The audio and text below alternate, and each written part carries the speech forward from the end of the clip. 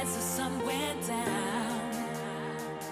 Now my search is over, over, over. Wherever it takes me, my world will be complete. 'Cause I've been going crazy, but now I've landed on my feet. 'Cause now I found my lucky star, found my lucky star, found my lucky star. Right here in the shadows, follow me. Forget all your troubles and trust me. We'll do it together in harmony. Let it go and set your mind free.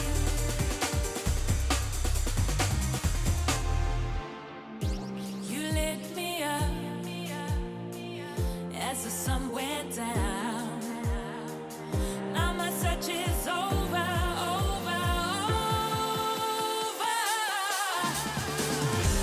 Wherever it takes me, my world will be complete.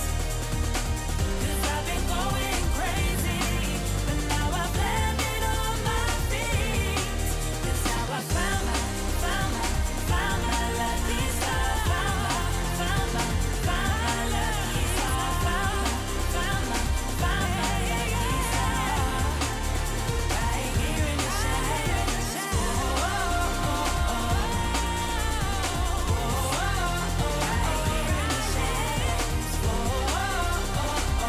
in the shadows, right here in the shadows.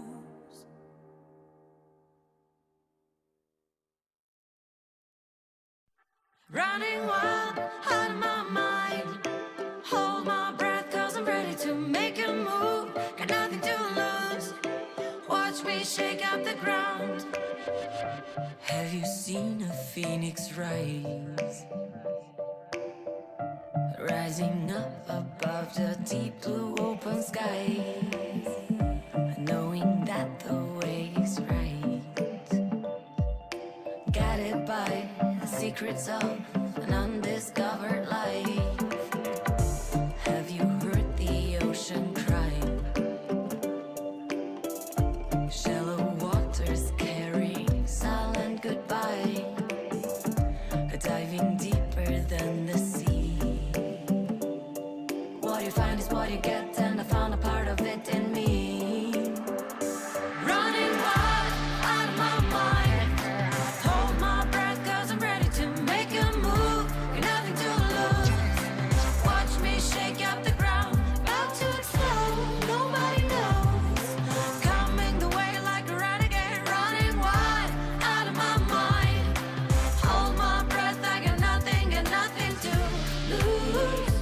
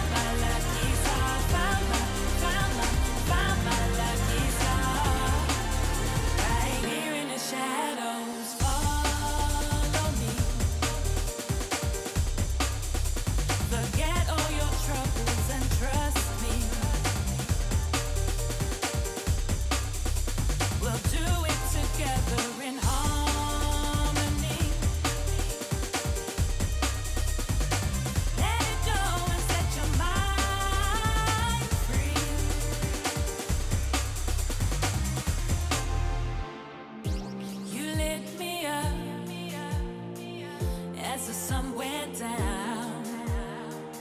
Now my search is over, over, over. Wherever it takes me, my world will be complete. 'Cause I've been going crazy, but now I've landed on my feet. That's how I found my lucky star. Found my lucky star. Found my lucky star. Right here in the shadows. Right here in the shadows.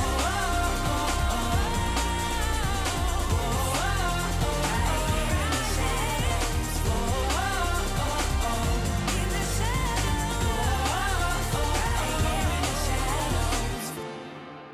Right here in the shadows.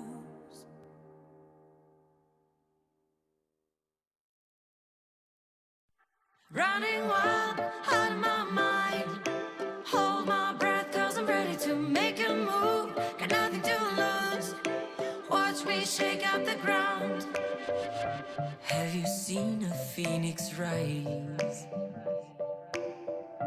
Rising up above the deep blue open skies.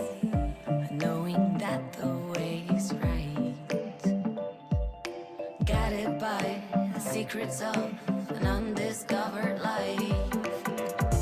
Have you heard the ocean cry? Shallow waters carrying silent goodbye. Diving deeper than the sea.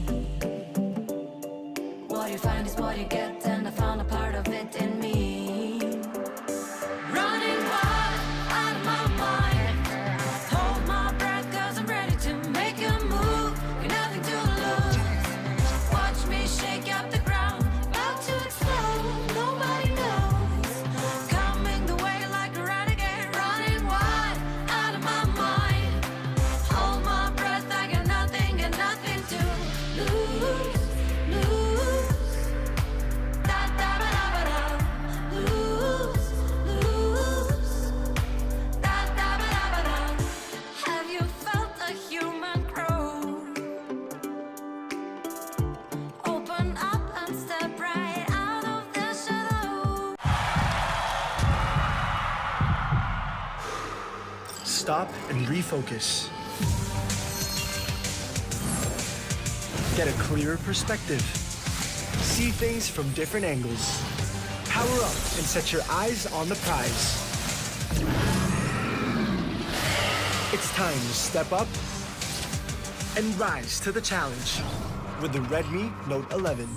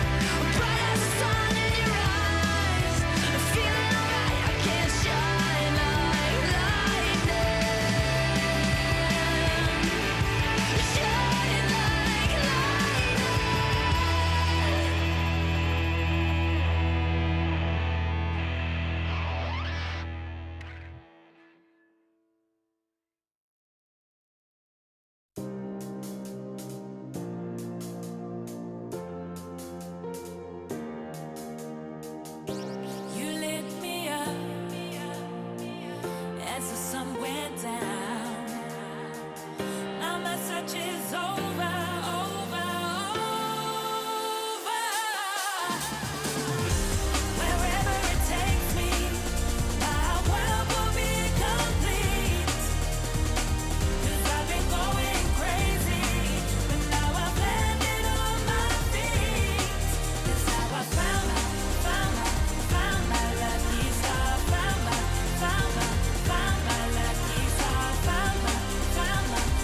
my lucky star. Right here in the shadows, follow me. Forget all your troubles and trust me. We'll do it together in harmony. Let it go and set your mind free.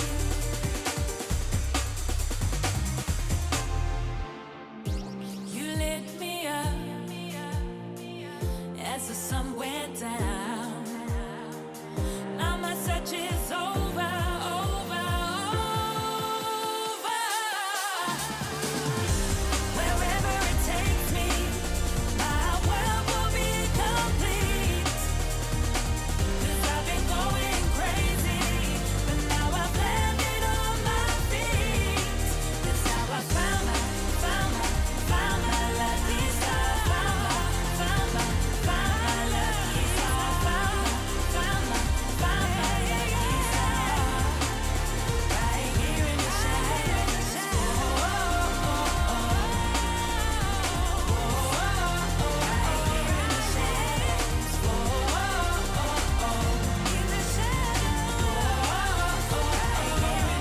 shadows, right here in the shadows.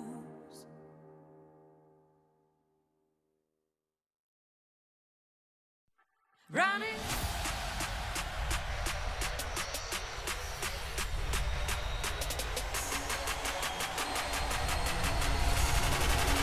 Count that big slam. Double kill turns to 3. The team secret.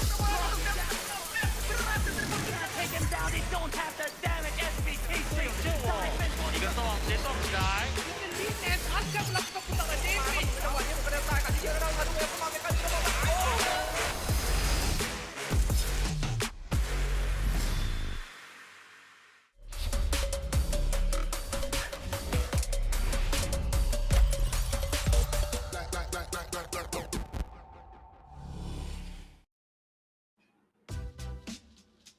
Welcome, guys. It is a new week here at the WCS Philippines, and we are in for what many have predicted is quite a long day because we have some very interesting matches coming right up. Mika Fabs once again leading the panel alongside Otalus and Riku with me. Riku, how are you feeling? I think it's your first time on the panel desk for the WCS, isn't it?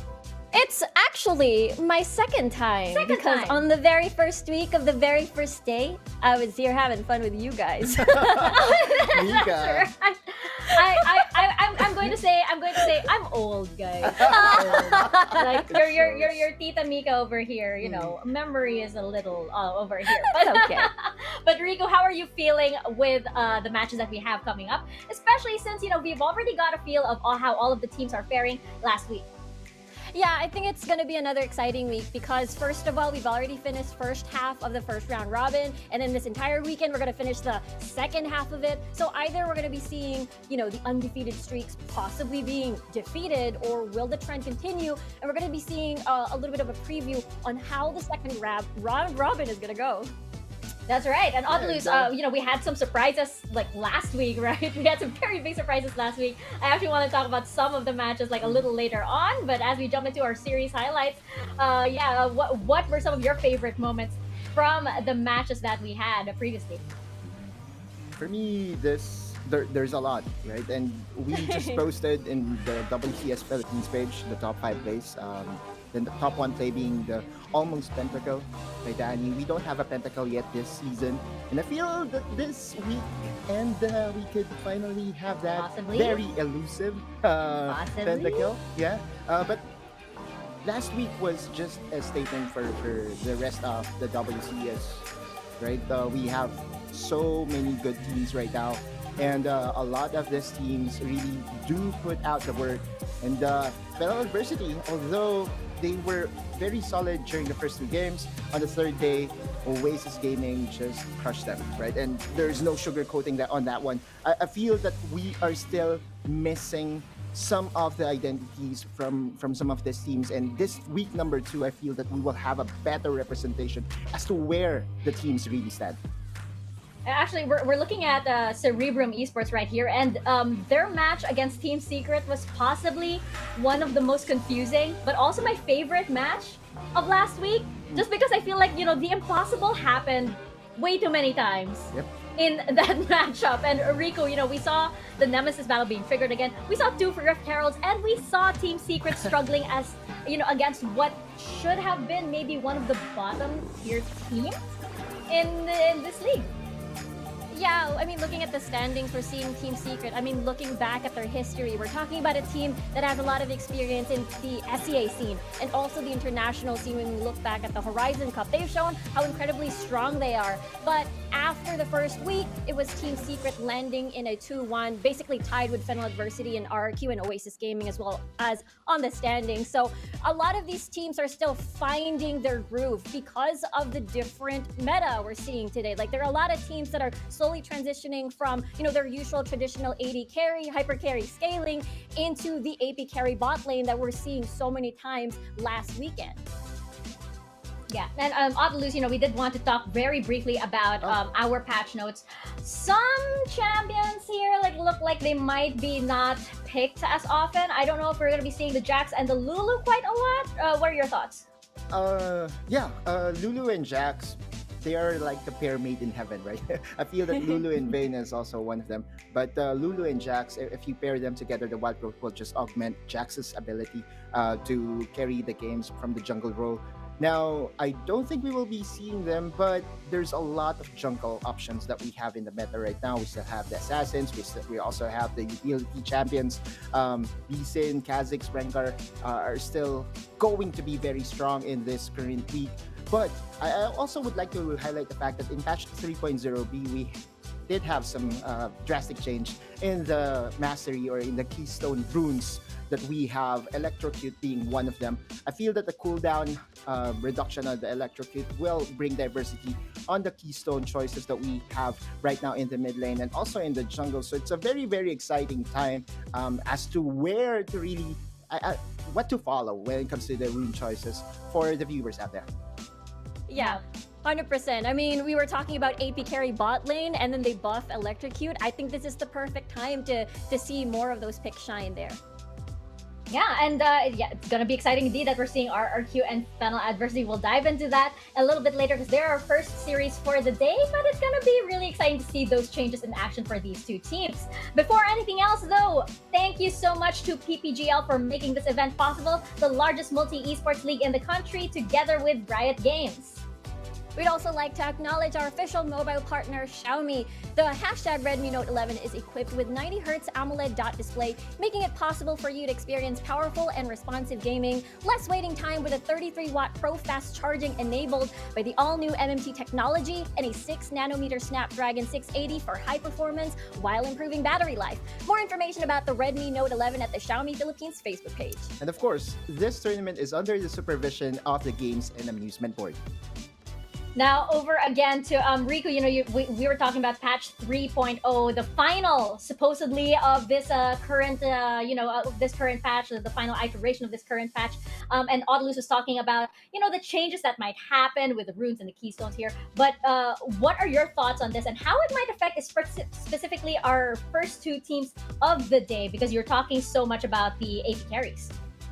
Yeah, I mean, when we look at the champions at the patch 3.0b that were changed, you know, we look at Fizz there with this nerf on the Playful Trickster and the Chum the Water damage. You know, I feel like maybe it's going to affect the early game, but I think it's not going to affect the pros too much, especially Mitsura, who had a phenomenal performance on that Fizz last time. Because when you're ahead and paired with a jungler that supplies the necessary setup and damage anyway, like a Lee Sin, I think the nerf is definitely not going to hurt that pick too much. And we look at, you know, Yuumi. We've seen like a lot of combinations. Yuumi plus Rengar, Yuumi plus Jax. It's just just absolutely scary. I feel like what we saw with Team Underground with the Yumi plus Rengar is an evolution of the hidden cat ball with the Orianna and the Rengar, with Thrill of the Hunt. And now this time it's so much easier to execute because you can just have the cat with you, find a target alone in the jungle, and just keep doing this sort of pick style approach on the game. And because of the Yumi buffs, after what we've seen last weekend, I don't think we're going to be seeing Yumi too much. I feel like it's going to be 100% banned this weekend. Okay. That is fair indeed. And as we check out our tournament form,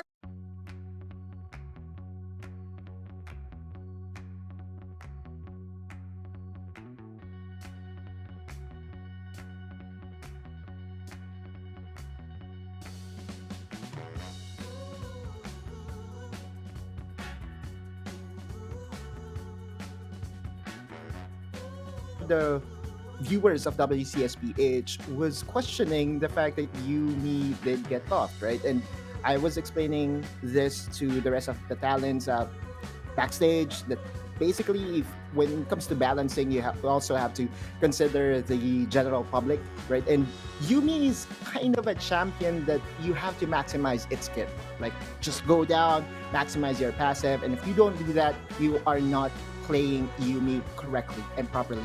Now, this pro players, one thing that I can guarantee you is that they mastered this champion even during their LoL PC days. Very interesting indeed. And as we check out our standings, we know that this is going to get really interesting as we enter week 2. I want to ask you, Otlus, Riku, we're starting with Otlus, of course. Is this going to shuffle? Has your top 4 changed at all with week 1? For me, no. In fact, this is very close to the preseason power rankings that I did during my PPGL cooldown with Osiris. The only difference is the number 3 and number 4. I have actually 3, 4, and 5. I have Team Secret at number 3 and then RRQ at number 5 and Fennel University at number 4. The rest is actually the same as what I envisioned. For week number 2, I feel that it's still going to be the same. I'm going to follow my preseason power rankings for my prediction. So if you are following my power rankings, then you would know as to how I would predict the rest of the day. No, Riku, what about you? Yeah, for me, I mean, when you're watching as a fan, right? You're looking at Team Secret, you're looking at RQ, Fennel Adversity even. I'm gonna say that you guys shouldn't be worried because this is. It looks like, Team Underground, they're incredibly strong, but at the same time, it's still the half of the round robin. There could still be plot twists happening. Yeah. There still could be teams trying to ramp up. And if you're a fan of like Grindsky, Cerebrum, and Sunsparks, again, it is still the half of the round robin. There is still a chance to, veer away from the bottom 2 of this scary, because whoever's the bottom 2 at the end of the double round robin, then you won't be able to make it to playoffs. Yep, that's for sure. And then let's actually see who Cerebrum and Sunsparks will be facing off today, along with the other teams in our schedule. And the first series of the day will be Fennel Adversity versus RRQ, followed by Sunsparks and Team Secret, Cerebrum and Grindsky Esports, and Underground versus Oasis. I like this final series that we have today, Otlus. It's looking to be really, really interesting indeed, because those were the top 2 teams.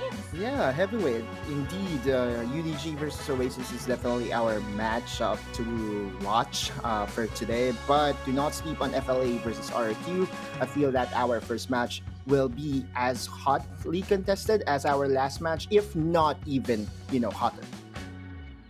Yeah, and I feel like, for FLA and RRQ, this was a difficult one for me to predict. Of course. I spent the most time predicting this one. And speaking of which, Riku, I am determined not to let you get away from what we have planned for today, because if you guys have been watching, our panel desk has been becoming more and more interesting, because we have decided to add in panel desk consequences to our predictions. So whoever comes in last in our predictions and we keep score here will have to adhere to a very severe, or maybe not too severe, it could be somewhere there, but they will have to do a consequence on the post show. Or if they're not on the desk, you can also do it on Twitter. I did that last time, and actually, you know what, should I draw our consequence for the day? I think somebody anything but the shoey. Oh, I gosh. hope we do not get that. I hope Anything not. but the I hope Shui. not. I hope not That's also. too crazy. This is actually kind of fun. What is that? What is that? So it is draw on the face or write on the face, and the other panelists. Oh my gosh, how do I? I'm moving to the right. Okay, the other panelists get to choose. Draw on the face. So yeah, so for the post show, the loser, I guess, or the one who comes in last for all our predictions today, will need to prepare a marker or eyeliner is pretty safe because we all know that goes on the face. But and the other panelists will get to decide what they get to draw on the face. Could be something, anything. Maybe you want to draw, I don't know, like whiskers. Oh my god, that'd be so cute. I don't know. Maybe you can draw the team secret eye. I can't please. I can't please. That's gonna be really exciting indeed. So that will happen in the post show. Of course, we have to get into our predictions, but before that, our series introduction over here, our first series of the Fennel Adversity and RRQ. And this is why I hope I get my prediction correct because I'm sorry. Don't worry. I don't want to be last anymore. I joined you, Mika. I joined you. I think we are on the target for this current matchup. And Fennel Adversity versus RRQ. Riku, this is a very exciting way to start week number 2. Again, historically speaking, Fennel Adversity and RRQ did not meet ever during our last season. So this is the first time that we'll be seeing a matchup between these two powerhouse teams. Now, I just would like to put it out there that it is Doming's birthday today. So the birthday bow is real. Happy Exactly. birthday! Yeah, happy birthday. Happy birthday, Doming. Doming! Birthday buffs. Birthday Exactly. buff! Oh wow! That is so cool. That's so cool. Rico, do you believe in the birthday buff? For I Doming believe over in here? the birthday buffs. I mean, he's incredibly consistent. I mean, yeah, going back to what Otlu has mentioned, it's just really funny. Like, these two teams have never crossed paths during like last year. They're always in different groups. They're always at the different ends of the bracket. So this is finally here. You finally get to see the matchup, and we're looking at our player to highlight, and it's Doming in the jungle. And again, this guy is very, very important in the win condition of Fennel Adversity because the way Fennel plays is very reliant on what we've seen in the past. They're Danny being able to scale towards the late game and just play front to back, team fights, 5v5 all throughout. And why is Doming important in that setup is because he's needed to stabilize the early to mid game, make sure everything's safe, make sure Danny is safe, make sure Danny's able to scale comfortably. This doesn't happen. This is the time Fennel Adversity sort of struggles a little bit. And now I want to touch upon briefly how Fennel Adversity, we talked about, that's their strength. And I wonder if they're able to evolve through this current meta of shifting towards more of the AP carry bot laners and still having Danny to shine. Yeah, I think it's gonna be really interesting indeed, especially with as we mentioned earlier, the new patch coming in. Possibly towards Fennel Adversity's aid in this series. Who knows? Who knows indeed. But of course, happy birthday again to PH Caps, as we also like to call him, Doming. And I hope that birthday buff is going to do wonders for this team. I think by revealing that, you guys kind of know where my vote is going for the series.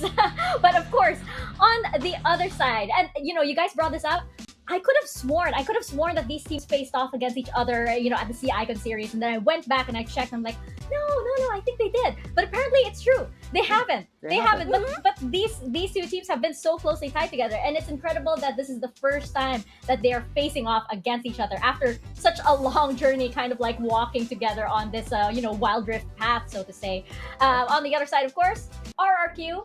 Now, this is also going to be a very interesting team to watch because, Rico, we saw some changes with Helios and Exocen.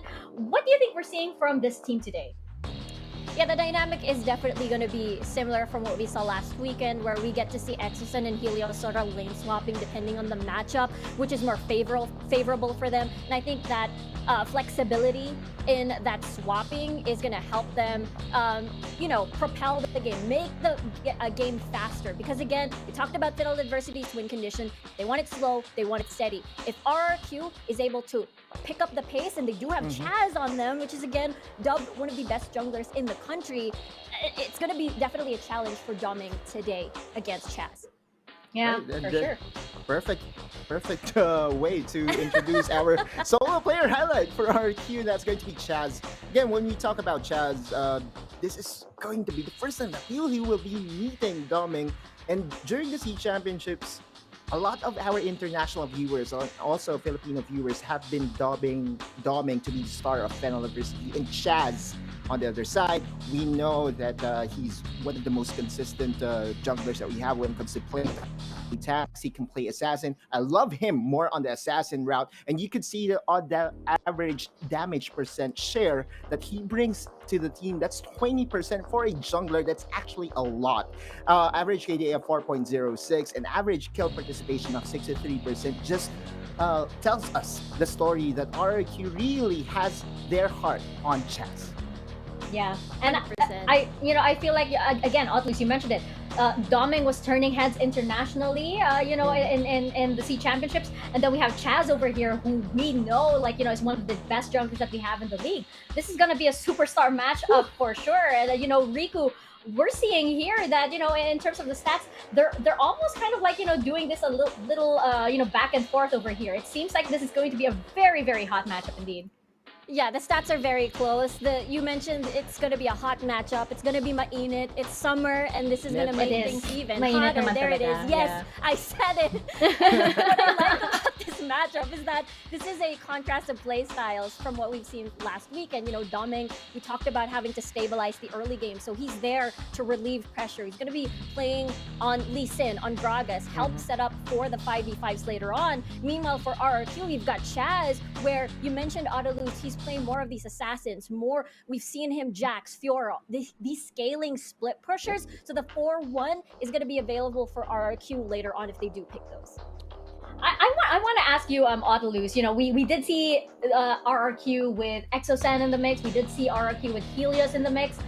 We know that they're shifting around, the rosters here. What do you think is, the best roster that we can bring out against Fennel Adversity? I'm liking this. I'm liking having Exos and the Kuya factor being there because, again, this Fennel Adversity lineup is actually young, relatively young when it comes to experience, right? I know that they already have Arise, but even Arise and even Arise in the mid lane is actually fairly young when it comes to experience, competitive experience. And RRQ's best lineup for me against Fennel Adversity is the one that they will be showing on game number 1, which will be Marky, Exosen, and again the rest of the gang. Interesting. Riku, do you agree? Disagree maybe? Yeah, I fully agree. I mean, RRQ, just as Otto has mentioned, is very rich in experience. You've got Marky and Exosen, who has a lot of veteranship from the League of Legends PC scene, and it's definitely going to help not only in this matchup but also the entire tournament of the WCS. Yeah, I like I mentioned, this was a difficult one indeed because I did hype up RRQ, last week and everything because they do have such a stacked roster, but yeah, this is like I'm like dreading this because the consequence is right next to me, staring me in the face right here. But yes, your predictions, panel. Riku, I will start with you. Which way do you think the series is gonna go? We talked about veteranship. I'm going to go with RRQ 2-1. I think it's still going to be close, but I think RRQ is going to win in the end. Loose? You know that I can't say no to the birthday puff. We've been doing this since last year. Every single time someone has a birthday, we have to vote for them, right? And Doming, again, happy birthday to you. My vote goes to Fennel Adversity. I did tweet out to their manager, Fennel's manager, and I did say that, hey, you know what? I'll be voting for Fennel Adversity today. Do good for my promise because I don't want to be punished today. I will actually also be voting for Fennel Adversity. And I was like, I was actually really back and forth about this. At our standings here, we see that Fennel Adversity is doing pretty well, and RRQ has some catching up to do. That urge, that hunger might drive RRQ to really push themselves to the limit for this series. But again, Fennel Adversity, I'm actually thinking that maybe the stability of the roster. I'm not sure if you guys saw that. I don't know if that was just me. Yeah, I don't know if that was just me. Am I seeing things? But yeah, the stability of the roster, I feel, is what I'm banking on like right now for my prediction. Versus RRQ that, sometimes has some adjustments going on. So I feel like, in terms of chemistry, Fennel Adversity has this. And that's why I feel like more comfortable today at least going over with them. But like I as I mentioned before, RRQ's roster, really, really makes me nervous, and I feel like I should have my eyeliner or marker or something. Guys, please don't use a permanent marker, by the way, for this. I mean, this challenge is again very challenging to me because first off, I don't think I have eyeliner here. I have Sharpie. I think, and that will, that will destroy my face for tomorrow and the next day's broadcast. But yeah, there you go. We have our wild guesses. I love it. They said that our prediction are wild guesses. I saw that. Interesting. Wild. Oh, wild. I like what you're doing there, production. I like it quite a lot. If you guys have anything to suggest to us consequence-wise, or maybe you just want to tweet us, get in on the action, you guys can head on over to Twitter and use the hashtags #WCS, #WCSPH, and #WildriftChampions. I think we usually bring on over some tweets, so if you guys are loud enough or maybe you want to have your voices heard, you will be featured on here, just like Spicy Potch. Spicy Potch, what's up, my dude? Never miss the panel desk consequences with one of my favorite emojis, the eyes. It's the I'm sorry, eyes. Tanya May. Sorry to put it out there. Shout out, by the way, to Tanya May over there. But yes, oh my gosh. Okay, I will. I didn't want to put the Shui in there, but I feel like, okay, if Shox did it, Okay. like if Shox did it, I'm just gonna let that trail off.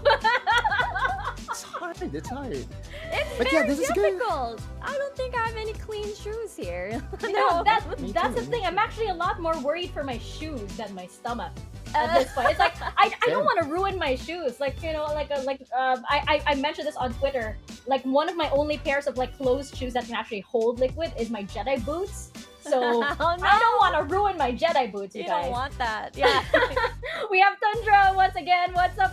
What's up, Tundra? We have Yasuo pick for day 1, week 2 of WCSPH. Maybe we haven't seen a Yasuo yet, have we? Not yet. Yeah, not yet. Ah.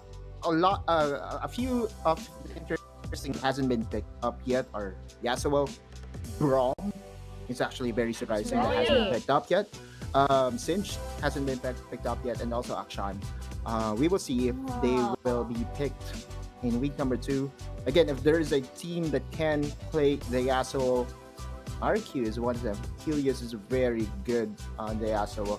Even Team Secret is also very good on it because of Tatsuri and Trevor. We'll see.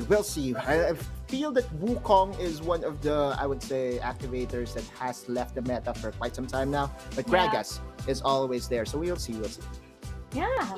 Yeah. I mean, Lulu is still there, so we can see a possible Yasuo this weekend. Maybe indeed. Maybe we could see it right now as we head into our first series of the day between Fennel Adversity Oh, Fennel. and RRQ. Fennel Adversity, happy birthday, by the way, Dame. Casters, over to you guys.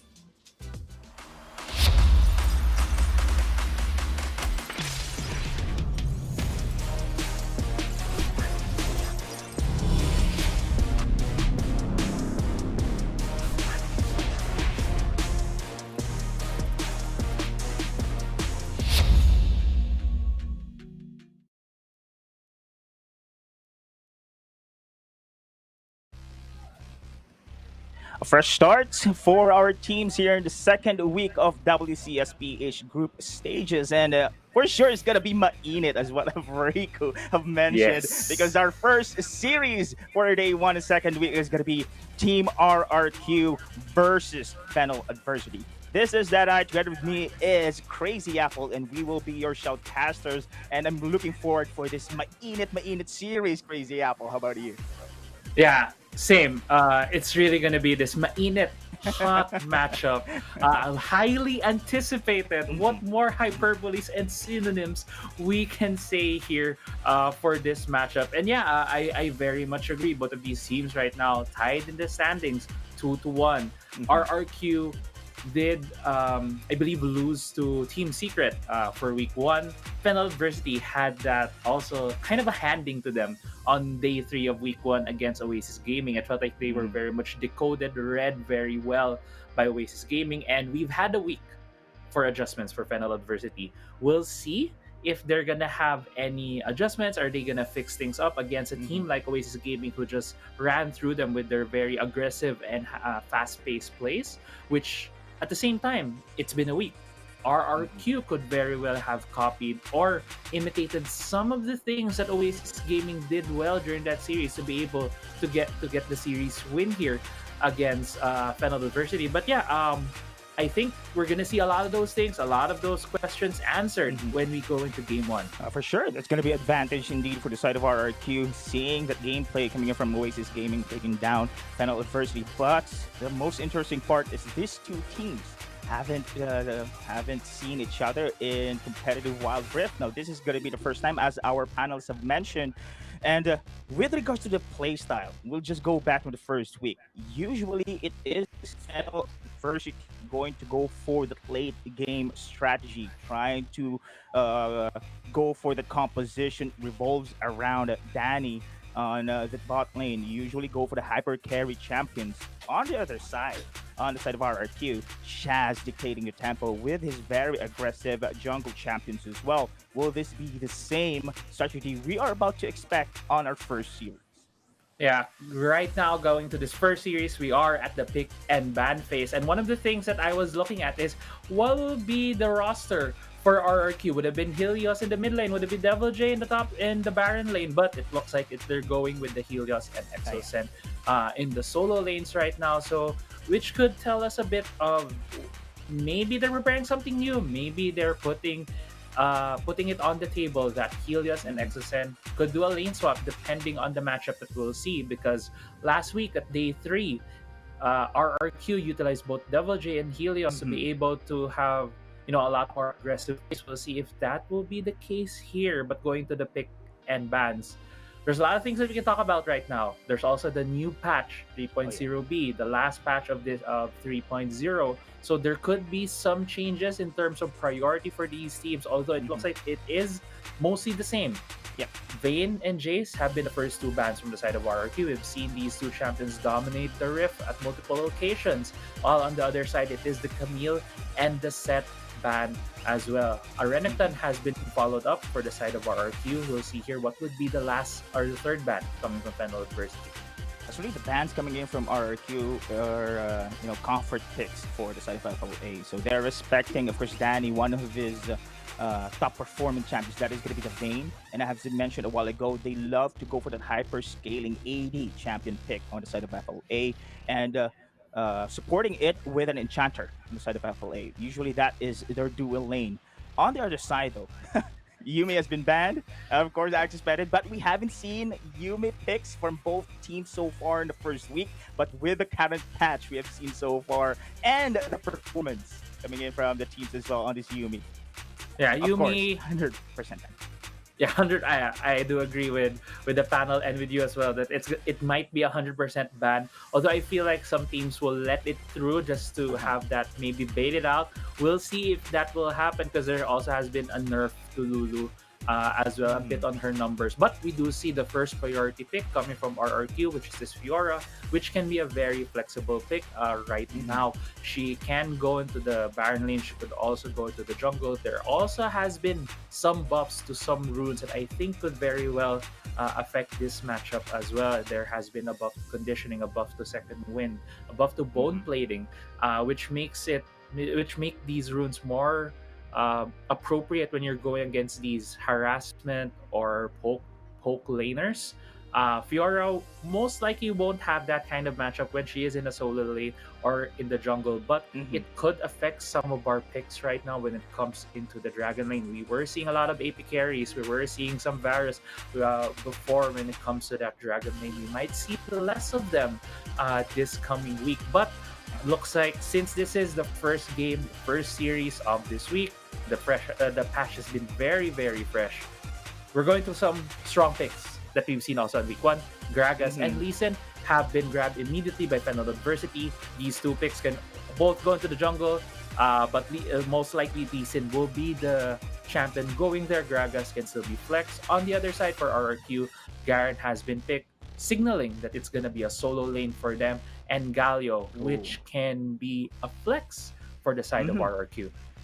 It's true, so many flexibility, and we have seen, of course, a mid-Garen gameplay in the first week, and also the carry for Chaz on the Fiora. So I do love the picks coming in from RRQ. So much flexibility on the side of FLA, though. Could be possibly a support Gragas here, because they love to have that AP bot support, and finding the carry that is going to be Danny. And this Lee Sin will provide a space. We all know FLA loves to play in the late stages of the game. Going to go for a very aggressive rotations and controlling the early game should be their victory condition so far, as we have seen on their first phase of the draft. But the Darius rather here is one, of course, the most picked champions on the top side. I think this is great pick as well for FLA. Yeah, I agree. In terms of victory conditions right now for FLA, they are building up a lot of these early to mid game champions that would be really good. Yeah, Darius is a good addition. That along with that Lee Sin, you could already see that they would try to get pickups on the side lanes along with that Gragas.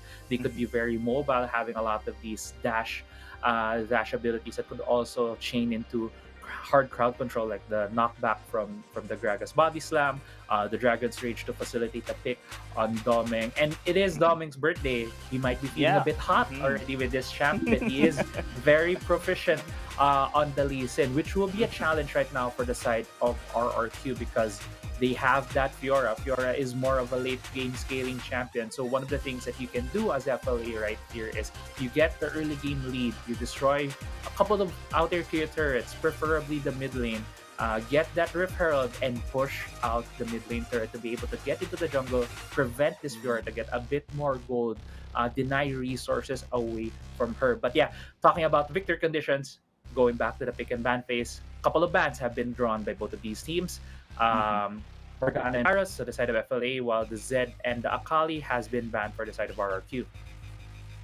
Oh, this is your some of signature picks for RRQ and FLA as well. For sure, there's going to be a hyper AD carry for the side of FLA is missing in their composition, but the AP bot here for RRQ. So they have taken out the Virus, they have taken out the Morgana here for the side of FLA. They are expecting indeed to have this on the bot side, but surprisingly, it is going to be the Lucian being picked here in the last choice for RRQ. Possibly going to go for a mid Lucian here, Crazy Apple. Yeah. Can you talk about this one? It feels like it's going to be a solo lane. Mid Lucian could also go into the Baron lane. We have seen this team being very flexible, but I do love that they have picked the Ziggs, because we were talking about how what the victory condition is for the side of FLA is to push these towers, immediately get a lot of pressure so that it will prevent this Fiora to get to that late game point. They have also added the Lucian. Lucian is not known to be one of their stronger late game marksman, but he can still scale with these crit damage items. So in the sense, RRQ is going to be stronger in the late game compared to Fennel Adversity, although they have added that Kaisa. Kaisa is also a ticking time bomb, but I think they have been plugging holes in terms of weakness for each of their in this draft right now. RRQ have put this Ziggs. He will most likely transition immediately to the mid lane once he gets level 5 to be able to just keep clearing the waves there, prevent FLA to destroy the mid lane turret. On the other side for FLA, they're gonna have this awkward timing with the Kai'Sa. Kai'Sa has this very weird item build where she maximizes to get as much attack damage as she can to be able to evolve her first ability. And it's gonna be very awkward because I feel like they're not gonna have Kai'Sa joining the roams. That I think is something that they are looking at. Lulu will have a hard time. Rafi will have a hard time trying to figure things out. Do I join the kill party or do I babysit my Kai'Sa right here to be able to get that lead team? So these are the things that we should be looking at. Victory conditions set by both of these teams right now. The drafts are done. We'll see when we get into if these teams are gonna adapt and how they're gonna utilize the victory conditions in mind to be able to get the first win of the day. And here we go, ladies and gentlemen, the start of our first series here in the week 2, RRQ versus FOA game 1. Typical picks, of course, the Crazy Apple. You have a hyper carry for FOA and AP bot side for RRQ. They want to dominate in the early stages of the game, control the map as you have mentioned. The easy rotations for Marky on the Ziggs in the mid after, of course, level 5 pops up. And FOA, you really know their victory conditions here, just to hold their ground, just to give proper optimizations for Danny on the Kai'Sa and hell let loose on the late game. Yeah, and it's gonna be very tricky for Fennel Adversity. Yes, they have kind of perfected this style. They have been being consistent on this style of play where they always just go for this late game scaling, waiting for the team to get to that late game to be able to get their AD carry ahead. In this case, it's Danny. So it's gonna be a test for them. They're gonna repeat the same strategy that fell against Oasis Gaming, but going back into the current state of the game, we were talking about who were piloting these champions, where they're gonna go. EXO right now is in the Baron lane on that Garen going against Horizon, while Arise right here may be getting jumped by Helios. No, it's just gonna be some harassment right here. Mentioning Helios, he is now in the mid lane on that Lucian, providing a bit more control against a melee matchup in that lane. Beautiful rotations we're seeing for RRQ, and they are very proactive across the Wildrift here. Haven't seen, oh, speaking of which, I think Chaz on this Fiora is one of the highly aggressive Fiora users so far we've seen in our first week, and using the champion here in our first game, it only dictates as well that they are going to be very proactive across the rift. But so far on the top side, we're seeing somehow a great rotations. And Doming? first blood, yes, indeed, Doming. We're going to secure that one. First blood has been picked off for the side of FLA. Yeah, great answer right there from Fennel Adversity. Also, I would like to say great adaptation. We did see earlier on in the mid lane where Arise was harassed by Helios and Chaz, but because of them knowing where Chaz was in that position, Doming immediately made the call, I'm gonna go to the top side, scuttle, get that uncontested, then snuck his way into the lane, waited in the bush, waited for EXO to get that overextension in the lane. Unfortunately for him, he had two members, Maze and Chaz, already ran into the top side. That's why he made that overextension to bait out both Doming and Horizon. But the thing was, yes, he was the one who was baiting out the play, just wasn't able to live through it to be able to get that trade for his team. First Blood did go for Fennel Adversity. They are now in a better position to be able to take these objectives. But right now, it's still a 1-0 in terms of kills. A lot of things can still happen as we get towards the 4-minute mark where we're gonna see the Rift Herald and the Dragon. Exactly, that's where the party starts. The objective contests here under 30 seconds. But, you know, BF Sword already here for Danny. And I think, as you mentioned, it's really awkward to have itemizations for the Kai'Sa. Prioritizing the offense and execution or stalling has been used as well. So you now have some, the damage coming in from this Kai'Sa. They are really preparing for this objective takedowns as well. But in the early sort of the game, Arise, Doming, they do have the burst potential here. But when it comes to a 5v5 team fight, you have to look out for Maze as well on his crowd control skill. Yeah, and look right here, 4-minute mark, both teams are going for the objectives. It looks like it's gonna be a handshake. Fennel Adversity ceding control over the Herald side. They know that RRQ already went there. Fennel University choosing to go for the more late game scaling option, yes, it's not something that it feels like RRQ might be the ones who might want the dragon more, but since they have two more late game scaling champions on their side, it's fine to already have this referral because, as mentioned last week, Fennel Adversity, their main one of their key objectives or key signs of they can still get these win even though when they're behind is that mid lane turret. Getting that referral helps RRQ right now to take down that turret alongside that Ziggs who has a lot of wave clear but also has that satchel charge to hasten that process, to hasten taking down the first tier turret. Let's see what these teams are gonna how they're gonna do these rotations because it's gonna come down to vision right now. A lot of the vision is very much in the river, very much contested. Right now it looks like Fennel Adversity might be looking at this bot side, maybe trying to pick Helios off. Yeah, possibly. But Sahili should be very careful in this moment in time. Anyway, Heroic Entrance is ready as well. And as expected, it is now Marky in the mid lane. They do have that Rift Herald as well. They want to take that mid turret as soon as possible in order for them to go online in invading the area here for FOA, cutting off the breathing space for the hyper carry Danny. Meanwhile, Rafi, of course, secured already the first item here. That Essence can give additional attack speed for Danny. As you can see, they're just funneling Danny here. Danny has a big role to fill in the later stages of the game. While RRQ waiting for the perfect opportunity to go for the push on the mid side, but we are seeing not somehow a proactive game for RRQ, and they're just playing it passively. It seems like the pace of the game right now is where Fennel Adversity wants it to be.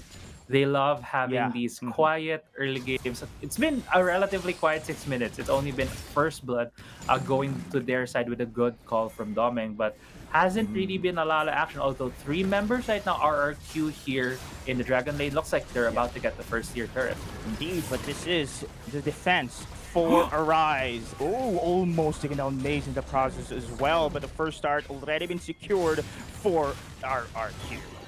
Yeah, but 2 members right now from Fennel Adversity are running to this bot side. It looks like they want to get this fight. Oh, look at the flash. Trying to go for aggressive, but the counter attack for RRQ surprises Doming in the process. Oh my goodness, the birthday boy was just baited in that team fight. The birthday boy right there was very hyped, wanting to get that Dragon's Rage, but the clean riposte coming from Chaz right there, you really see why people think or why people are saying that Chaz is the best jungler right now, because that mechanic usage right there, when to use that riposte at the exact moment where Doming uses Safeguard and Dragon's Rage, blocking that, enabling to essentially block the knockback, block the damage, and stunning the Lee Sin to get that kill. Great play from Chaz right there.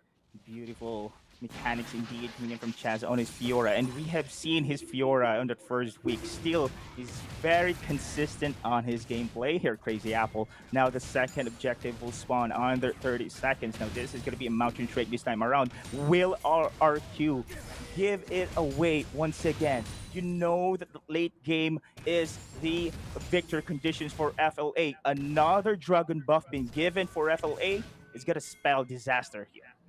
Yeah, but if you're looking at the map right now, there is a clear disparity in terms of wards. There were 3 wards on the map for FLA, where only 2 were for RRQ. RRQ had a lot of vision on the Rift Herald side. They really wanted to see if FLA was going there. They are now starting this Mountain Drake. It looks like Fennel is trying to contest.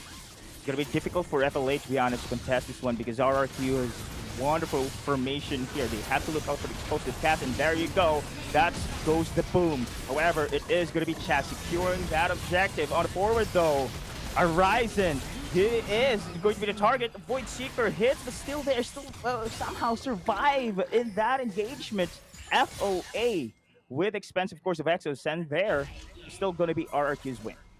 Yeah, RRQ did get the objective, but the mid lane turret now is exposed for Fennel Adversity. They have taken it down. They still have the tempo lead. They didn't need to recall. They have a lot more in terms of health right now, while RRQ needed to go for that reset. It is now a free Rift Herald for the side of RRQ. Let's see, sorry, for FLA, RRQ might go for the engage, but no, Maze didn't get there in time. And you could see right there the difference of health bars and when you do have the numbers advantage. Pretty good call right there from FLA to trade it out. RRQ trying to force the issue right here in the mid lane.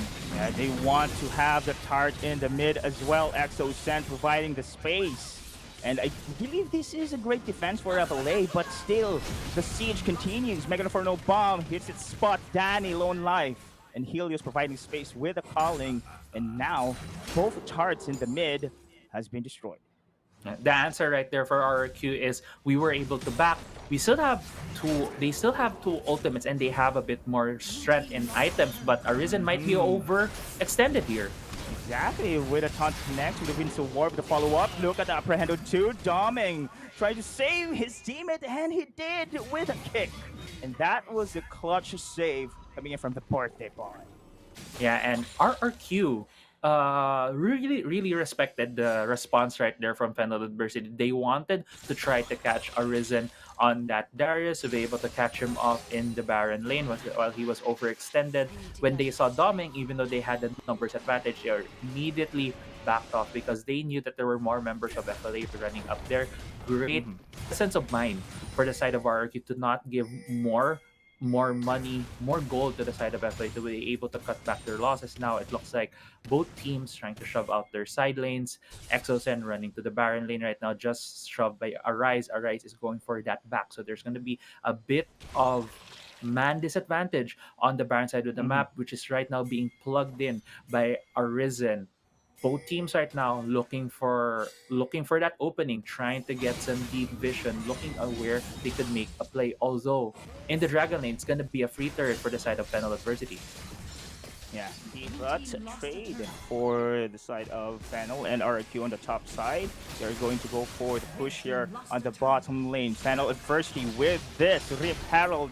They do have the advantage. 2 targets in a row. That is a big objective takedown in favor for the side of FLA. Yeah, and great series of plays right there from Fennel Adversity. Although unfortunately the flash was burned by Rafe.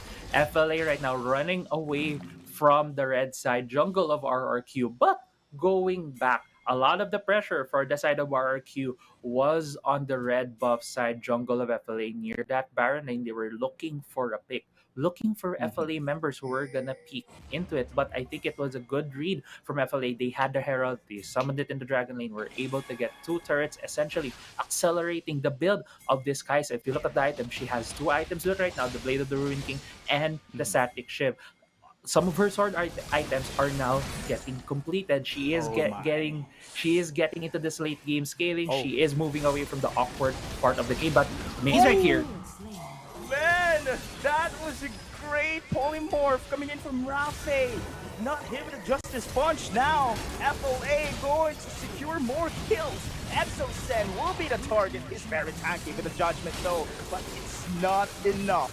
Numbers advantage for FOA. They are not your flashy team, but they know how to work. It is going to be Helios in the back lines though. Next target with a kick. Oh, beautiful kick coming in from Doming, ladies and gentlemen. Oh, the listen. The birthday buff shows its spark, and that was a beautiful play.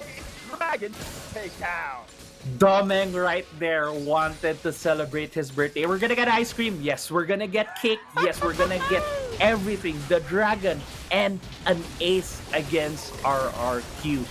Maze had an overextension in the middle lane, was immediately picked off, but because of those series of plays, 2 kills immediately being forfeited by RRQ, 3 members desperately tried to challenge the Dragon. It was very off identity in a way, misidentity for RRQ, where they were trying to play this out very safely, but they had that risky play.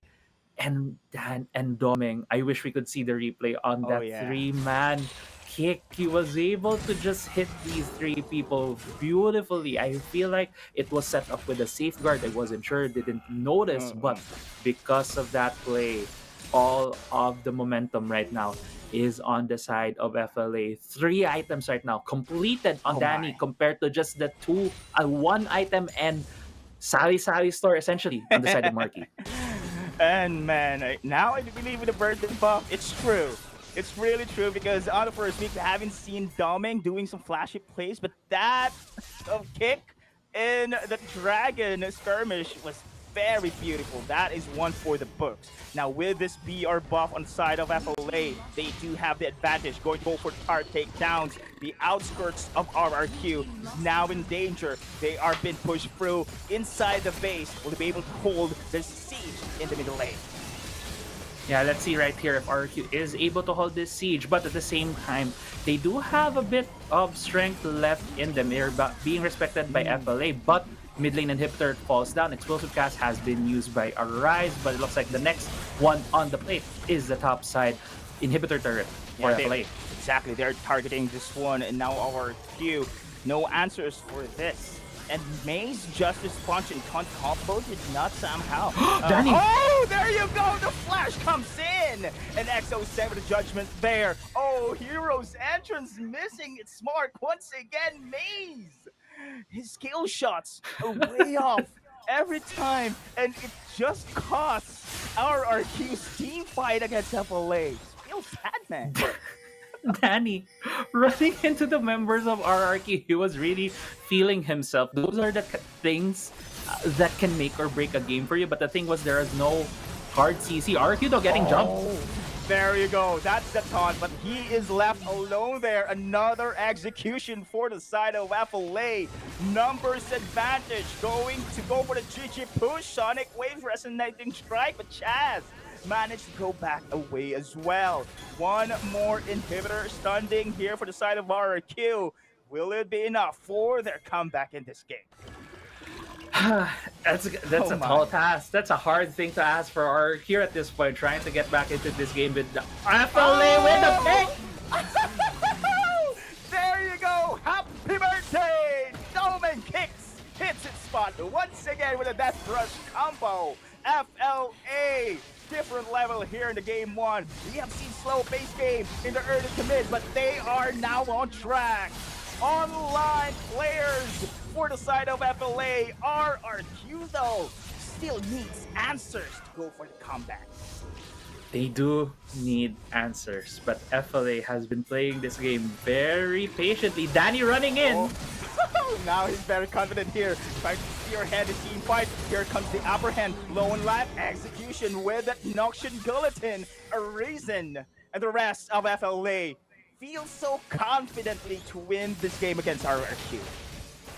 FLA just did the same play twice and caught RRQ, chased them into their base, and it just feels like FLA trying to stop RRQ getting from this Elder Drake, but another fight happening. Indeed, but numbers advantage, another execute there, Arisen, oh, another one with 2 dunks in a row. Here comes the NBA contest for Horizon.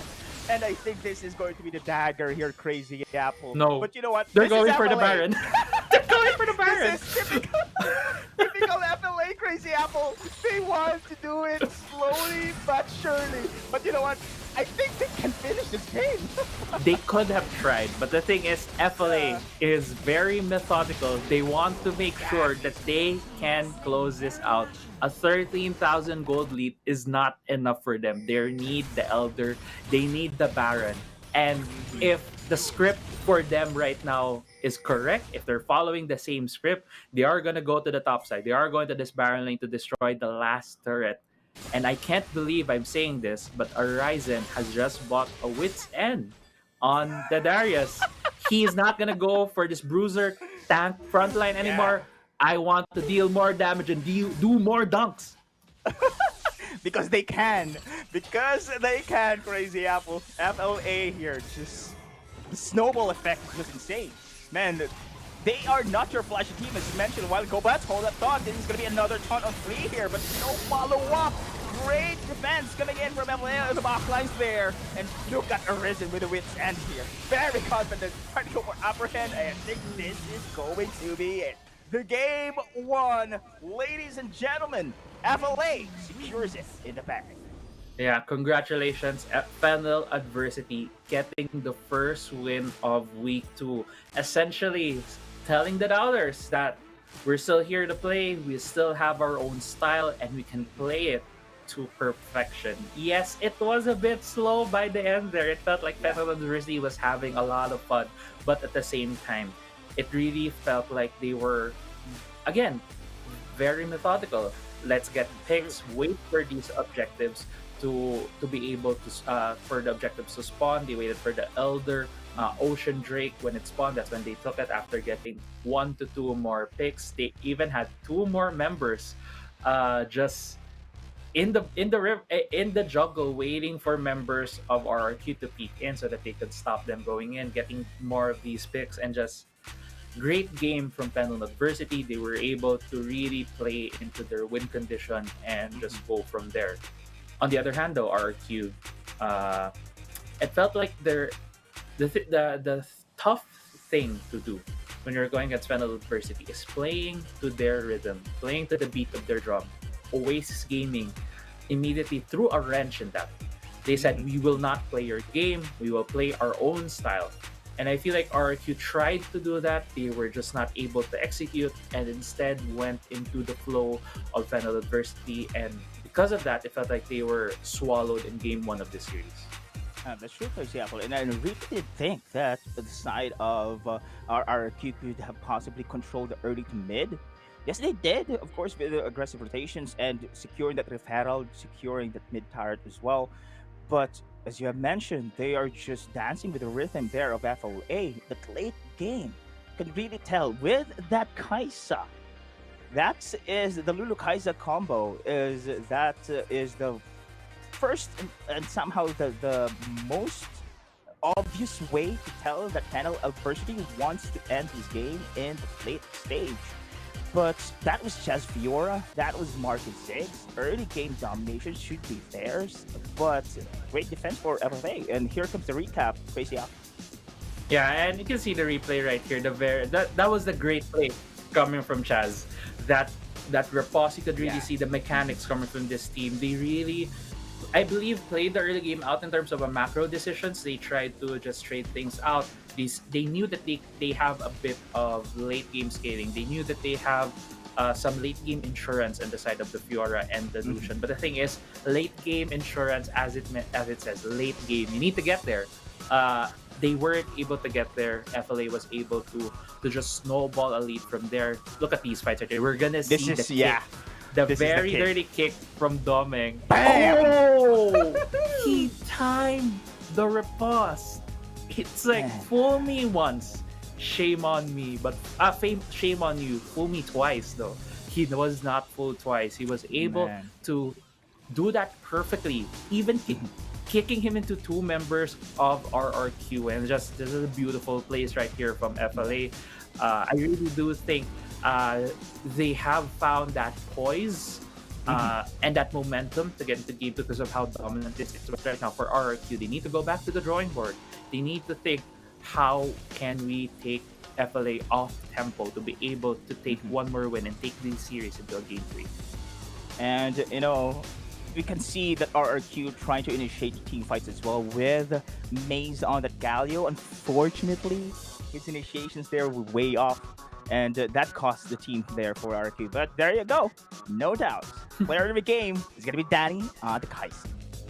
Yeah, Danny on the Kaisa is just really beautiful to watch. Along with that Lulu, this duo right here really plays very well. You could see Danny running in, Lulu immediately throwing the Whimsy, throwing the help pick, throwing the shield to be able to help Danny out, and just 954 gold per minute with 24,849 damage. Just goes to show how strong this guy is. So didn't even need the stasis, didn't need any defensive item. Went with the Proto Belt to get into these fights more and chase down members of RRQ.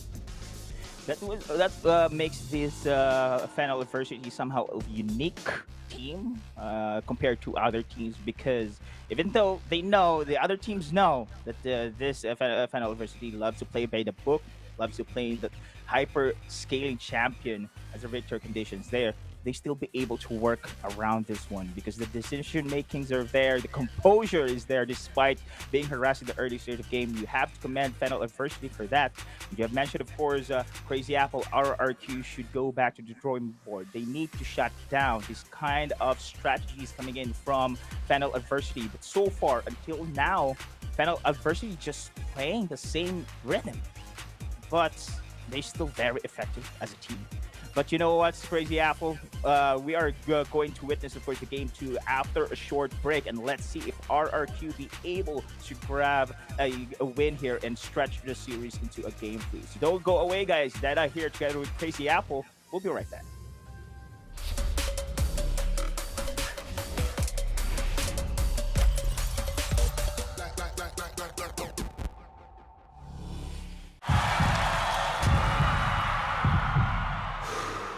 Stop and refocus.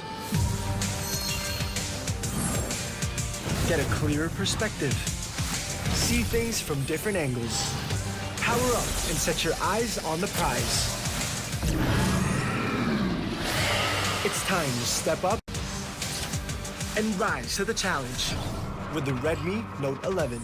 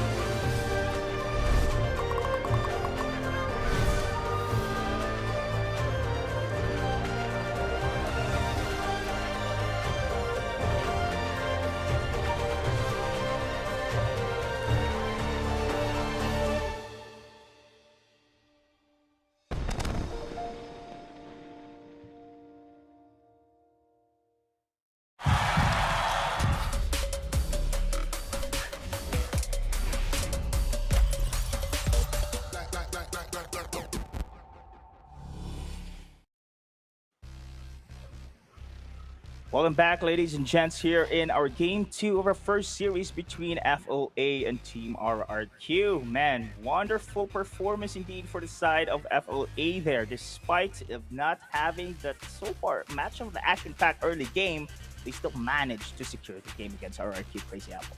Yeah, and FLA could really just see when they have the composure, when they have the momentum, they can just take the game into their own pace. It feels like a walk in the park for them when they're at that kind of a lead, when they're at that kind of control over the game. And it just wasn't one thing for this team. It just is the combination of when to use vision, when to go to a certain place, when to go to a certain objective and focus there. And you could really see the communication for FLA. But the thing is, when you disrupt that, things get a bit tricky and dicey for them. So I think that's what we want to see from RRQ. RRQ is might be making some adjustments. I believe they are right now might be looking for some substitutions. I think EXO was played the Garen earlier in the Baron lane. I think they might be looking to get Devil J in again, while Helios will be going to the mid lane. That can be confirmed. We can go into the pick and ban phase, but I think this is a possibility for RRQ to take FLA a bit out of sync, just because when we saw last week that RRQ, they had Devil J, they have Helios, they do a lot more solo plays, which I feel really disrupts the pacing of the game for FLA. That's true. This is now one of the advantage of RRQ when it comes to their team rosters. The players are very flexible and they can use it into their advantage. As you have mentioned, of course, Crazy Apple. I think this could be somehow one of the answers we're about to expect here for RRQ here to grab their win into the second game.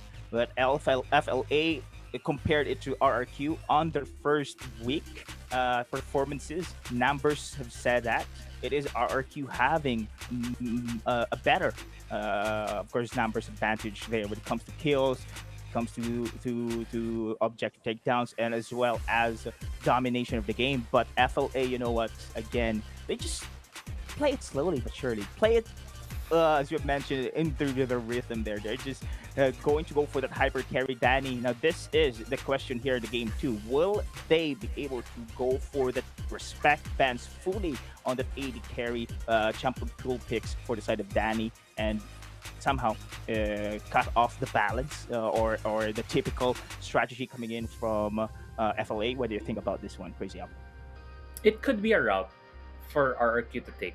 The thing is, yes, Danny was our player of the game. He was very dominating on that Kaisa, but it was, I feel like, to get to that point, especially for how FLA plays their game, they need doming to facilitate that transition for them from early to mid game to get to that late game. And Domeng was just really a superb player in game one. You could say birthday buffs. Happy birthday to Domeng, by the way. Happy birthday. he really showed when he had this playmaker champion in his hands that Lee said, yes, there were not a lot of these early risky incursions into the jungle or into the lanes, but in the few cases where he made the ganks, it worked. Especially that bot, although that bot lane failed. To have to think of it, to be clear, that was a great outplay from Chaz, but the succeeding plays in team fights, he really knew the limits of his champion, what he could do. It's just, I think there's two people that you really need to look at when you're going against FLA, and you have to put these two people into a bad pattern to be able to take them out. And I think that's Domeng and Rafi. Danny is a really good absorber of all the pressure that was thrown by his team, and a very good benefactor. He benefits a lot from all of these pressure that his team is doing, and it shows. There's a lot of results coming from him. But I feel like those might be the two targets that RRQ can look at. But coming into the pick and ban phase, as we were talking about, changes in roster. Okay. Deadeye, would you want to talk about the changes in roster for RRQ? Yeah, that's true. Devil J now stepping in. Exo Sen is out, and Helios on his comfort role right now in the mid. I think this of course roster right now we are seeing here for RRQ did a pretty good job on the first week. Now they are going to try it out once again. FLA, and as you mentioned, more on solo kills play style, and I think this fits into countering FLA's movement or strategy in this match. However, of course, Yumi still 100% back. You're Crazy Apple for sure, and they're going to take down here, of course, Chaz this time around, of course, Fiora, and as well as the Barrett, because Devil J, I believe he used Renekton on the top side. Correct me if I'm wrong, Crazy Apple, but so far he used Renekton 2 times in a row. He used Renekton indeed 2 times in a row. So far, that was the champion that Devil J been used used rather throughout the series until now. But let us see, will he choose Renekton top? I do believe this is their priority pick as well. Yeah, it could be a priority pick for them, but on the other side for FLA, they know that solo laners are open right now. As you said, Renekton, Fiora is banned on the side of FLA, but Garen is still open, which has been used a lot by RRQ. Let's pick up on the side of Fennel Adversity at a champion that is very much in priority as well, and they have picked up that Jace, which can go into the Baron lane or into the jungle, but this is a different flavor from RRQ, and you could also say a denial set of picks for them. Senna and Gragas has been locked in, which is not something I think we were expecting, because RRQ Marky has been playing a lot of AP carries in the bot side. He is a very good marksman player in his own right, but Ziggs was one of his most picked, and as well as he was at some point the top one Ziggs, I believe, in the server. So opting instead to go for Senna Gragas, Senna being a very late game scaling champion. It seems like RRQ will be opting into that immediately just because of these two picks. The answers though for Fennel Adversity, Corki, one of our strong picks as well. Very good in the late game, has a lot of magic damage on his kit, even though he is a marksman. That's why pairing it up with these two champions they have picked, the Jace and the Set, is pretty good. But the answer as well for RRQ, the Zed, a comfort pick for Helios, and also a denial on the side of Fennel Adversity, because they can still opt to pick a lot more of these AD champions. I think this is a better pick for RRQ, to be honest, Crazy Apple. They have a lot of bursts here, and as well as it's easy for them to go for engage, rotate around the map here with this champion picks we have seen so far in the first phase of our drafts. On the other side, Corki, of course, Danny. You've seen him play this champion as well. Monster performance of Danny using, of course, a Corki. And you have a Set and a Chase meta champions in line as well for the composition for FLA. Team fight is great there, but the same threat still lingers here in the game 2. The early game domination for RRQ, heavy aggressive rotations there. But you believe FLA will secure another Enchanter here to protect the side of Danny on the Corki? Possibly so. But we haven't seen a jungle. Could be a jungle Jace, could be a jungle Set. Still, flexibility is there. What do you think about this, Crazy Apple? Right now, I'm thinking about what champions RRQ needs. They are very heavy right now into the AD department with the Senna and the Zed. Yes, the Gragas, if is going to the bot lane alongside the Senna, can build a lot more magic damage. So what do they need right now when they see the Corki? The thing with the Corki is that he has the package every so often. So he essentially this Corki will be able to affect a lot of the big clashes, especially the objective take. So what do you need? You need someone to do side lane pressure, and exactly RRQ has picked up that Akali. They are going for this double assassin composition, and yes, Set has a lot of shields, but the thing is you can burn through it immediately if you have a lot of assassins in your team. I love that it's both Zed and Akali right now on the side of RRQ. They will stretch out the members of Fennel Adversity. They will stretch out the team just because these two champions can solo lane in the side lanes and essentially go for a 1-3-1 setup with that Senna Gragas. I'm looking right now maybe to add a jungler that can help a bit with wave clear or poke for the side of RRQ, but on the side of FLA, they have locked in that Rakan and Jarvan, and you already know what they're going for. They're going for big wombo combo, team fight energy right here with that Rakan and the Jarvan. Especially Rakan Jarvan has a long range engage. Couple that with the Corki, but hold the phone. RRQ going all in on assassins, locking in that Rengar with a triple assassin composition. And I don't know what to feel, because right off the bat, the thing that pops into my head for RRQ is 3 champions are fighting for resources, and I'm not sure how that's gonna go. But Fennel Adversity and RRQ, game 2 of our first series of the day, looks to be very, very explosive. And RRQ, as you mentioned, Chris Apple, very greedy lineup. But comes to my mind is the nostalgic series between Team Secret and Cerebrum Esports, because this FLA, as we mentioned, this is a team fight heavy composition. They love to go for front to back team fights, while RQ mobility wise, this is their advantage. They can go for the split push, and it's very effective against this kind of composition that FLA has. Roaming around the map, trying to go for a split, avoid major team fights as well, and securing objectives there will provide lane pressure, and this is going to be the weakness of FOA. Oh, I'm very excited, Crazy Apple. This game too. Both teams have their own victory conditions, but when it comes to execution, FOA, despite being harassed in the early game, they managed to somehow to reverse the effects. Will RRQ this time around seal the deal? Because our game 2 will start now between these two teams. Yeah, indeed. And both teams right now just going for default starts. And I'm just scared with RRQ's composition, because yes, it is an overload of damage. There is a lot of damage right there.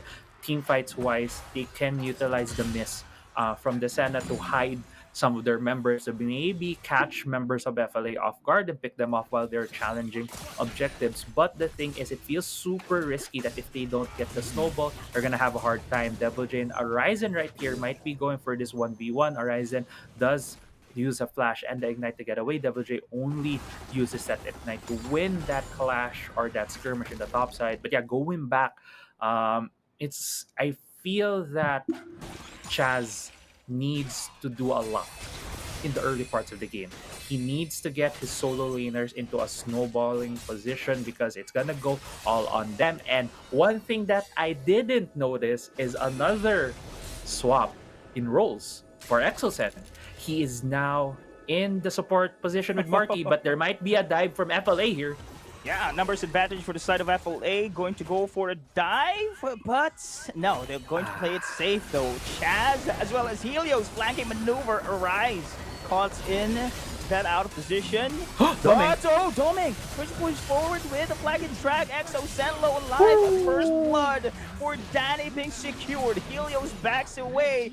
Arise finishing the play with a to the skies attack. And you know what? This is the strength of FLA. A 5v5 situation. I think RRQ just underestimated their power in the early game. Yeah, a lot of things there were on timings for the side of both teams. But before we get into that, let's see where Doming is going to go. It looks like it's just going to be the scuttle. But FLA members right now, gathering the top side of the map, looks like they're not going to go for Devil J. Devil J is going to go for his recall. Great thing, because I can go back to the point of the bot lane. Again, RRQ. They kind of sussed out that FLA was going to the bot side of the map with a 4-man invade. But Zed and Rengar, Chaz and Helios was a bit slower in the play. I think the great thing that happened there for RRQ was the route from Mark. He was able to route both Danny and Rafa as they were positioning themselves near the wall at the tri-bush on their turret on the red side. It essentially stopped the play, made things awkward for Fennel adversity, but Domeng going back in with the flag and drag didn't get anyone to knock up, but slowed people with his shield. Essentially, you could feel the pause, you could feel the pressure right there from both of these teams, and Rafa immediately recognizing that it was a bad situation for RRQ.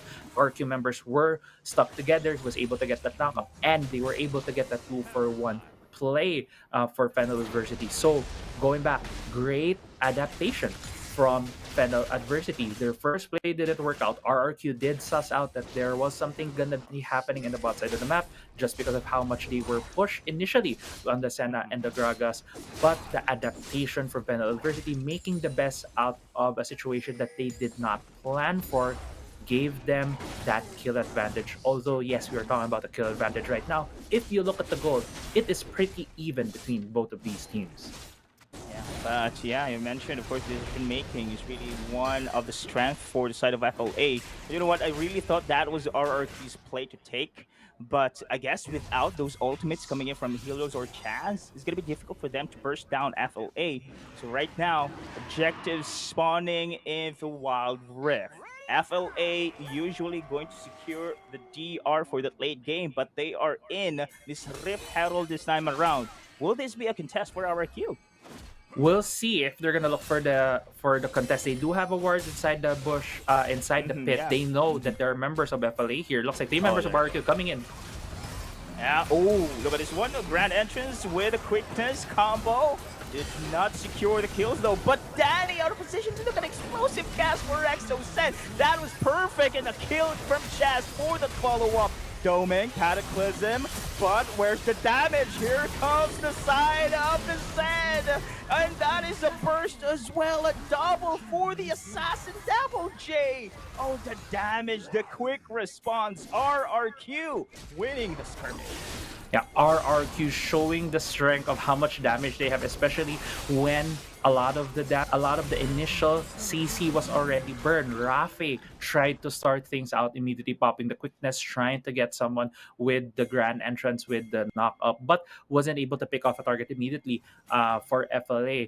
Things became awkward for them. They didn't have a lot of that CC that will enable them to win these team fights later on. RQ right now, though, running towards this Drake. It looks like it's going to be the Drake taken for the side of Fennel University. Yeah, I think they're too late, but still it is now. RRQ going to push through, get some kills, but quick to retreat. FLA goes back away with a TR ball. Yeah, and going back to my point earlier, it's just really RRQ with showing the strength of their composition, a lot of that mobility, a lot of the things that these champions are strong at are not only in their ultimates. They also have a lot more of their basic abilities to enable them to have mobility to run across the map. And right now, because of that momentum that they built up in the Herald fight, they're able to transition that into taking the first tier turret in the bot side of the map. And Danny should be very careful as well on his positioning there. Remember, we are not seeing a support enchanter for the side of FLA. This is an aggressive champion, a Rakan, being locked in for the side of FLA. So I think Danny is pretty much exposed on the back lines here. Helios, you have Chaz, you have Devil J, and we have seen that flanking maneuvers on the previous skirmish, Crazy Apple, and devastating damage as well being dealt here by RRQ. A triple assassin is so far, man, a dangerous composition to face. And they are doing a split push this time around, as expected, trying to negate the 5v5 brawl, go for the objectives instead. They have the Rift Herald here on the side of RRQ.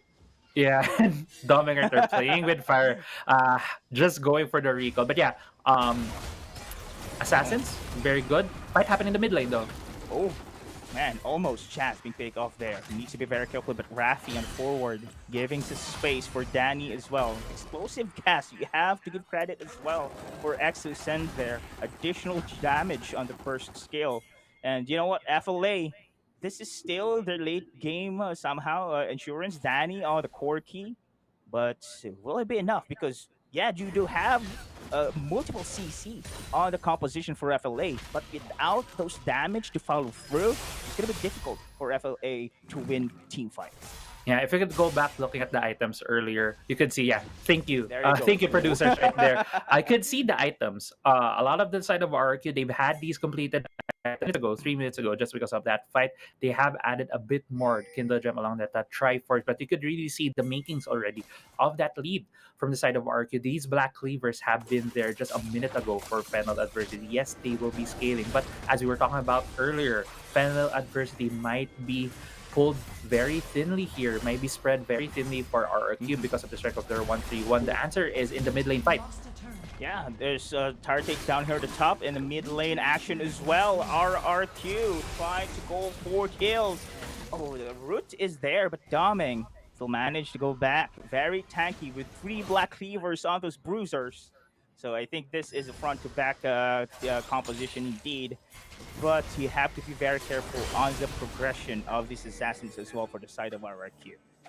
Yeah, and exactly. You really have to be careful of the acceleration of these assassins already. 2 kills on the side of Devil J.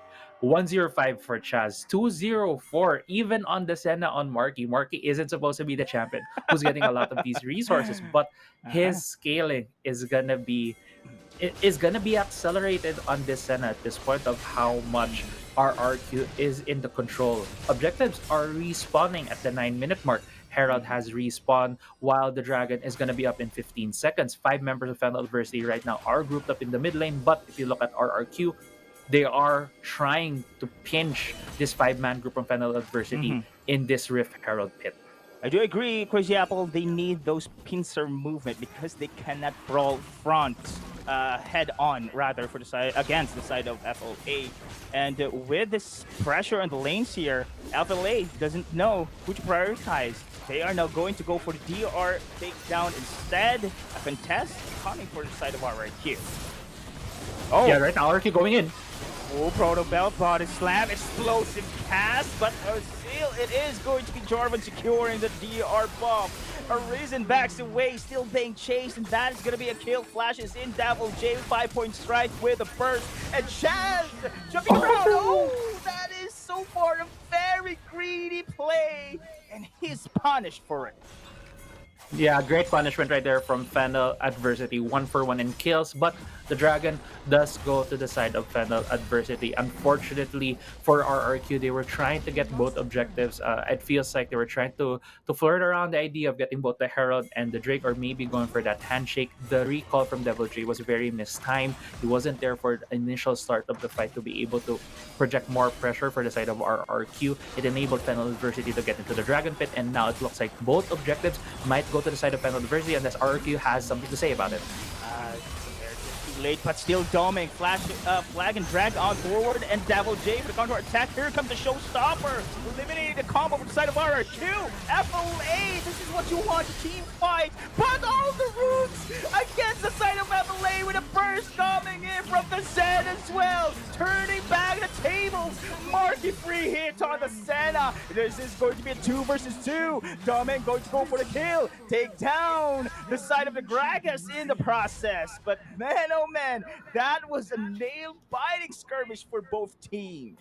Nail-biting indeed, but at the end, Fennel Adversity gets the victory away from that skirmish, conceding 3 kills, but were able to get 4 from the side of RRQ, and also getting the Herald. They've gotten everything, kills and the objective. Looking back into this fight, yeah, really good snare right there. I think a 3 or 4 man route on the side of Marky. You can see here Marky is a bit untouched because a lot of the members from RRQ were coming into the fight trying to pick off members of FLA.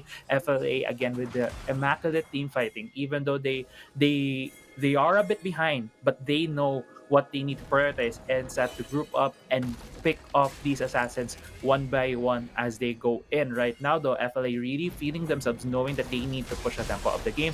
Right now shoving this mid lane as well as summoning this referral.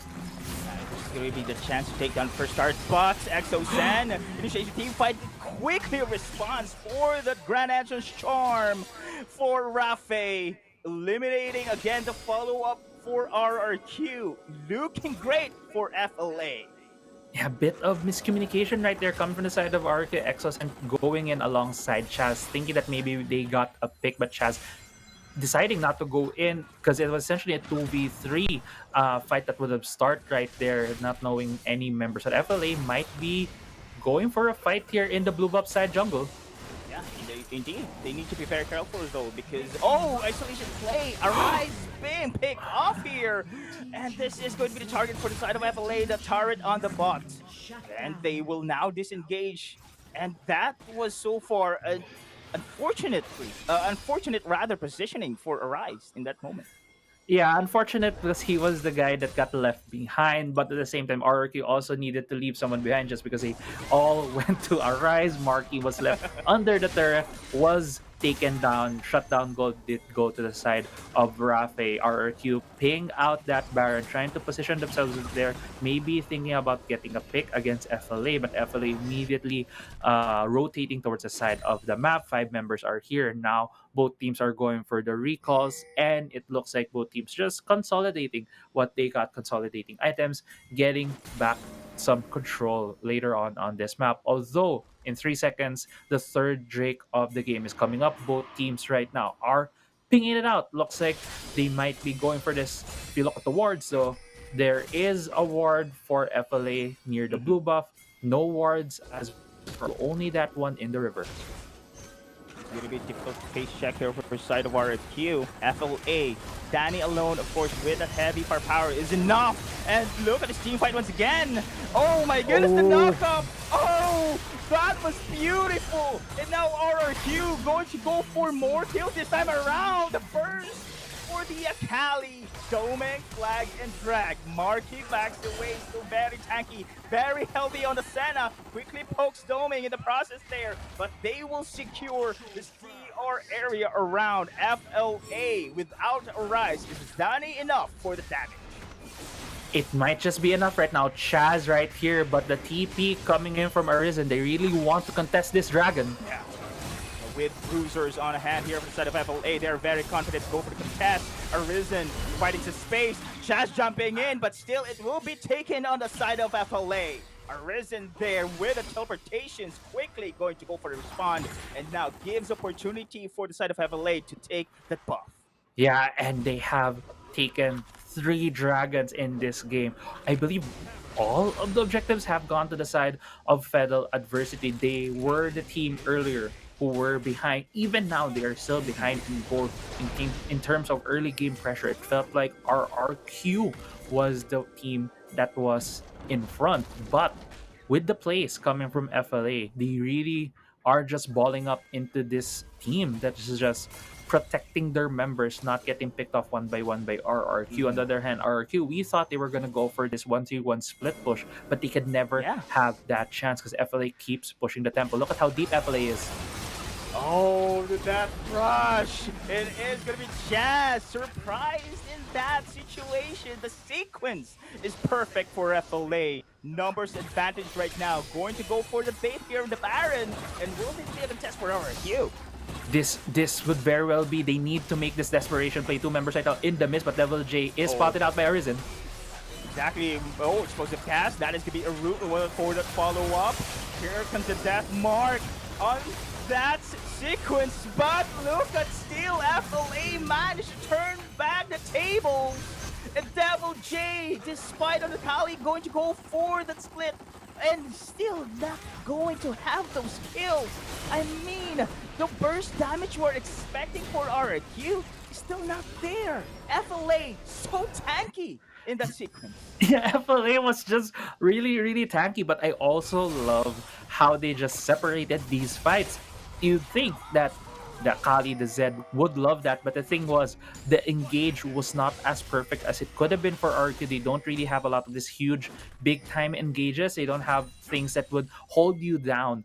Only the Gragas would be the one to make these displacements, makes this body slam, so FLA could move around while they're getting hit, and that's what they keep doing. They just keep dispersing. Looks like FLA, this is a very different FLA that we've been seeing. They keep pushing the tempo. We are now 17 minutes into the game. The package is on the hands now of Danny, and there might just be looking for a play right here where the RRQ just keeps hounding them down. Oh, there you go. Again, the Charm Grand Entrance connection. Eliminating Helios in a sec. And now, that is going to be Explosive Cast. Going to go for the trade kill as well.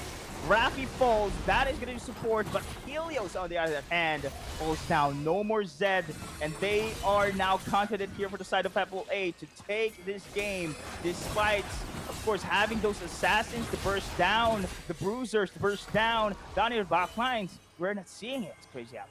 Yeah, we're really not seeing the jump to the backlines, and that's because it's a Corki. Corki has his second ability to be able to just dash towards his team. Rafe with that Rakan is just able to peel for any members are getting caught up by themselves. He jumps towards them, gives them the shield, also does the knockup, also has that quickness to be able to just pick out any members from RRQ, any of these assassins that would want to touch their players. Arisen as well has been using the displacement and the hard crowd control on his champion very well. He would use a showstopper to stop Chaz from getting in, from stop Devil J getting in, and he would also just pull them in to add another layer of CC. So right now it just really feels like FLA is just playing these fights so well. RRQ has not been able to single them out well enough to be able to win these fights. Infernal Elder Drake is being positioned right now for FLA. RRQ wants to contest, but they are so far away from this objective. Oh man. With the activations in check, they have now Force of Nature been locked in, but initiations once again for the side of RRQ. Oh, the showstopper. Nope, Arisen rather. Going to go for the Haymaker. And the Elder Dragon is going to be the target here. Oh my goodness, Danny on the back lines. He still cannot hit, cannot target this Corki. And Arisen backs away low on life. That could be a kill. Oh, RRQ. Let's go for this push. And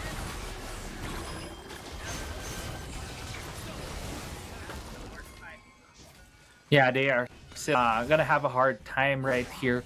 I believe FLA members right now are falling. I'm not sure where this Drake has gone. It looks like it's still up along that current. So a lot of the objectives right now are still up for both of these teams. We'll see right here how things are gonna go. But just going back into how the team fight went, it looked like RQ was able to really capitalize on having that objective where FLA was trying to force it down, going for that awkward timing, going in to deal a lot of the damage. And right now, both teams looking at the gold, it's still very much even for both of these teams, with just a bit of a lead for the side of RRQ. Kill count right now is pretty much even, 15 to 15, and looks like just both of these teams are still neck to neck in the late game stages of this game. oh yeah, so far, man, we are seeing the side of RQ trying to go for a first, what you call this one, force team fight there on the PR. But you know what, Crazy Apple, is this a chance for RQ to go for the comeback in this game? It might well be, and I'm just looking right here at 21-minute mark fight here in the Dragon.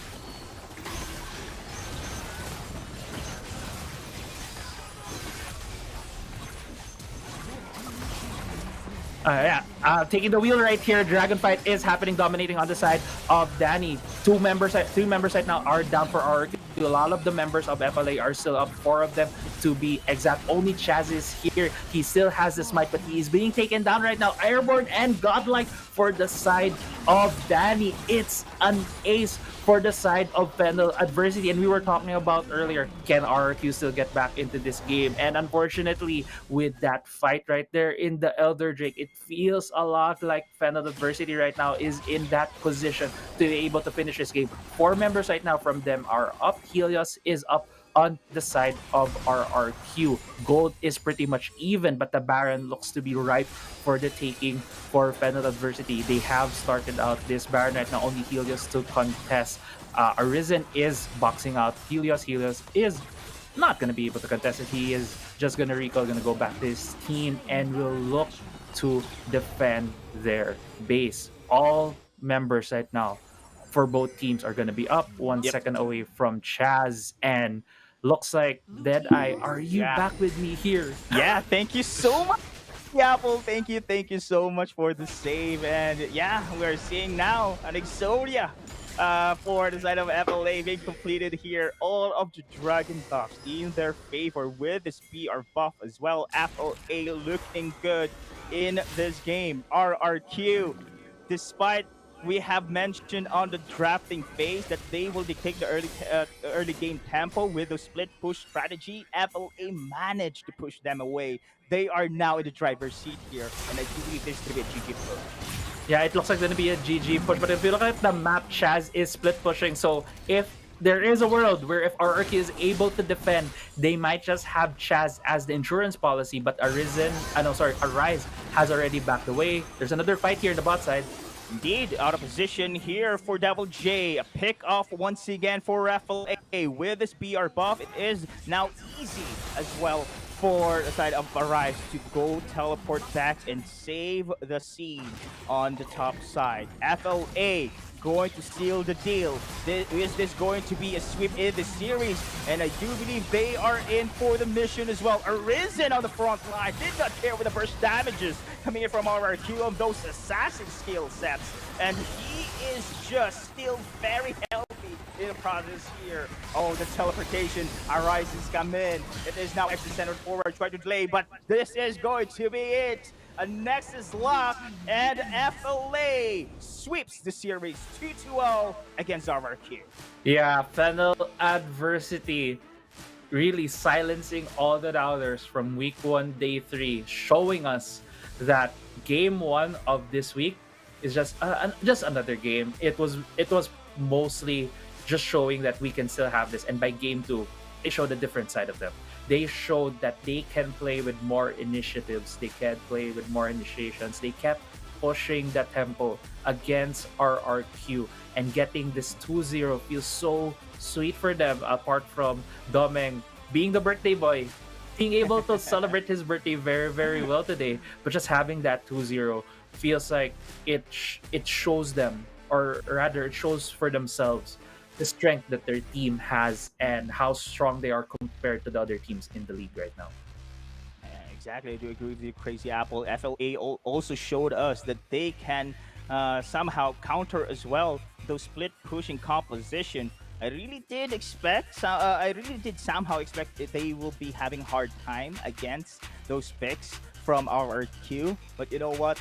Still, it's going to be in the rhythm once again of FLA, just doing so much in the early game. They dictate the tempo instead of RRQ rather, and I think that seals the deal with the snowball effect as well. FLA secures the series in the bag with the sweep. Wow. I'm not sure if it's just me, but as Rico said in the panel earlier, ang init, mainit. It feels so hot right now. For Fennel I'm sweating. Adversity. Yeah, I'm sweating. But also, if you saw how, Fennel Adversity played game 2, it's just so good for me. We were scared I felt that RRQ tried something different. They wanted to see, hey, maybe we could do this composition. Let's play to the strength of our solo laners and Chaz. They are really good at carrying games. They are really good on assassins. Let's put them on comfort. Let's see what's going to happen, and maybe we can pull something off. And it really looked like for our queue at the early game especially, Devil J showed how good he was on Sakali. Helios showed, again, another Z game that he was pretty good at.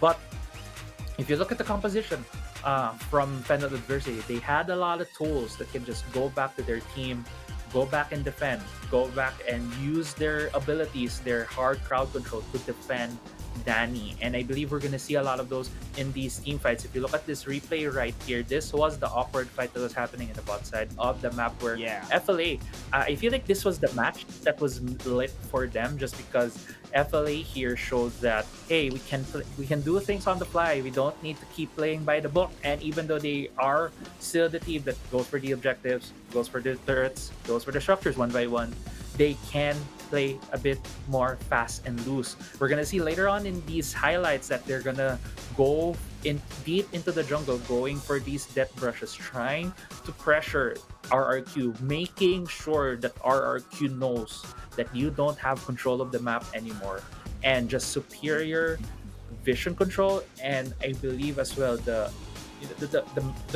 confidence from the side of Fennel Adversity to just keep pushing the tempo, keep putting the pressure on the side of RRQ.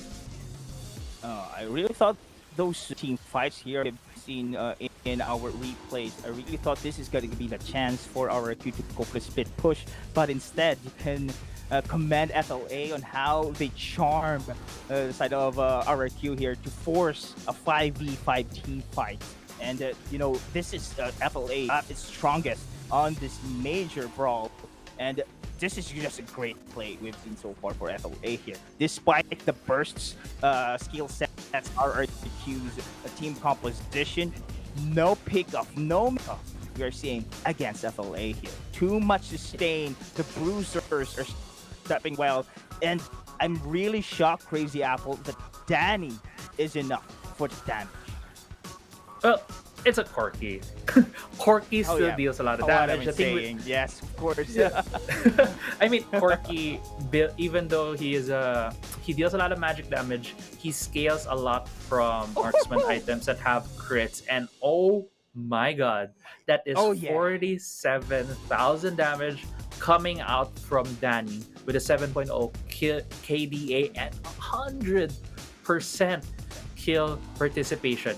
You could extrapolate a lot of things just seeing from the stats. You immediately know this guy is the main source of damage, and the team played so beautifully around Danny this game.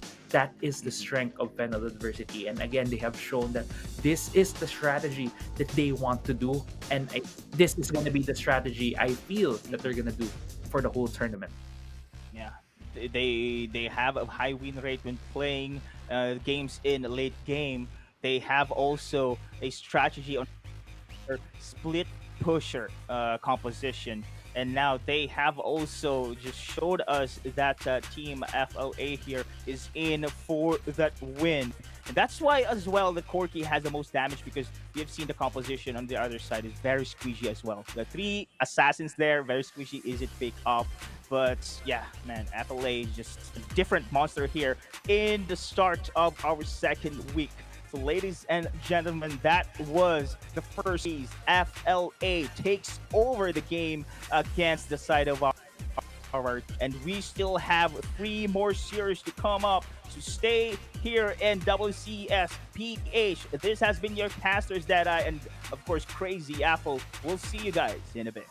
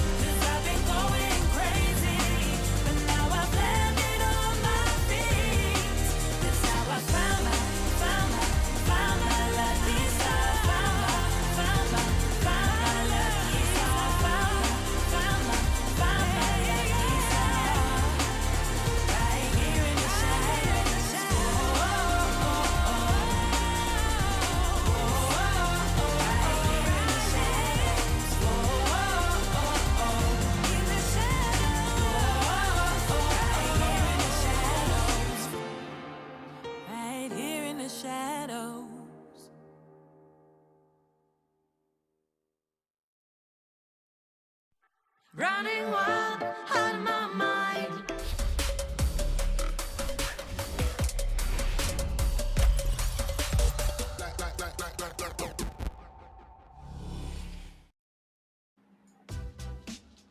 Welcome back to the WCSPH and Fennel Adversity fully maximizing the birthday buff with a 2-0 against RRQ. Happy birthday, Dominic! Happy birthday! Again! Woo! Now, of course, jumping into our series highlights for there, we were just talking about this just before we went live. This was actually, Fennel Adversity just did their thing, what they usually do, form the protective circle around Danny as usual. RRQ though, there were a lot of times where they had that window. I mean, there were both games. The gold lead was with them first, and Autolus. We mentioned this how they didn't grab the opportunity when it was presented to them. Yeah, on game number 1, we saw how Doming controlled the early game. Rico did mention that Doming's responsibility is to make sure that Danny gets to scale well, and this was the birthday kick. I dubbed this the birthday kick. The 3-man kick by Doming was just so on point, and from that point on, they're not going to surrender any lead. Much like Team Secret, Fennel Adversity knows how to play ahead of the competition. On game number 2, they tried something, putting Exosen as a support, and I understand. The rationale behind is you could put Exosen on a Gragas. It is still a comfort pick for mid laners, Senna Gragas. However, they were not able to execute their composition properly. You know that they don't want to go for the 5v5s. However, Fennel Adversity just forced them, having the 2 dragons advantage, the 3 dragons advantage. At the end of it all, getting all dragons plus the Baron spelled the nightmare for RQ. Yeah, this team composition assembled by RRQ has a pretty straightforward yet narrow win condition, right? They're very strong in 2v2 skirmishes, and as well as the split push. But again, if you do not have a significant amount of lead, you will struggle. You will run out of time because when it comes to FLA's composition, they have the better 5v5s in the Elder Drake takes. Yep. Especially at this game, they were able to stack 3 dragons. So at this point, RRQ just really wanted to try and steal, try to create 4v5 opportunities. But unfortunately, again, time was running out. Better 5v5s on towards Fennel Adversity side. Yeah, and this is what our casters over on the Filipino side were also saying, right? That RRQ had the perfect composition to split push. They did it, but it was when Fennel Adversity was already knocking at their base. It was a little too late at that time. So I was looking forward for game 3, as Yasu Meow said. I love the hair, by the way, Yasu Meow. Oh, third charm's the charm, but it didn't quite happen at this time. On the other side, though, Fennel Adversity still keeping their lead here in the WCS. Very strong. I believe we probably do have the whole team over here to join us for the interview, and we can greet Doming a happy birthday ourselves. Let's bring them on over here to our panel desk. Hi, Fennel Adversity. Hello, guys. Happy birthday, Doming. Where's the birthday boy? Yeah, there he is. Happy birthday, Doming. So, Doming, my first question is for you. And of course, this is with regards to your birthday. Ano yung mga gifts na binigay ng team sa'yo? Or what's your favorite one? Kung marami. Panalo. Yun po yung panalo namin. Is it that 2-0? Yun ba yung best gift ngayon Yung so goal far? namin is manalo talaga ngayon para po makapasok kami ng playoff. Awesome. And syempre, that's one of the best gifts, of course, that the team can give you, diba? So, second question. Paano ba kayo mag-celebrate? Yeah. Ano yung sa celebration yung ngayon? Syempre, may 2-0 kayo. You have a win today. And, of course, birthday ni Doming. Baka mag-dinner po mamaya kasi panalo naman po. Yan. Choice mo ba? Choice mo ba kung saan kayo magdi-dinner? Dito lang po sa bus camp po namin. Mag-dinner sa gabi. Well, I hope you guys have a great dinner indeed. Autolus? Yeah, yun nga eh. Actually, weird nung tanong ko eh. Ilang taon ka na pare? Anong birthday wish mo? Secret daw. 30 na 30. 30 is the new 20. Let's go. Okay, last question siguro, syempre, game-related naman tayo, parang Doming. On the first game, you had a highlight play, the 3-man kick. What's the emotion like sa team? Sumisigaw ba kayo nung nagawa mo yung 3-man kick kanina? Birthday kick yun, pare. Parang ano Kick. po, masarap pa parang. Tapos binuboost ng teammates yung confidence kasi syempre nagawa ko yung magandang play na hindi ko expect. Thank you, Doming. Congratulations. Rico? Yeah, awesome. Yeah, happy birthday again, Doming. Yung question ko, I mean, yung series na yun against RQ, you guys look more solid compared to last weekend. So feeling nyo, what was the difference between Fennel Varsity Week 1 at today so far? Siguro po sa week 1, medyo po nag-shaky kami sa sa homes po. Tapos ngayon, parang binabatak po namin na mag-practice talaga. Tapos ayun po, parang na-apply namin yung practice namin. Tapos nag-work po ngayon sa second week. Awesome. That sounds awesome. Thank you. So, Doming. Let's go. So, Doming, Mika. meron ka bang birthday message to all of the supporters, all of your fans, maybe to your family din? Thank you po sa mga sumusuporta pa rin sa PNL. Tapos sa mga family ko na nagpo-push sa sa career ko na to, nagpapa-thank you po talaga ako. Short and simple. Yay! Happy birthday, Doming, and thank you so much for your time and good luck in your future games. And have a great celebration. Have a great celebration. shout out. Oh, yes, of course. Shout out. Go ahead. Shout out to our management, Fennel, to Sir Endo, Sir Max, Sir Reggie, to my team coach, Mel and JLC, manager Eddie and si Corinne, to my teammates, Rafi, Danny, Araisen, Cal, at sa papa ko at kay Tita Lotot at sa mga supporters namin at mga kaibigan ko. Thank you. Thank you guys. Thank you. Well deserved. Thank you so much. Happy birthday again, Doming. Thank you for your time and have a great dinner. You guys deserve it. Thank you. Aw, that's so nice. And I love that, the energy is of course very high. They're celebrating a birthday and they're celebrating that 2-0. I love how they also, I noticed this also at the end of game 1. Every time they get that win, they pat Doming's head too. Maybe they're just trying to get that birthday buff, or maybe just trying to get those awesome jungler vibes from Doming, of course.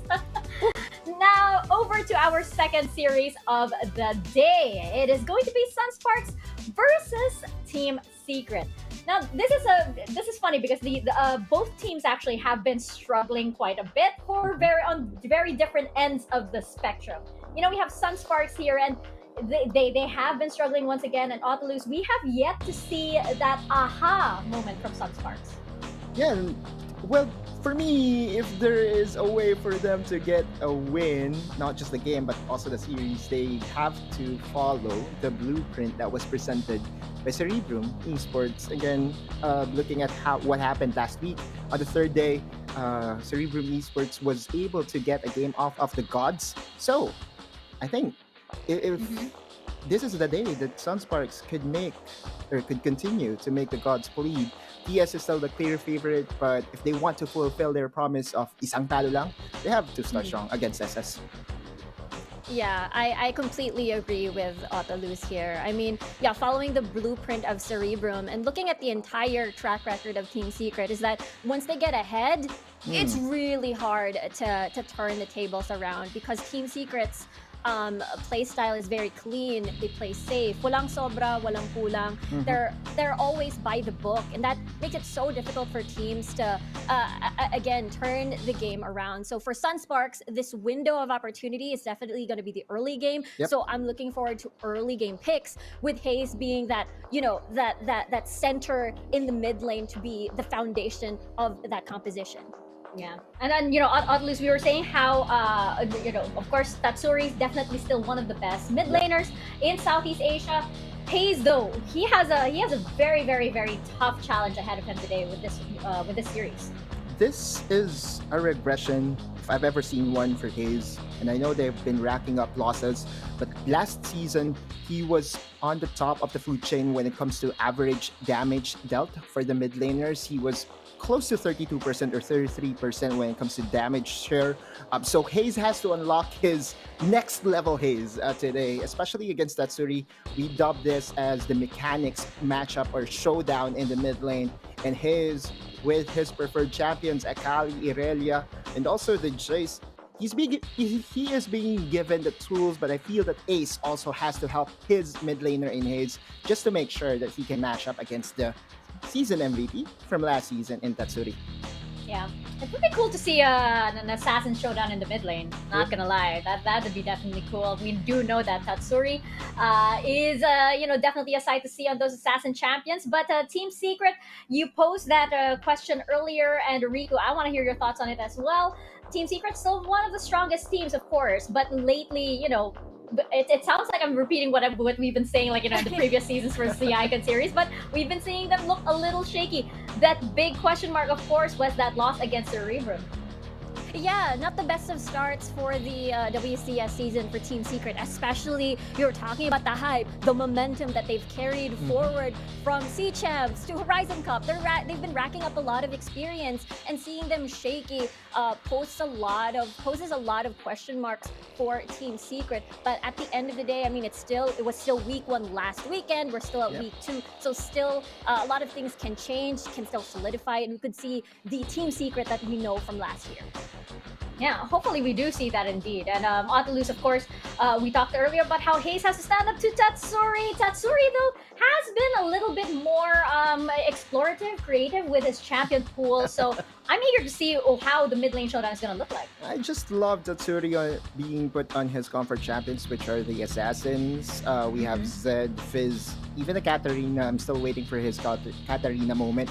Remember this guy here has pentakills every season on the Katarina. So I guess this is the perfect time for him to show that facet. Remember, the Katarina did just get buffed in patch 3.0a, so I won't be surprised if that will be put out there. But I also understand that Renekton and, of course, Set is also a variety of Tatsuri that they want to explore, mainly because of the AP carries dominance in the Dragon lane, and also that they want to have another set of playbook that by the time that the meaningful games happen, they have another page to go back to. Yeah, that's true. Tatsuri is just a overall flexible player. He can play utility for the team. He can play carry. And as Otilus mentioned, we miss his Katarina. Everybody's looking forward to his Katarina pick. Definitely. And if there's going to be another Yasuo pick, if ever in the weekend, it has to come from Tatsuri. Yeah. And you know what? I feel like this could be the assassin showdown that we, have been waiting for. And everybody knows, we haven't gotten that pentakill just yet for the WCS. Could it be today? Who knows? Who knows? It could be today. It could be Tatsuri's day indeed. He could be saving it for a later date as we draw closer and closer to the playoffs. But Otilus, again, this head-to-head, very, very, very crucial. On the side of Sunsparks, I did also see that Mjan would be playing as well. How do you think this is going to change the dynamic, and how do you think this is going to set up Hayes for success? That will be interesting. Mjan's role has to be, I would say, the troublemaker for the opponent, because you won't know what he will pick. He is the innovator.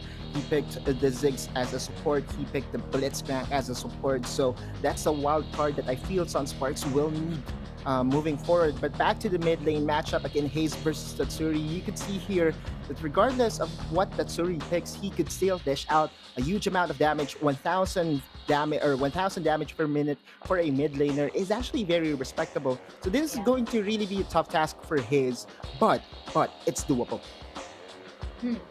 Interesting. And we're gonna see how doable it is indeed.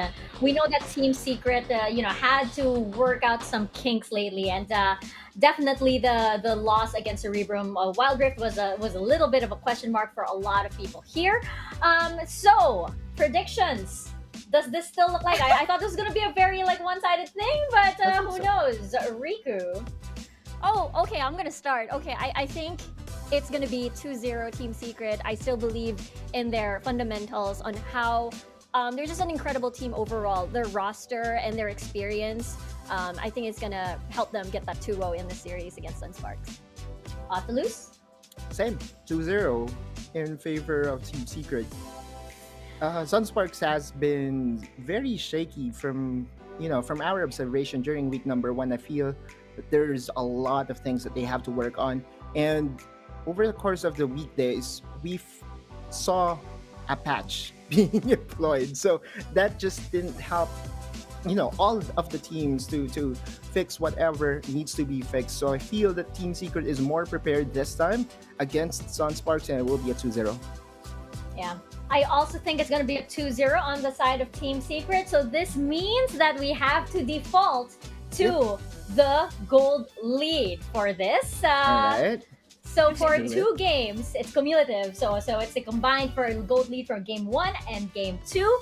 How big do you think the gold lead is going to be? You want to start with Riku, or you want some time to think? I can go. I'm gonna play on the safe side. I'm gonna say 20k cumulative, right? So Okay. 10k each gold lead. It's a Okay. pretty safe Nice, answer. nice, well-rounded number. Okay. Oculus? It'll be a lot closer, I feel. There's something that tells me it will be a lot closer. So I would go for 15k. Cumulative. Let's go. Okay, 15k. I'm gonna go somewhere in between, and we all know whoever's the closest is going to get like it. I also don't think it's gonna be that large, because I think that Team Secret has a chance to end this early. If they do, but it's not really their style. I'm gonna say like around 18. All right. Ooh. 15, 18, 20. Okay. Yep, 15, 18, and 20 for the combined gold lead, and whoever gets the closest amount will be the winner, and the others get nil. And one step closer to our consequence, which is that during the post show, Mika, we it's gonna won. be a little bit more colorful, Yeah, there. which is Where's your tracker? We are my in tracker. the lead here, Mika. Remember? I mean, Yes, you yes, and me, I we went- predicted Fennel Oh versus my. to win. I went digital, So but Rico I and the realized I apologize. I realized the advantage of having it like on paper, so I will transfer that onto paper. I went digital, as was the gold lead. Okay.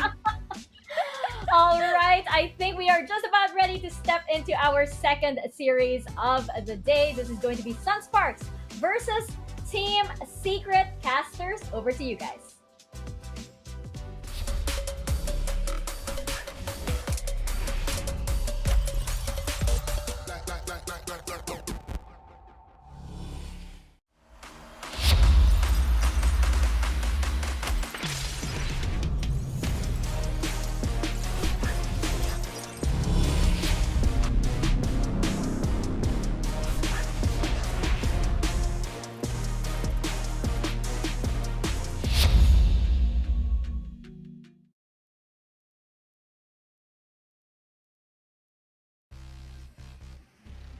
And welcome everyone to the Casters Desk. This is the second series of the WCSPH. Would Sunsparks be able to get that single ray of light to decode Secret, or will Secret increase the security and continue to be kept in the dark? That is the question of the day for us today. I'm Dash and I'm here with Crazy Apple, and we'll be with you through the journey of light and dark. Indeed, we will be through the journey of light and dark, and especially the journey of this series between these two teams. I love how the panel has highlighted all of the uncertainty, all of the things that we can talk about when it comes to these two teams. And right now, Team Secret, I want to start off with them because they are one of the favorites in this tournament. They were our representatives in international competition, and they have shown to have a bit of a shaky series in our day 3 of week 1. So there's a lot of question marks right now. Will they show the same weakness here against Sunsparks? Will they give Sunsparks their first win in terms of game, not yet in the series department? So a lot of questions right now on the side of Team Secret, while on the other side, for Sunsparks, it's their time to prove that they can get wins off. They can be the team that take games off and just make gods bleed. And right now, Team Secret really feels like one of those high level teams, the gods that we really, or rather Sunsparks wants to make bleed. honestly, when you're at the bottom of the pack, what's great about that position is that there's nowhere to go but up. That is basically the path that Sunsparks is going for. There's nothing to go but up. But because they're meeting Team Secret, that can be quite shaky. But what's the good thing, like what you said a while ago, and also what the panel said a while ago, is that Team Secret is kind of shaky. Would there be cracks in their armor? Would Sunsparks be the one to decode the secret on how to defeat them? At least during the day 2 and day 3, we've seen them lose against Cerebrum Wildrift once. Will Sunsparks be able to do that too? So that is going to be the question. That is a very good step for Sunsparks if ever they would be able to do that too. Yeah, exactly. And I guess for Sunsparks, it's kind of this confidence booster, right? Yeah. They are the top 8 team in the country. They are in the WCS for a reason, and it's because they are just that good compared to a lot of other teams here in the country. We do have a lot of great players, but these are the best 8 that we have right now. And sometimes you just really need to have that, well, lack of better term, spark for Sunsparks to be able to string off some wins. And what better confidence booster than to take a game off of Team Secret? Because if our viewers have been listening as well to a lot of the interviews we've done with a lot of different players from different teams, a lot of them always talks about Team Secret. They want to beat Team Secret. It's kind of their litmus test and confidence booster test for themselves to know that we can deal with the best, we can represent the country in international competition, and that is the ultimate goal right here for the WCS, is who will be the one to I guess either succeed Team Secret, overtake Team Secret, or for Team Secret to overcome all of the hurdles faced upon them right now. And just I'm super excited to see what are going to be the adaptations. Because one of the players that I want to highlight that Sunsparks could focus on to get these wins is Tatsuri. Tatsuri has been the player, has been a bit seesawy in his performance. When he gets behind, Team Secret falls behind and gives up games. Yeah. Like what you said, I think Hayes is also going to be the target here, like what we said also in the panel a while ago. Hayes could also be the one that could set the team apart here for the side of Sunsparks. If ever he would be able to turn things around, that would be good. But also, on the Baron lane side, Azar has always been a constant threat in the top side because he's always going to be doing good. So that's why right now for Sunsparks, that is always going to be the challenge. Who are you going to be putting on the solo lane against them? I think the best answer for Sunsparks right now is for them to go to the classic wave clear bot lane, because so far I've seen some of the experiments that Team Secret does. They go for Vayne, they go for a different playstyle in the bot lane. If ever they go for that, they're going to be losing on a bit of wave clear. So Sunsparks could use that in their favor and do a lot of wave clear just for Team Secret to not finish the game as early as they can, because giving them lead is the reason why most of these teams lose against them. Yeah, and you're talking about wave clear, and we've seen Chewy play a lot of Ziggs, a lot of these AP carries in the bot lane, and I think it's one of the things that maybe deserves a ban for the side of Sunsparks. Yeah, we have been seeing a lot of other AP carries in the bot lane, but Ziggs has been this champion that's really, really good when it comes to that. So that kind of expectation could come for Sunsparks, although we could see other bans like, well, Yuumi has been buffed. Yuumi was banned the past 2 games, and I feel like that's an immediate ban, although none of these teams have shown a Yuumi yet. Mostly because they're banned. But I believe Rox is the type of player that could use this champion, and paired up with an assassin or maybe a bruiser type of champion on the hands of Azar or Tatsuri could really just, you know, utilize the potential of Yuumi alongside with Rox being a very, very aggressive support in his own right. Yeah, what I like about this setup also is because Team Secret during day 3 they didn't even ban the Yuumi, which is also going to be something that we need to think about here, because if they don't ban the Yuumi, that just means that they're confident that they can fight against the Yuumi. I think Rox is probably one of those supports that could know how to counter Yuumi, and Leona is probably the best counter to Yuumi right now. So if ever they won't be banning it and they would be baiting Sunspark to taking it, they can take some other champions, which would also be good for their side. Yeah, exactly. So if if Leona would be on the table, something that Rox could very much well use. But another layer into that pick and ban phase is that Thresh is always banned against Rox. Yeah, So for there's sure. so many things already if you also want to ban these kinds of champions. Although Yumi has been taken off the board by Okay. Team Secret, not by the other side. On the other hand, though, Sunsparks have started off with a couple of good, strong champions currently in the meta, Yep. which are Lee Sin and Camille. Camille having a lot of that solo lane presence in the side lane, also able to facilitate a lot of that pick-offs early on with her Hextech ultimatum. So pretty good ban writer for the side of Sunsparks, at least taking away one of those champions that Azar could very well utilize to be able to just put a lot of side lane pressure for the side of Sunsparks. Yeah, I really like that they banned the Darius here. Because if you ban the Darius, you're just forcing Azar to use the Renekton on the top side. So if ever that's gonna be the as you said a while ago, Thresh is always gonna be banned against Rox. So Rox is left with less options in the bot lane. But there's still a lot of champions that he can use. He can use the Rohan, he can use the Galio, and also there's still a Leona if ever they want to go for it. Because I think Rox is probably one of the only supports right now in the tournament that uses the Leona. Yeah, I agree, and it's mostly because of the playstyle that Rox has been presenting. Yeah. In the games, especially in week one, he is the initiator, the tank support, the one who starts off these fights, and it also goes along with his role in the team as this is the main shot caller, as the inheritor of James' role in the team from the past season. And looks like the third ban coming out There's a from Team lot Secret. of open champions.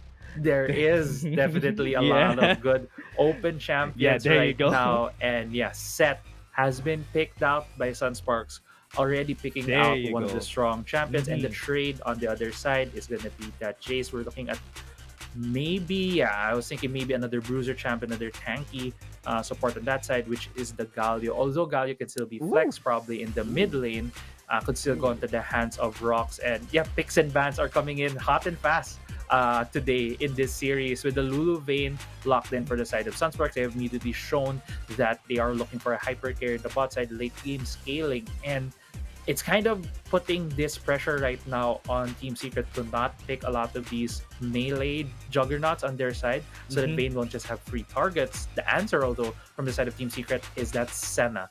More of a scaling champion as well. Yeah, I like the Senna to the Galio answer that they've done here, but because there's still a lot of probable options that they can go for the jungle, they still have the Fiora that they need to ban if they want to counter against the members of Team Secret. And even Sunsparks could still have the Fiora if they want to. So that could be a good answer. Or the Kha'Zix said that has been quite a good duo so far for the tournament, and they could still ban that if they want to. Yeah, they could still ban the Kha'Zix. Zed is still open. There's a lot of these champions that Tatsuri is very much well acquainted with. Hayes could also use this champion. So really, it's, as you mentioned earlier, there's a lot of champions open, and it's the nature, I feel like a bit of a handshake from both of these teams, letting these things through.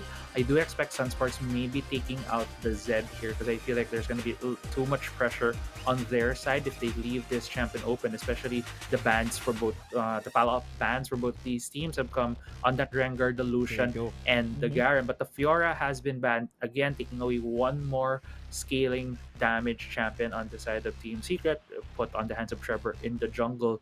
Pick right now going to come from the side of Team Secret. Let's see if they will pick the Zed or maybe go for a different choice. They have went with that Riven.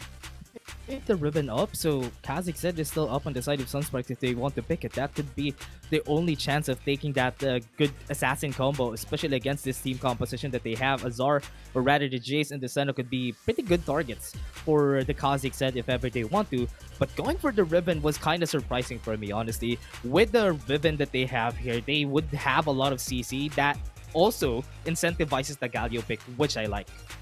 Yeah, I agree. It incentivizes the Galio pick.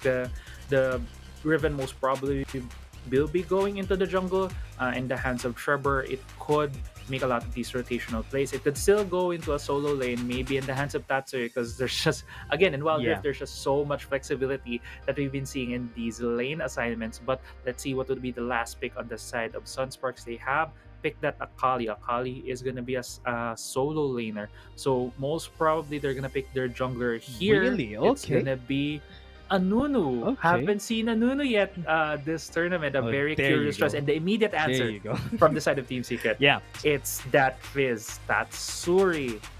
Let go of the Zed to get another assassin. Picked out that Fizz. Yeah, I like the player highlights is also on Haze and Tatsuri. So this is just gonna be a fight between them. Having the Fizz and Akali in the mid lane for sure is gonna be pretty exciting to see. But the reverse Uno card here was the Nunu pick on the last part. Because they really don't have enough. I mean, they do have a lot of damage already with the composition that they have. Having the Nunu is at least gonna be helping out, or rather giving a lot of ganks for most of these players, especially for mid and also for bot lane. Getting them ahead is super important. That this Nunu early game into the mid game would be really a good pick for them. Yeah, and it would also help them with getting a lot of these objectives. Vayne is a very late game scaling champion, so it would be great for her to have a lot of these dragon buffs, maybe get the Rift Herald early on to be able to at least put some pressure on Team Secret. As the panel have discussed earlier, you need to put pressure on Team Secret, because if they get ahead, they will essentially not take away they will not let go of that lead. They will just keep putting more pressure on top of you and eventually win the game from there. So right now, it's gonna be a huge test for Sunsparks. They have doubts on Team Secret, but I feel like we have more doubts on Team Secret when they don't put Tatsuri on this assassin. Yeah. But having the Fizz right now on Tatsuri feels like there's a lot more confidence right now on the side of Team Secret. Yeah, I really like the fact that most of the Sunsparks champions isn't very resource heavy, so that's why they can focus on helping Consi getting the early game advantage, or rather the goal that he needs in order for him to ramp up, or at least get the 2 to 3 item advantage that he needs. But on the other hand, for the side of Team Secret, a lot of their members are really resource heavy, but top lane though, Azar is getting pummeled by Sunsparks, Consi and Arjuk getting for that solo, or rather the switch lane that they did onto the top side is just going to be helpful for taking down Azar. Yeah, the lane swap right here from Sunsparks is very curious. We usually see the Jace and a set matchup, but putting this Vayne and Lulu here would really help this Vayne scale well, putting a lot more resources as you mentioned. But looks like the Senna Chewy right now has ran immediately to the top side of the map with a bit of a slowdown from Rox, although Chewy might be getting jump here. Yeah, Chewy. Now super low in HP, Silver Balls would be able to get the kill, and Arjek gets the first blood. And that's good advantage for Sunsparks. And another kill in the mid lane for Haze. He just solo killed Tatsuri.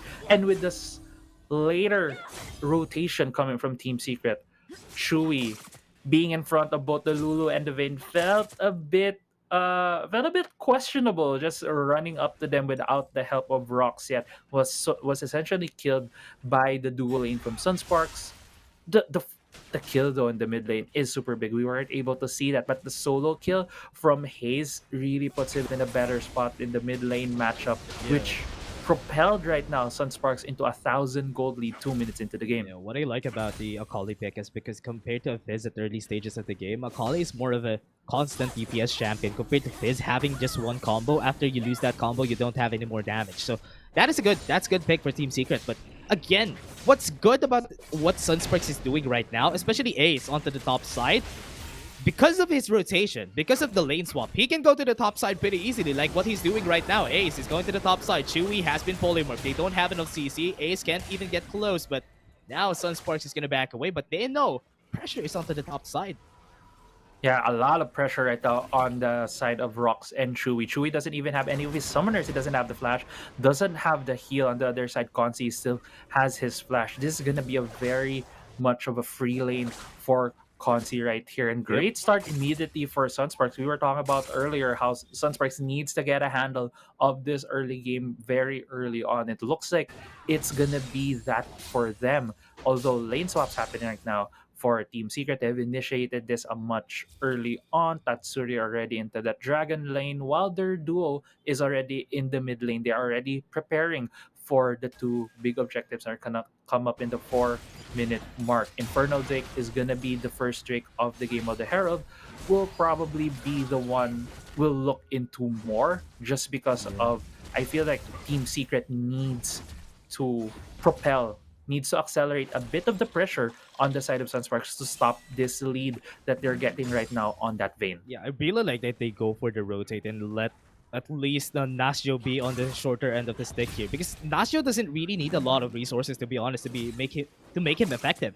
He has the face breaker, he has the showstopper. That's exactly what you need on the game, and even without damage, that's enough CC for them to be very effective. But now, onto the top side, everybody's already there. Trevor is just getting a lot of damage though, but look at this, the play coming in from Ace has been getting the wild gun, and Chewy might fall down. That's going to be the kill already, and Silver Bolts would just end him right there. And this is going to be a take for the Rip Herald, but Trevor is still in the neighborhood, so they might still go for a fight here. Sunsparks playing with fire.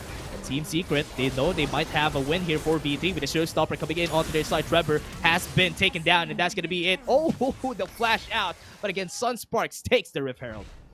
Yeah, Sunsparks right there, very good calculated play on that Rift Herald. Yes, they were able to get Chewy immediately with a very good rotation from Nastro. He walked through the mid lane. Chewy needed to peel away from Sunsparks, doing a kiting maneuver there, but he was caught up in that push, was able to get that kill. Ace That with the was big scary. snot ball right now coming from the Nunu. Essentially gave him that fast track into the Dragon Pit. Next objective right now for both teams that they're looking at is this Infernal Drake. Already 4 members from both from the side of Team Secret is here. Tatsuri did just shove the top side of the map. He is going for that recall, so it looks like there might be a 5v5 that we're gonna see in the Infernal Drake. Yeah, I might be. I am kind of scared also if ever that big snowball is gonna come right into my face. So that is a good call for Chewy to use that mist. So now going on to this Infernal Drake, where probably everybody's favorite Drake right now. Infernal Drake is gonna be the target, 4k HP. Most of the members of Sunsparks are already here, but I think Team Secret are in a better position compared to Sunsparks right now. But based on how they're going for this, they're going to be sacrificing this for the third in the mid lane, which is very smart, honestly. Taking that tower in the mid lane would just give you much pressure in the towers. That is a good bait for Team Secret, but they lost the Infernal Drake, but I think that's worth it. It depends on what they're gonna do next. I think what they're doing next is gonna make it a bit more worth it because they are going to the top side of the map. Yeah. But the Rift Herald again is on the side of Sunsparks. They are about to destroy this turret. Unfortunately, they weren't able to take down that outer turret before the Herald was tackled. It essentially giving it only 1,000 HP. Now Nastro is the one who's reacting to the top side. Azar might be getting picked off here, but not enough damage. Yeah, showstopper onto Azar, and Chum in the Waters would be able to get the kill, but now Nastro is gonna fall down. But his damage is just so much right now. Not enough to get the kill. Nastro, okay, he's playing with fire, but Tatsuri takes him down. But it's still a 1-for-1. Yeah, it was a 1-for-1 and not exactly a successful defense right there for Nasser. He was trying to prevent the turret from being destroyed. Unfortunately, the minions was able who took it down. It was a 1-for-1 trade there, giving a kill to Tatsuri. But I didn't expect the aggressive play coming from Nasser. He saw his chance getting one more kill on the board for him and for his team. Yeah, and that kill was enough. I mean, I was scared that Nastro was able to dish so much damage, even against a 2v1. Azar, even though that we have this, I think Azar is going to get dive here to the top side. He was able to catch wind of it, of what's going to happen onto the top side, and that's really good map awareness on the side of Sunsparks, or rather Team Secret. Now, with that, we're going to be slowing down the pace of the game right now because there's not a lot of the objectives that they can contest, waiting for a 9-minute mark before they go on for the Rift Herald again. Right, and both of these teams are now consolidating, waiting to where they could go. But looking at the items, a lot of the items right now are very much even for both of these teams. Only 1,000 gold on the side of Sunsparks. A lot of that lead is on Consi on that vein, which is the right target for Sunsparks to give that lead. 1-3-1 right now is being done as well by both of these teams because they just really need to consolidate their side lanes. But looking at the objectives, Rift Herald is going to be coming up in about 25 seconds, about the 8:30 mark. It's going to be up about 30 to a minute before Dragon spawn. So that could very well be the objective that both of these teams will be contesting. We're going to look right now at the map who will be putting down the wards there. Sunsparks already has their wards in the river. Although Conti is going to go for a back, they will be ceding a bit of that pressure here in the Rift Herald side of the map. A lot of the vision right now will be going to the side of Team Secret. Yep. Onto the Team Secret side, they have the vision onto the top, so I think Sunsparks really need this because they are down one turret. They need to take this referral for them to get another, or at least answer back the mid lane turret takedown from Team Secret. And this is what we were saying a while ago. Losing the towers onto the mid lane on the top side just makes it so that it's easier for Team Secret to start any objectives that they can. They lost the snowball, so Ace won't have any way to get in, but Rox getting pummeled. He's getting the wild goat. They're getting a lot of CC, and he falls down. Wasn't even able to get the hero's engine showstopper onto the backside. And now look at the position from Nash Joe. They were able to get the kill, but Tatsuri also falls down. Good advantage for their members. 2 for 2. Still not done. Secret and also Sunsparks are still going to be taking this. A Rip World. I think they're not yet done. Team Secret still wants to get this. Remember, they still have a lot of damage on their side. Ace, going for the snowball. They don't have any ultimates already on the side of Sunsparks, but they would be taken down. That Rip World. Ace is going to be the target. He's going to pull down. Consi is going to back away, but Trevor is still chasing him down. Arjit doesn't have anyone with him, and the flashes happen. But Team Secret won't be able to get anything. They still have the broken wings onto the kill. Team Secret takes it down. Yeah, Team Secret getting more kills on their side right there. Yes, Sunsparks was able to secure the objective. That was their victory condition in that part of the map at that time, to at least secure the Herald. But great plays right there coming from Trevor, able to spot out Consi flashing over the wall. But you can't just get away from a Riven that way. She still has her flash, has all of her dashes, was able to catch Consi. But right now, look at the macro side of the map. The Dragon is up. Both teams are now running over to it. Looks like Team Secret has a bit of control, but Nastro is being a bit sneaky here. Let's see if he can be spotted by Team Secret. But looking at mid lane pressure as well, mid lane has been initially shoved in by Sunsparks. Statsuri trying to clean that up, maybe getting for a push, but since the mid lane tier turret is down, a bit of an advantage on the side of Team Secret there. Consi going for the engage. Yeah, losing Rox here is very crucial. If ever they lose Rox, it's not going to be good for them. They won't have the hero's entrance, but because of the positioning that they have right now, Stasis on in front of everyone. Trevor is just getting pummeled right now. Ace is going to push them back. They might be able to take this ocean drink without any contest. That is Team Secret respecting the CC from the side of Sunsparks. Yeah, they did have a lot of respect right there for the side of Sunsparks.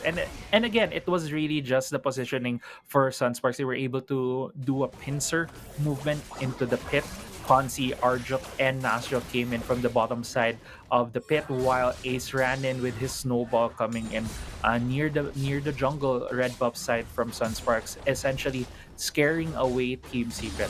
Right now, yes, objectives went the side of Sunsparks, although turrets are falling for Sunsparks. Team Secret right here have taken down all the outer tier turrets, but if you look at the Baron lane, the Nunu, and I think the set is there. Yeah, Nasjo gonna beat the target. Haymaker would just make it work, and that's gonna be the kill, and Rox is gonna follow through, and he's gonna fall down. Also, that is 2 people down to the side of Team Secret. This is just working. Look at the Rip Herald at the top side. They would be able to take this tower, and Sunsparks are just getting all these advantages though. Yes, Sunsparks again, but Haze flashing in. Yeah, they're not yet done. Haze is gonna go. They have the shuriken at the kill. What was that? That was too fast. Sunsparks taking him down. Chewy wants to get a kill. He has a Twilight Shroud, remember, so he's not gonna be seen, but Chewy would be able to take him down. Look at the damage. Look at this. Chewy was forced to flash. Rip Herald was able to bonk onto the 3rd tier turret. That's gonna be it. Sunsparks are just taking all the advantages. They're gonna be taking down the mid lane turret also. Yeah, at the turn of the dime, Sunsparks getting all these advantages. Double root right there on Conti and Ace, but looks like they will be able to back away from Rox and Chewy. And with that, Sunsparks just accelerated essentially their gold lead on their side. They have almost 5,000 gold. They are up in turrets. Earlier, that was 3-1 in favor of of Team Secret. Now it's 4-3. All of the signs right now looking good for Sunsparks. They are accelerating their vein. Haze has been playing out of his mind, getting all these assassinations across the map, having very, very clean mechanics, as we saw in the dive in the inhibitor turret at the top side. A lot of turrets right now also in the red for Team Secret. Mid lane, 2nd tier turret. The inhibitor turret in the Baron lane is very low as the Baron is about to spawn into the rift. Yeah, and also remember, they have a front-to-back composition at the side of Sunsparks, and Team Secret didn't draft a lot of assassins. Yes, they have Tatsuri, but because there's the presence of Arjuk here on the side of Sunsparks, it's not going to be easy for Tatsuri to be able to take down Consi very fast. So that's why right now, it's just that they can't even pierce through the defenses of Sunspark. So Team Secret are just giving up all these objectives because right now they don't have enough way to go in. And also, Rocks can't even go in because there's only Trevor to actually latch onto. And now they have the snowball Ace? coming in. Ace might be playing with fire here. He's gonna go in. Azar is now super low in HP. He's being taken down, but burned a lot of summoner spells from Azar there, which is very ideal if they want to take this Baron. Yeah, Ace just showed in full display what you were talking about, but Ace still going in. Yeah, still going in. They still have the hole coming into their side. He stays it on the wrong place. This is not going to be good for their side, but now the perfect execution was able to get some damage, but I think he's playing with fire. He might fall down, but this is good. Team Secret is just so afraid. Ace is super low in HP. They have that. That's going to be the kill for Tatsuri, but they would be able to answer. Back Hero's entrance won't be able to save anyone in Team Secret. They had the chance. This might be it. They still have the flash on to Rock. That is the shield of the Raptor to Justice Punch. Nash Joe is going to be the target. They have the Haymaker. That is the safety of the composition. They're working down, and Team Secret is just taking them down. They would be able to get the kill, and Hayes is just in safety. He's just going to get healed, and Hayes is still alive, but he's going to be taken down. Azar is not even going to fall, and that's going to be a win for Team Secret.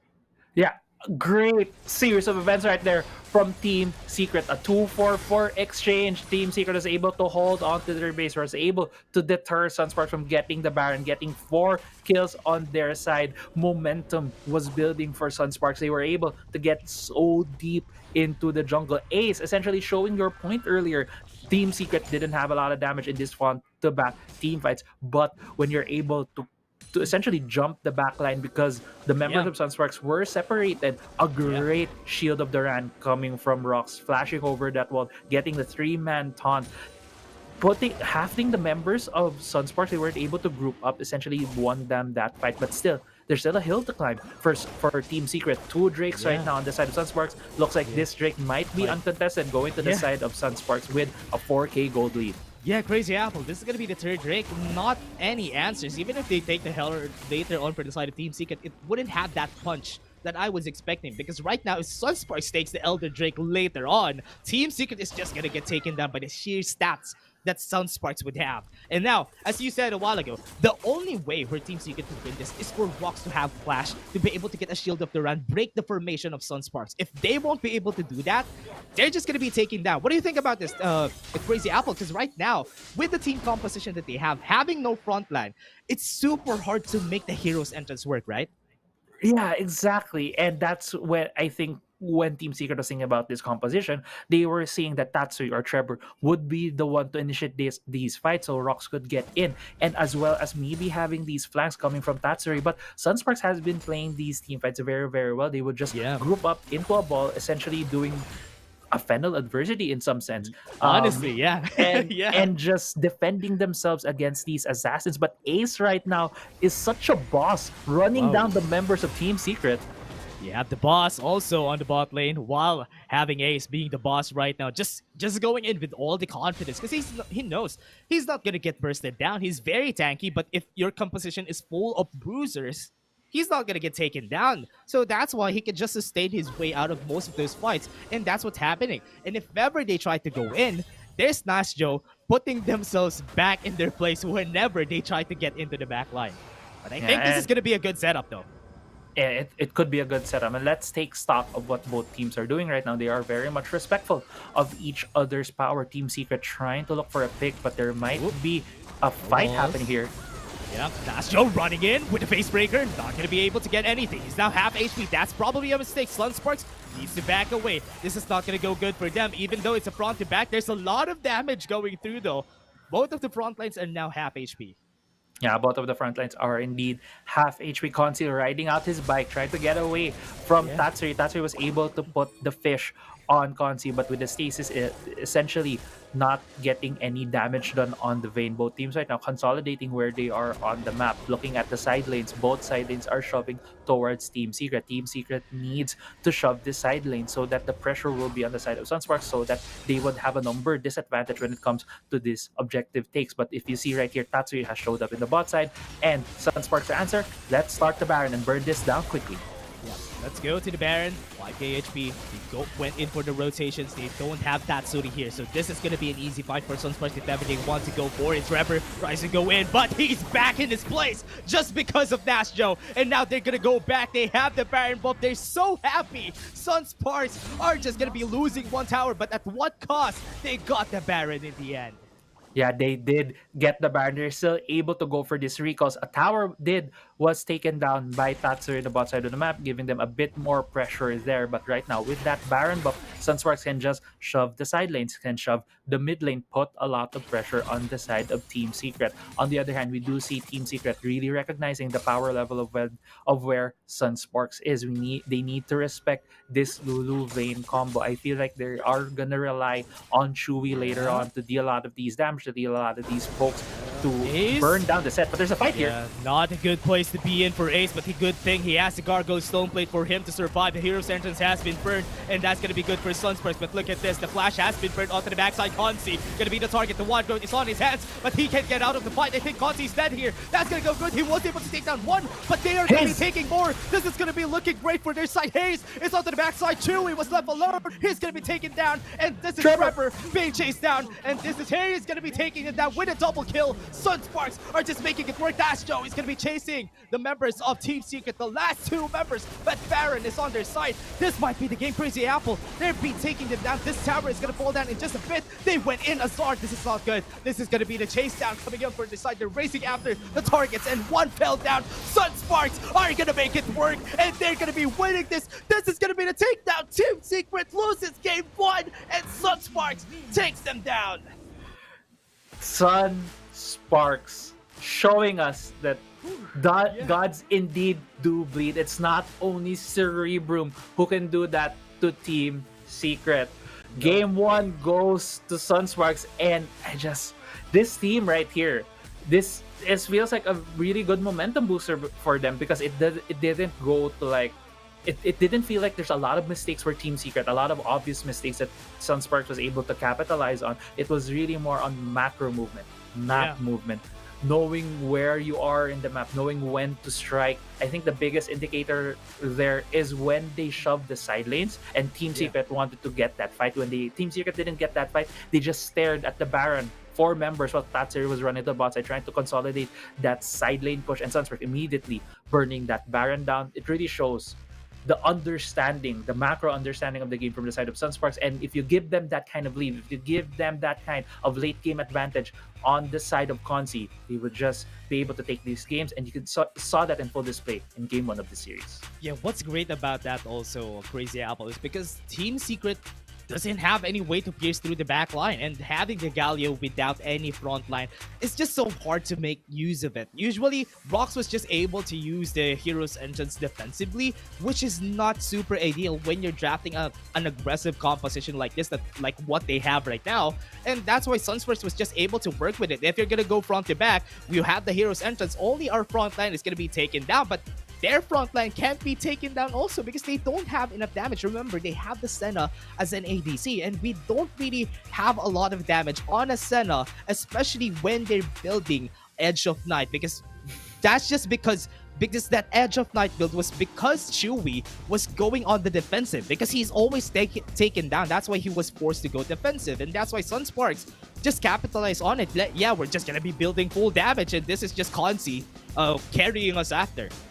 Yeah, and I love how you pointed out the item build as well on the side of Chewy, and that was essentially his role in the team. He is the secondary support. He needs to get Tatsuri, Trevor, and Azar in a position to be able to win these team fights. But as you mentioned, the front to back is not on the side of Team Secret. The difficult thing for their composition is to look for these pickups, and Sunsparks never gave them that opportunity. A lot of the times, the movements from Sunsparks would just deter Team Secret to be able to do anything, and came to a point that Ace would just use his snowball to push away the members of Team Secret. As you mentioned earlier, he provided a lot of vision, a lot of pressure, a lot of space for Konzi and Arjuk to just go into these positions, to go for these objectives. And Hayes, guy, he had a lot of flashy plays. But at the same time, they knew where they needed to be, what their victory condition is, and to put Konzi in this position to win the game. Although the last fight, Konzi did die, Hayes and the team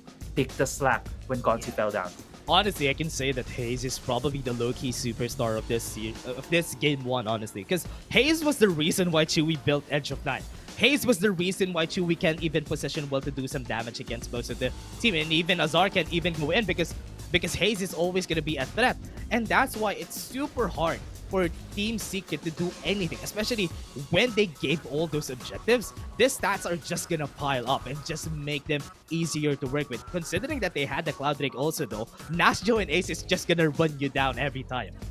Yeah, and it just came. It kind of is the ticking time bomb. Yeah. For the side of Team Secret right there, because Sunsparks had a lot of this late game. You already know that's gonna be the Lulu vein. And even though you could say Team Secret had a bit of a late game timer with their Senna, it's very, very long. And if you look at the player of the game right here, well-deserved Hayes for sure. getting the solo kill at the start against Tatsui, putting himself ahead immediately in that 1v1 matchup. And again, going for a lot of these aggressive plays and forcing members to build items against him. Just really gave Sunsparks that position to win game one. Yeah, and also what I can say is because we're all focused on Consi picking the bait together with the Lulu a while ago, that just relieved a lot of pressure for Hayes. That's the reason why Hayes became the superstar of the game, because everybody was focused on killing Consi, and that's why when you think about it, Hayes was just given the chance because Consi was just incentivizing the fact that hey, Consi is gonna carry, so Hayes is gonna be the superstar, right? Yeah, exactly. And it's one of those, and I think it's one of those things teams can utilize, especially when you have another superstar player on your team. Like, Hayes, we've been talking about him as well, even in the panel. That's how good this guy is. And now we're seeing if these two are paired up, relieving pressure from one of them, they can shine and carry these team to win. Yeah, and again, everyone, we'll be back with a battle of light and dark between Sunsparks and Team Secret. We're just going to be taking a short break. We have been your casters for today. I'm Dash, and I was here with Crazy Apple. See you guys in just a bit.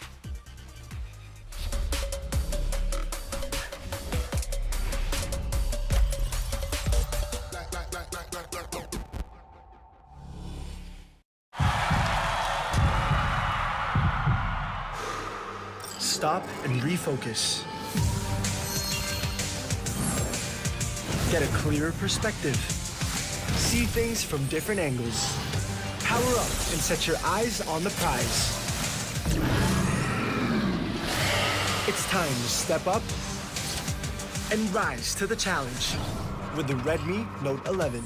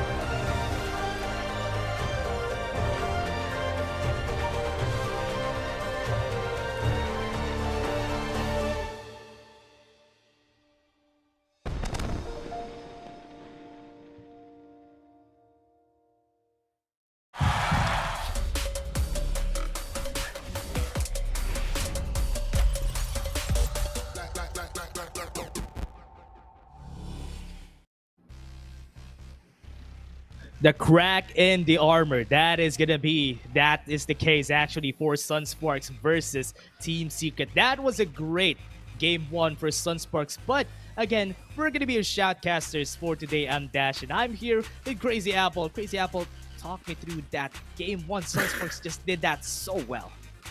Yeah, to be honest, it's Sunsparks playing their victory conditions, their objectives very, very well. I love how you pointed out earlier on during the draft how there's not a lot of resources that Sunsparks needs to share. They can all put it on Konzi because of their picks in the top side of the map and also in the jungle with that Nunu pick, essentially enabling this and enabling the Vayne to have a lot more space. But the star of the show in that game one was Hayes. He was making a lot of this solo plays across the map, able to even get the first kill in the mid lane against Tatsuri. And a lot of praises that are really deserved for the side of Sunsparks taking a game off of Team Secret. But this puts into question, where does Team Secret stand now?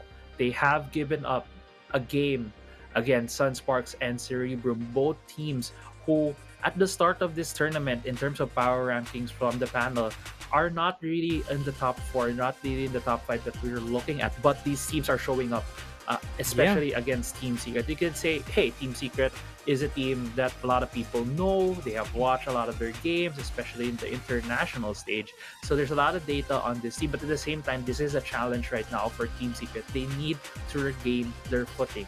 It's only a game. In terms of a series, they can still take this back with a reverse sweep. They can still win the series in week 2. So it's just going to be a test right now for Team Secret, their fortitude, their resilience, their tenacity coming into game 2 of the series.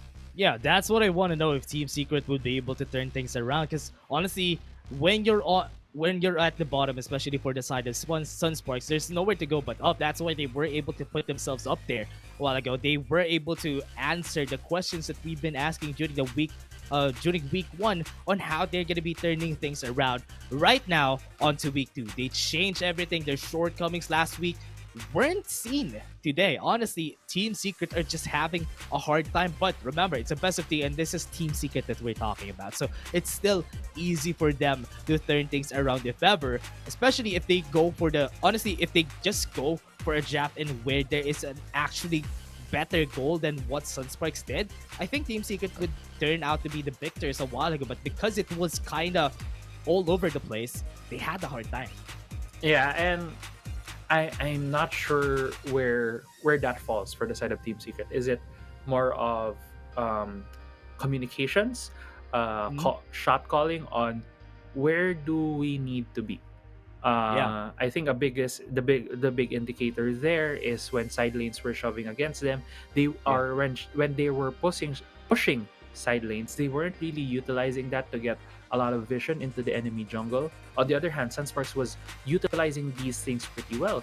They were looking at side lanes and, hey, this side lane is pushing. We could maybe put more pressure here because obviously one guy will be trying to go there and cover it up. But at the same time, Sunsparks, with a good series of events in game 1 where they summoned the referee on the top side of the map, there are a lot of members from Team Secret in the bottom side, and they never interacted. It was gonna be a handshake, but kills across the map for the side of Sunsparks, really tilting the momentum into their side and just really utilizing what they have, the vision control, and I'm looking forward into game 2. The thing is that one of the adjustments I'm thinking of when it comes to Team Secret is, hey, put Tatsuri in a comfort champion, but he was on an assassin in that game. He was on a bit of comfort. So where do we go from here for the side of Team Secret? We are going into picks and bans, and first off, it's gonna be the usual, the perennial, the one that we'll be always seeing in the ban list, the Yuumi. Yeah, no meows right now, especially on a week 2, because Yuumi has been buffed for patch 3.0b. That's why it's really hard that you're losing, especially for the side of Team Secret, right? They're the ones who has been banning Yuumi, because you're losing a bit of this bans. That's why Sunsparks was able to pull out the set, was able to pull out most of their champions a while ago, and that's why it worked in their favor. Now, don't want Sunsparks to be picking the Garen and also the Yuumi combo that happened during the last week. And now with this, Camille getting banned, Sunsparks is just so happy that they're banning classic champions here. And TES are just forced to ban most of this. I think this is the same bans that they did during the last game. Yeah, for Sunsparks, it's still the Lee Sin and the Camille. Although there are a bit of a change in the bans for the side of Team Secret. The Garen was on the second round of bans earlier on, but they have chosen to ban this immediately now, taking away one of those staple solo lanes, Baron lane, or even a support for the side of Sunsparks, also banning out that Gragas. Essentially, they have decided we are not going to go for the side of Gragas anymore. Thresh has been banned as usual, but as you've noticed, it's going to be the first pick set for the side of Team Secret. Yeah, what's great about this is Rox could also use this to support, especially that there's a phase rush minus 3 second buff that they could use in the bot lane. But again, because of that, they can get the Vayne and Lulu again. Okay, this has been the trend in the past 2 games for both of these teams, wherein the red side team immediately picks their Dragon lane, and it is the Vayne Lulu combo immediately for the side of Sunsparks. The answer though for Team Secret is a lot of long range damage, a lot of these possible poke damage coming from their side, with the answer, the Jace and the Varus. This will essentially poke out Sunsparks whenever they go for these objectives. Team Secret can set up early on to be able to know where Sunsparks is coming from, but at the same time, the answer from Sunsparks is that Darius taking away one of those champions that are very good in these poke compositions, because Darius can just come in and get these resets. There's still a lot of picks that Sunsparks can have. They can still go for these assassins to try and take down the Varus in the back lanes. I mean, in the back of the team fight. And let's see here what Sunsparks gonna pick. They have banned that Rakan as their 4th ban. Yeah, they can ban a lot of their supports if they want to. I mean, on the side of Sunsparks, they were just able to get the pick on the champions that they want anyway. So basically, we're looking at the same playstyle for Sunsparks a while ago. It's just the same front-to-back composition. But Team Secret, they need to answer back, especially that they have the solo lanes already on their hands. Or rather, the Jace could also go to the jungle. They could still answer back with some of the supports that could potentially be different. I think a Galio is not the answer here. Or rather, I think it would be the better answer here because they have the set now, which could at least help them get in better with the hero's entrance. But now, we're seeing again, Tatsuri can still go for the assassin here. Just because with this composition, they can still go for the Akali or the Fizz. It fits well, just because it's full 8D composition they have here. I am thinking of another way that Team Secret can tackle this. As we were mentioning in Game 1, there was the Leona that Rox has been picking a lot. And one thing to really help dealing with the Vayne Lulu is just to kill them over and over with a lot of dives. And right now, with the composition that Team Secret has, along with that Varus, they could very well do that with a very long range pick off coming from that Varus along with the Leona. It could work in the Dragon lane, and even having the set helping out in those fights. But the answer right here from Sunsparks is that Diana anticipating the assassin pick, and as you called, it is going to be the Fizz pick for Team Secret. I think we're going to wait here what would be the pick for Rox. I do think that a more aggressive support that can pick off this Vayne would be more doable. Leonor Galio, as we said a while ago, could potentially be a good pick for Rox here if ever they wanted. But they went with the Nami together with the Varus, which is probably the classic combo. The damage that they can do in the bot lane. Consi and Arja could have a hard time in the bot lane. But would that happen, or will do the same thing that they did a while ago? They forced Team Secret to slow back or try to answer back with nothing actually on their hands because they were forced to rotate. But now with the Jarvan 4 onto the last parts, what's good about this is because they have a lot of ways to go in for the side of Team Secret, Diana and Jarvan are such good picks against engaged compositions. That's why it's kind of looking bleak for Team Secret right now. Just with this trap, but they can still play around it. Yeah, but at the same time, when it comes to engaging, Team Secret has also a lot of disengage on their hands. There's also a lot of ways for them to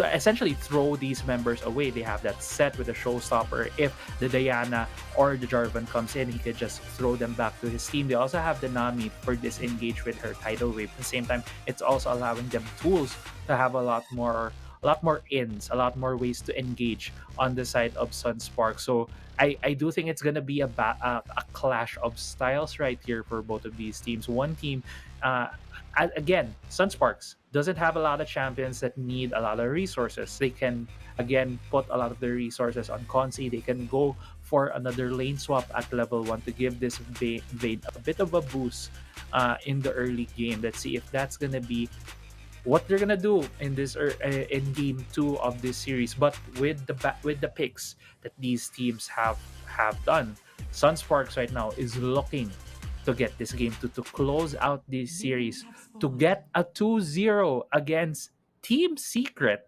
while Team Secret right now really needs to get this win, really needs to again do a Cerebrum where where at least they get a 2-1, at least they get a series win in this game. Yeah, they want to go for, honestly, Team Secret still has a 2-0 if ever they want to, but now Tatsuri, just because of that mid lane push that they did there, they were just forced to, oh no, this is going to be bad for Consi. If they don't see this, they might have a lot of problems here. Now they're really hovering around the bottom side of the map, because I really like that Sunsparks are just being very, very good when it comes to their rotations. They're forcing Team Secret on ways that they don't want to happen, and it's working. That's why Consi can still have easy ways to farm. Yeah, and you also saw what Team Secret tried to do there. They went into the Tribush in the Baron lane, maybe get the pick off, maybe thinking that, as you mentioned, the Sunsparks has been very creative in their level 1s, and because of that level 1, the Team Secret really wasn't able to do anything about. Yeah, Trevor is very much behind on this set compared to the clear right now of Ace. Ace has already done his Krugs and red buff, while I believe Trevor is just starting out his Krugs. Ace right here might be looking for a gank in the mid lane. Okay, going for the mid lane. Flag and drag wasn't able to hit, so Team Secret are just happy with that. And I think the presence right there in the mid lane just shows that they're gonna go to the bot lane side of the map where they're gonna be taking the Rift Herald, which I think Ace is just too late for it. A Rift Herald, or rather Rift Scuttler, sorry. The Scuttle he is a bit late because he did show up in the mid lane, but he wasn't able to convert into anything, making this jungle matchup a bit more in parity right now. Trevor is level 4 compared to Ace's level 3, as well as the Scuttle has control for the side of Team Secret in the top side. So it's going to be a double Scuttle take for the side of Team Secret. Yeah. Honestly, I really love the Trevor going to the jungle, because at least he would be the front line. That's basically the answer that they did here, because right now they need a lot of ways to get into fights, and having Trevor in the jungle would just solidify that would be helpful for them. Yes, they're the more aggressive composition for the side of Team Secret. Sunsparks, they're more, I think it's better for Sunsparks to be reactive against Team Secrets if they want to win, because look at this. Chewy is very great at these types of champions. The Ziggs, the Varus, he's very good at taking down the enemy, especially with his wave clear and just his sheer range. Yeah, and we've seen him play a lot of these, as you mentioned, these kind of poke champions, these wave clear champions, and it's one of those role kind of players that Team Secret is utilizing very well here. Just keeping a bit of that maintenance, that cleanup duty in the mid lane right now. A lot of the members hitting that level 5. We are about to hit 3 minutes into the game, a minute before we see the objectives. Not a lot of big fights happening. Again, this is similar to game 1, where it feels like these teams are just looking to fight it out in the next objective. So it's going to be the Mountain Drake here and the Herald. I feel like there's gonna be a fight maybe in the Herald again, just because of how much Sunsparks doesn't want this game to go out of control for them. Yeah, Team Secret has the advantage on this objective takedowns, because they don't have a lot of power. We all know that the Yana doesn't really deal a lot of damage, but the disruption from the Moonfall would be enough. But Azar now taking down the top lane. What a good play from Nasjo. On the nick of time though, right? So the Rift Herald is gonna come out with rocks coming in here. Would they be able to answer back with one? And that's gonna be the Ignite. I think Nasio is gonna pull down the barrier, and also the level up was just on the right timing for Nasio to survive. Yeah, and very good 1v1 player right there from Nastra. I thought Yeah. Rox was gonna get the kill. I thought he was gonna get I was surprised, yeah. the offensive support kill. Trevor also using his flash, not being stunned right there by the condemn coming from Consi. Rift Herald is being prioritized right now with Sunsparks because they are in the stronger side of the map for them. With Azar going down, it looks like it's gonna be Rift Herald, but a lot of members here for Yeah. both teams. Yeah, with the champions that they have, I think Team Secret has the advantage here if they want to go for a fight. Remember, they have Chewy, who can deal basically a lot of damage even on range, and also Azar with the Shock Blast, so they can pin them down before they go for the fight. Here comes the showstopper. Ace and Wood get the face breaker of the tree. That was big. Ace is now going to fall down. Just with that, they won that, and the backline is now taken down. Sunsparks is being chased down by Team Secret, but I think Nashjo would just back away from this, and Team Secret takes a referral, and Chewy might be able to get one more with the snipe down from downtown, and Team Secret gets the 3-1 also with the referral.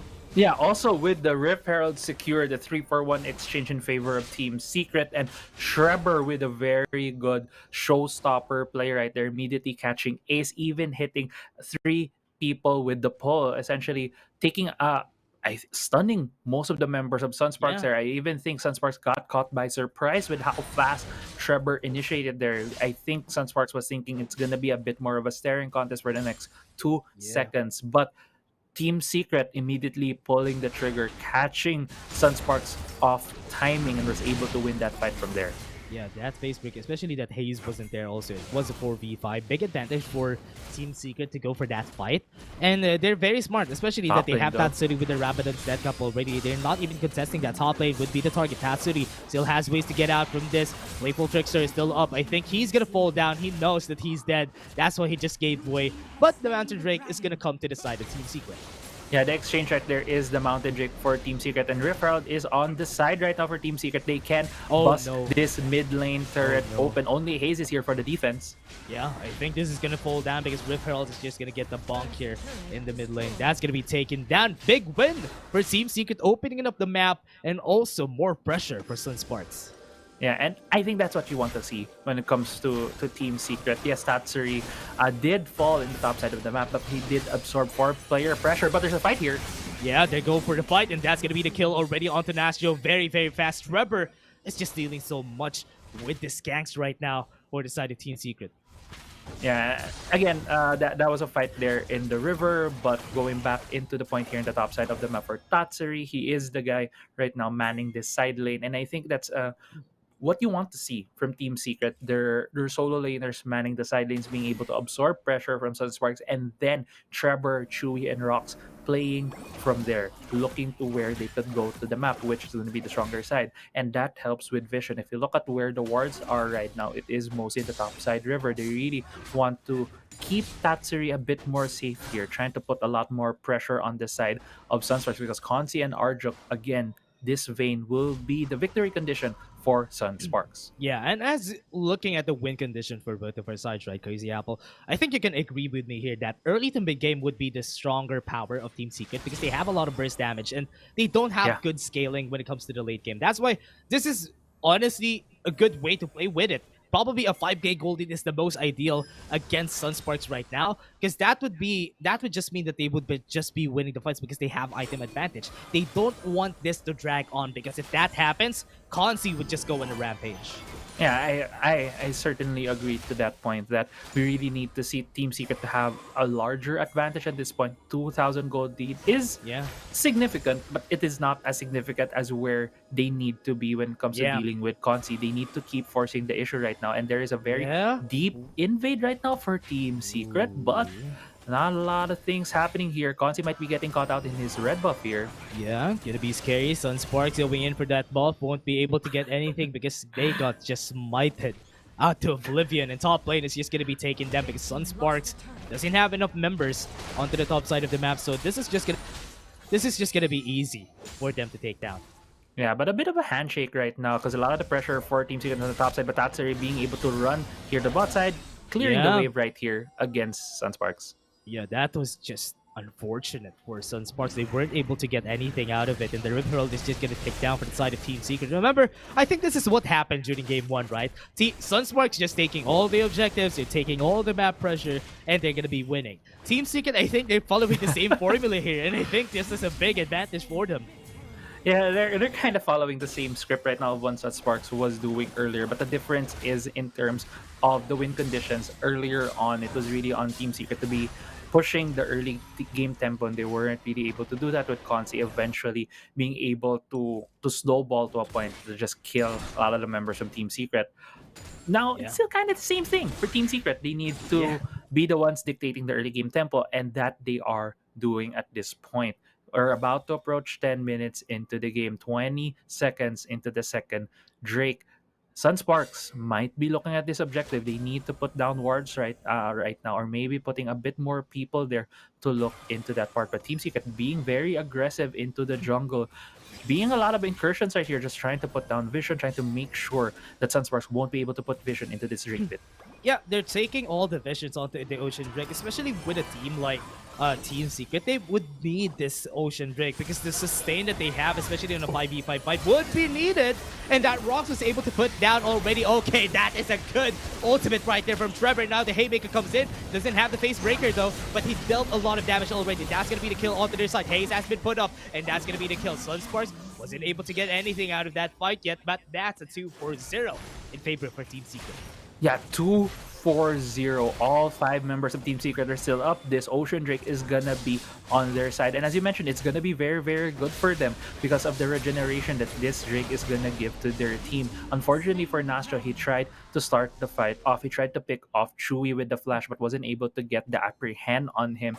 Hence, they kept trying to go for the engage. Ace even used his Cataclysm, but a lot of the flashes were still up for Team Secret. Why? Because there weren't a lot of fights that were happening earlier on. So Team Secret was able to save up their flashes, able to get away from these fights, and essentially a double kill was awarded to Azar because of those good plays and good tracking of the macro instance for the side of Team Sequence. Yeah, this is an ideal setup for Team Secret. Getting that 6k gold lead against Sunsparks is really what they want with their composition, because we said a while ago, yeah, they're going to be having advantage onto the early stages of the game and up to the mid game. That's why they're taking all these objectives whenever they can. It's a good thing that they got the Mountain Drake and the Ocean Drake coupled with it for them to have more sustainability at the later stages of the game, where they need it, actually, against Consi especially. So now with that, Team Secret is in a very great position right now while waiting for their next objectives. And I think right now where Team Secret is, the lead that they have is all thanks to how they helped Trevor get back into the game. Trevor was in that invade at level 1. He wasn't able to start off his camps because no one from Sunspark showed up. So Team Secret helped him get both scuttlers, help him get to a position right now where he is. He has the most gold in his team. He has a 3,000 gold advantage against Ace, even though he was slower at the start. So it just really shows how if you help one of your members, if you help your jungle out in the early game, it can just really snowball you into a win right here. But Haze with a Moonfall. 1v1 into the bot lane. Rox is here with the Tidal Wave. Good timing. Not going to be able to hit. Tatsuri is now low in HP. They have the Playful Frictioner, but Tatsuri is super low. And Haze is just going to be put out. And that's going to be a killing spree for Trevor. Yeah, killing spree for Trevor. Baron's about to be up in 25 seconds. Sunsparks right now going to the bot side trying to stop this Herald, but they might be catching Tatsuri out here. Yeah, I think they're still going for Tatsuri. They still have the Paper Flixer to work with, though, so this is going to be good for the side of that Sunsparks. They were able to get the Cataclysm, was able to get the Condemn also onto Trevor, but he's super tanky. Nobody is taking him down right now. Look at that. That's going to be a Chain of Corruption. Was able to hit onto Ace, and they are just pummeling down Sunsparks right now together with the Rip Herald. Might be able to get one bonk. Yeah, might be getting one bonk, but doesn't look like it because Team Secret are going for the recalls, going for the back timings right now. But there's a bit of a scuffle here in the top side. Doesn't look like Nasha can create a kill. Oh, they went in with the Noxian Guillotine to the skies. I thought that was a dunk on both sides, but Nashjo came out the victor in the end, and 5k gold lead still for the side of Team Secret, getting big advantages throughout the map. And I think Tatsuri right now, together with this Fizz, is in a better position than he was in Game 1. Yeah, he is in a better position, but Azar has been giving up solo kills to Nastro. This has been the second time this game, and feels like it really takes away a lot of momentum for their side. They really were riding a lot of the momentum when Trevor was getting ahead, but with Yeah. that, it really shows that Nastro on this stars can keep bullying the Jays in in the solo lane, and Yeah. Team Secret will now need to react to that more often. Let's see here what Team Secret can do about that. Can they kill Nastro in the side lane, or will they focus on the objective? It looks like they are pinging the bot side of the map. 25 seconds on this cloud rate. Team Secret looks to be prioritizing the dragon objective in the next minute or so. Yeah, giving that to most of their champions is really great, especially that they don't have a lot of dashes on their kits. Team Secret would just be happy taking that Cloud Drake, and it would just be very good for them. Sunsparks needs to deny this, because if ever they give this, that just gives more ways, or rather incentivizes most of Team Secret's champions right now for taking a lot of the pressure, because they can go in and out of fights very fast if they take this Cloud Drake, and I think that's going to be Sunsparks just giving out to them. Yeah, Sunsparks is in a very bad timing right here. Nastro trying to sneak in, but it looks like, yeah, it's gonna be given towards Team Secret. All three Drakes will be going to their side, while Sunsparks putting a lot more vision into the Baron. Maybe looking for a play here, maybe looking for a pick in the mid lane. Yeah, they want to go for the mid lane. I think that is going to be the target, but I think Ace didn't have the timing right, because Team Secret was able to smell it out from the bushes. And right now, I think Sunsparks needs to get a W, needs to get a win in a fight, because so far Team Secret has always been They're starting the at Baron. the top. Yeah, they're starting the Baron without any vision for the side of Team Secret. So this might be a good thing. But just because they were seen, the flag and drag was seen by this vision right here, but the timing is just right. Team Secret is going to take this. This is going to be a good win for Sunsparks. They were able to see it, but they don't have anything to answer it with. Yes, the Chain of Corruption comes in. Nastro is going to back away. Tidal Wave onto the Wildrift, but I think Nastro is going to fall, but at least Sunsparks was able to get that Baron. What a sneaky one. They tried to take them down. Ace, Just the though. waters onto Ace. He's chasing them down, and he's going to be taken down also. They got up 2 kills, but still, Sunsparks was able to get that Baron without any contest from Team Secret. Yeah, and that adds the timer for Team Secret. Again, Sunsparks is the late game team, and if they let that Baron go to the side of Team Secret will be able to siege them down with a poke from Chewy, a poke from Azar, and the side lane shove coming from Tatsuri, because Tatsuri is in a good position at this point to be a solo laner in the side lane. But with that Baron buff take, it adds the timer for Sunsparks right now, gives them more time to get this Vayne into a point. But right now, the mid lane, Trevor going in. Mid lane going for the fight, showstopper onto RJK. He's gonna fall down. Consi is left alone with his own devices. He's not gonna get anything out of this. They're gonna be losing the Baron if ever Consi falls down. And it's a good thing that Consi was able to back away. Yeah, you can see right there, good guy Arjuk on the support, moving away from Consi. Is like, no, you need to live, because we still need to win this game. 4 members right now from Sunsparks still alive, sieging down this mid lane turret, because they do have the Baron buff at this point. That was like anime-ish at some point, yeah. It's like the best friend of the protagonist going in with the face breaker together with his Tidal Wave, and this might be it. Sunsparks are just taking a lot of time. They don't have enough damage. Consi is backing away. The Moonfall won't be able to do anything, and they just backed away. Yes, they're scathed, but they still are alive with the Baron Nashor in their hands. Yeah, they're still alive. Look at all the glowing red bars on the side earlier. Ace is super low, and a lot of members as well from Team Secret was low earlier, but Consi seems to be very aggressive here. Oh, Consi, this is not a good place to be in. Rocks and Tatsuri are already my here. God, They he's might so go greedy. in if they want to, but what? Team Secret will run away. So they respected Consi. That could have been a kill on the upside. Nobody was there, but yeah, that's a good call. I think because they don't have enough vision, they were just a bit afraid on why Consi was just pushing into the upside. Yeah, and that's respect on Conti right there. It's still a Vayne. Vayne still had her ulti, can still do a lot of these invisibility outplays. Hayes almost getting caught out by Trevor there. But yeah, it could have been a kill for Team Secret. I felt as well it was a bit too respectful. They still had Tatsuri there to be just able to throw a lot of nuke damage. But I think when they saw the Twin Shadows, they got scared.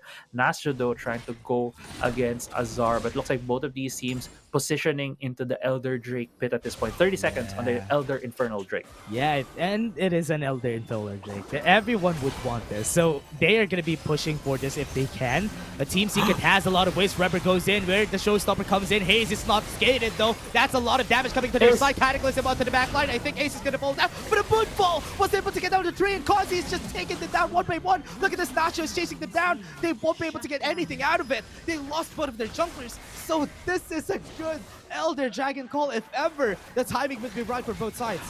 Oh, Elder Drake right now is being started by Sunsparks, and Team Secret is running right now to the pit. It's still 3v3. Who will take this Drake? Good burst. I think Team Secret is in a good position. That's why they're respecting it. They don't have a burst to take down this Elder Infernal Drake. So now, they're just going to be giving that. And I think Sunsparks is just going to be respecting. And mid is going to be their next target. Yeah, respect right there coming from Sunsparks. Didn't really have enough damage to immediately burn down that Elder Drake, but they're going in again. Okay, they're going in. That's going to be good for their side. They were able to take down Rocks right there. 5 stacks onto him. Chewy is going to be next on the chopping block. Sunsparks was able to take down 2, and this is going to be a good chance for them to recall and get the Elder Infernal Drake after. Yeah, no Chewy, no Rocks. It's gonna be very hard for Team Secret to get in the position to challenge any objective that Sunsparks is gonna choose right now. The last item from Consi is that Randuin's Omen, a defensive item, because he doesn't need more damage. He can take down these Juggernauts. He can take down the Varus at this point. And the Elder Infernal Drake is being started by Sunsparks. Team Secret is nowhere near this objective to contest. They can't even contest this just because the fact that they don't have enough on their Drakes is good. That's why this Elder Infernal Drake is not going to be as destructive as we thought it would be. But I think Sunsparks good denial for them, for Team Secret, because if ever Team Secret takes this, that's just more stats for this Elder Infernal Drake. But now, with this, they're starting the Baron, and that's just because there's not enough members right here. Rox doesn't have any TP, but like that, Trevor is on the inside, was able to take down 1, and they won't be able to take down the Baron, but Tatsuri was able to take down Origin already, and that's going to be the takedown. Moonfall comes in, and that's going to be the kill. Consi is just on a safe place, and they were able to take the Baron and the Elder Infernal Drake, and that's a good win for Sunsparks. Yeah, great win right there for Sunsparks, and this looks to be it. This looks to be the first series win for Sunsparks. All of the signs are pointing to that. They have the Elder Infernal Drake. They have the Baron buff. They even won that fight. We are in 21 minutes of the game. This is a full item vein. Late game vein is here and will just eviscerate the members right now of Team Secret, and Team Secret has a tall task on their hands at this point. It's gonna be very, very hard for them to get this, but Nastro looking for a pick right here. Yeah, tall order, but Tatsuri was still able to get away from that Haze. It's just gonna be right here. I think this is the point in where Haze is just so strong, especially with big Moonfalls coming into their side. Team Secret has a lot of ways to get in. Engage composition is the way of the game for them. That's why whenever they try to go in, Haze is just gonna wait for that timing to get the Moonfall, and it's always gonna be big. And this is just the way for Sunsparks. A while ago, we're 5k gold lead, but now the tables have turned, sorry. And this is gonna be a mid push for the side of Sunsparks to get it with the Baron and also the Infernal Drake. Yeah, and the siege right now in the mid lane. 4 members from Sunsparks. Nastro, the only man in the bot side. Trevor might be spotted here by Ace. Yeah, pushing their limits. Ace is going to be the target. Showstopper in front. Guardian Angel is still up for their side, and that's not going to be the kill. Tatsuri is just going to go in for the Moonfall on the backline. Hayes was able to do a lot of damage, but not enough in order for them to defeat most of these members. They have the Baron on their side. Sunsparks are just taking down all the certs. The time is ticking for Team Secret. They need to go for a clash if they want to win against Sunsparks. They have a lot of HP. This might be their chance, but I think Sunsparks is just going to back away. Sunsparks going again for another push here in the top side. Okay, top side, it's going to be the target. Nash Joe is going to go in. He doesn't have enough damage. Hayes is going to go in. No Moonfalls on your side, buddy. But Consi is just going to be taking down Hayes. He's just going to be taking down another. Consi has the Guardian Angel. Remember, this is going to be good for their side. So they're just taking down all the inhibitor turrets. Remember, they have the Baron on their hands. That's why they were able to take that a while ago. And now, 5k gold lead, and they're backing away. Consi saw the win right there. He was running for the Nexus, but Arjax's like, no, back away. There's only one of you. We don't have the power yet to be able to take all of the members on that part of the fight. But man, Sunsparks, wow, going to the late game. 23 minutes. The game is not over yet, but it's only a Nexus left for Team Secret. They don't have the late game strength as compared to Sunsparks. Yeah. Sunsparks looks to be just waiting for Haze to be alive and will go for the death push. Yeah, the time bomb has already exploded. That's why the gold gap is just exploding so much for the side of Sunspark. We were saying a while ago, they just need one single ray of light, and now they might be able to take down the members of Team Secret. It's going to be hard. They're going for the Baron. If they take this, that is going to be the final nail in the coffin. Sunsparks, Team Secret rather, needs to contest this, but Trevor is going to be the target. He has been polymorph, won't be able to do anything, but they don't have enough damage. This is going to go bad. They're playing around them. The Astro is going to fall down, which is not good for their side. They were able to take down one. This might be the turnaround for Team Secret. This is good. Haze was able to get the moonfall, but nobody fell down. Not a good position to be in for the side of Sunsparks. Consi is gonna back away. The base Good though, the thing. base. This is gonna be the base ticking down. They have a lot of minions, and remember, they have a lot of weight here, so this is still gonna be safe, Crazy Apple. Yeah, it's gonna be safe. Whew. I thought that was gonna be the fight right there. It looked like scary. Trevor was gonna get picked off, but the flank coming off Tatsuri, hitting 3 members of the Chum the Waters, essentially stopped Sunsparks from reacting on that fight, dealing a lot of damage on Konzi, dealing a lot of damage on Arjuk. Team Secret right now in a position in this Baron. They're trying to bait out Sunsparks, but Sunsparks, the call might be just to shove it all, go to the Nexus and finish this game. Yeah. Baron though is the contest here. Yeah, considering that they don't have any inhibitors right now on the side of Team Secret, it's not going to be easy for them to call for the Baron because their base, look at their base, it's going to be the target of the minions here. So they need to go for a call because they went back. Sunsparks would just be taking this Baron. And remember, it's a Vayne. Now, this is just going to be so bad for them. If ever this is not going to be stolen by Trevor, just because Nashjo is in front of them, Sunsparks took the Baron. And now Team Secret know their time is ticking. This might be the end for them.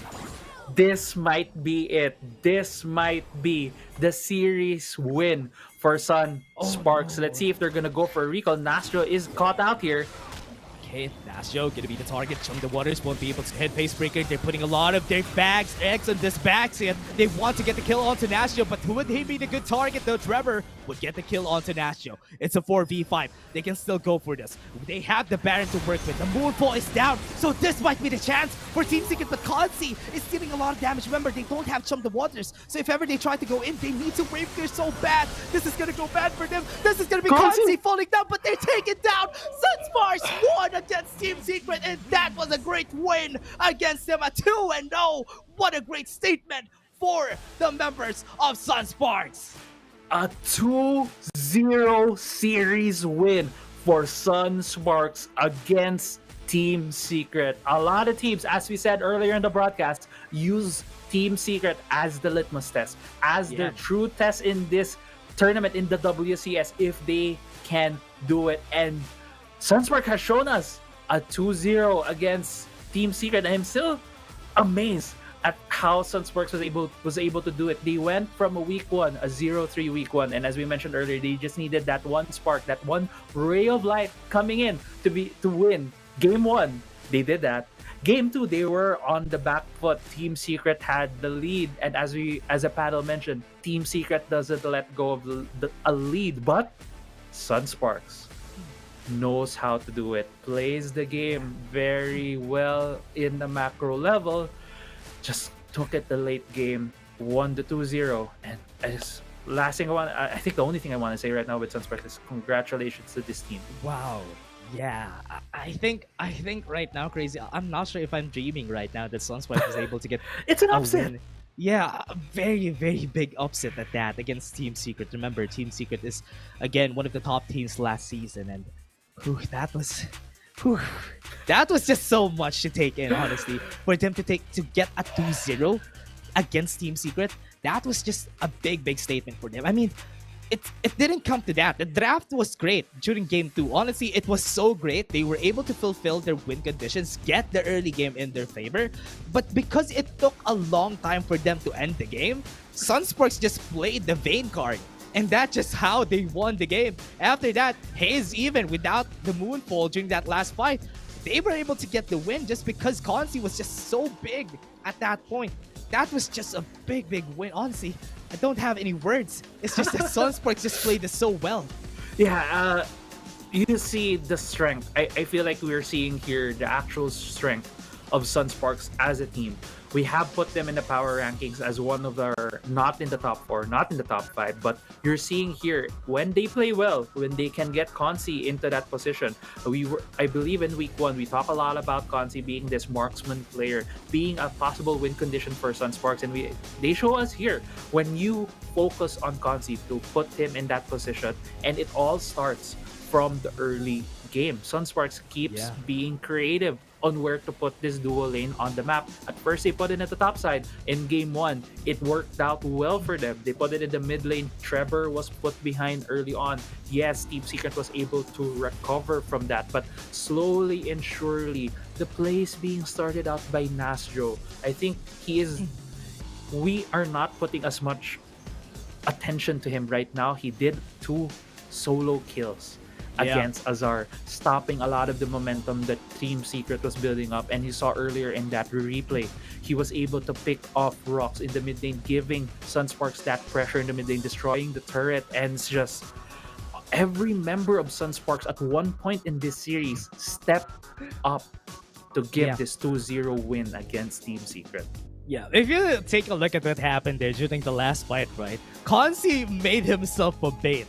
Just for them to finish the game though, right? He popped the GA just for them to bait out in order for them to get the takedown onto the Nexus. And again, this is very much well-deserved for Consi to be the player of the game because he's the one who's dealing a lot of damage. And just like, as you said, I think Nasio could also get an honorable mention because what he did during that game was just being the front line, being the shield, and also Ace.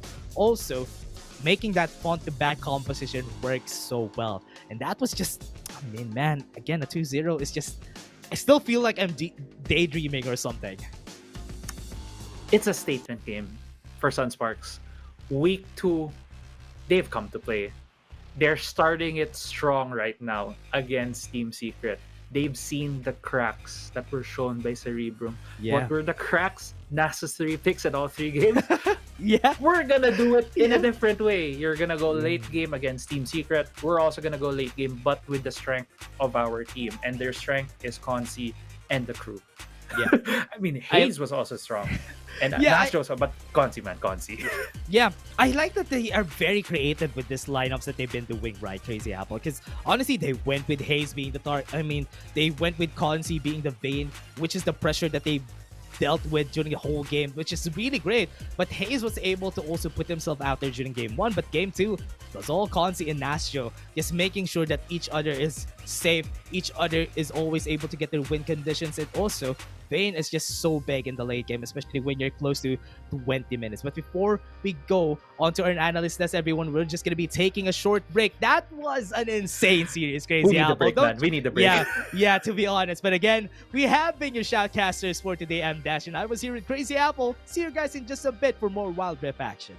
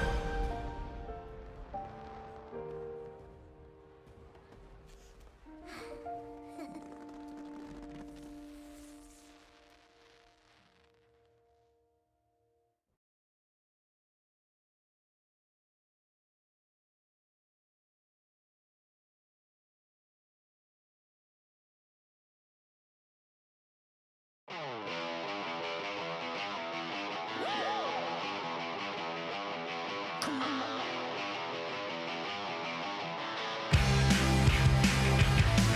bright light feels right.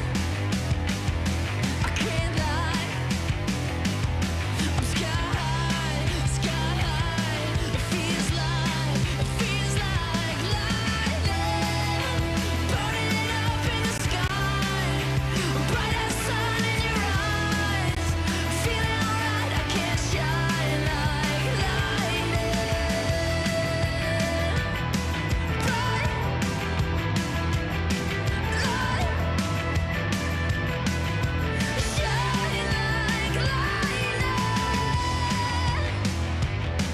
Feels right.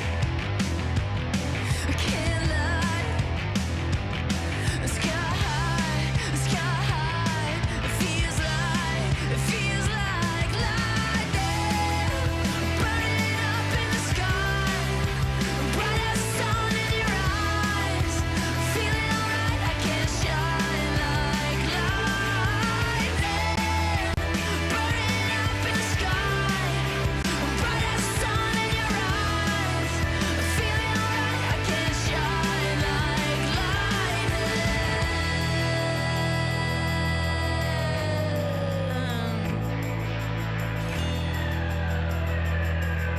Shine like lightning.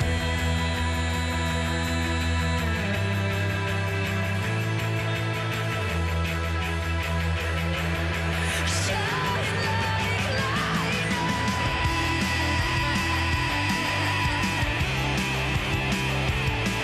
feels right, feels right, feels right. It feels like lightning burning up in the sky. Bright as the sun in your eyes.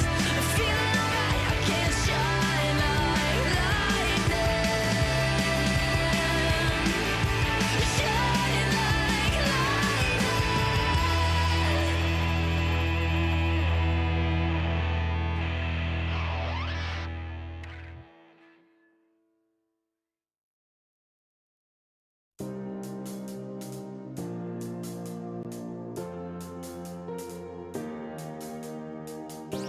you lit me up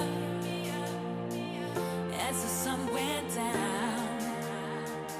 Now my search is over, over, over.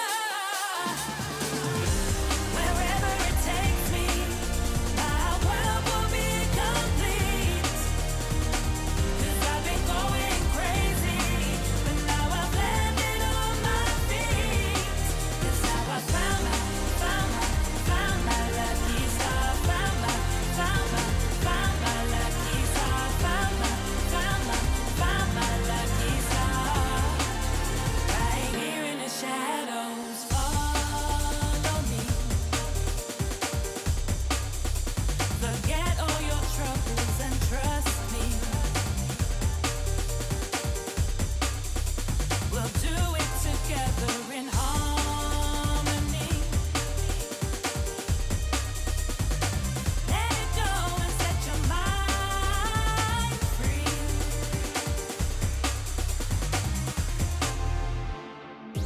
You lit me up as the sun went down. Now my search is over, over, over. Wherever it takes me, my world will be complete. 'Cause I've been going crazy, but now I've landed on my feet. 'Cause now I found my lucky star. Found my lucky star. Found my lucky star. Right here in the shadows. Right here in the shadows.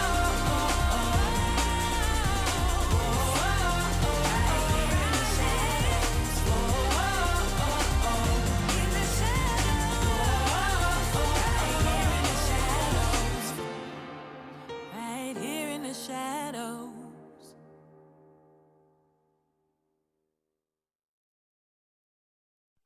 Running wild out of my mind.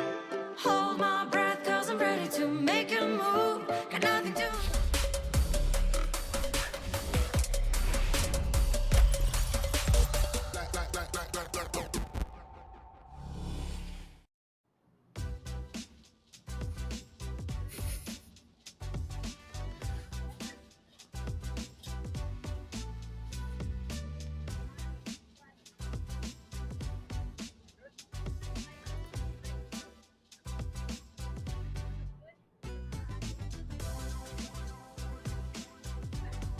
I'm back.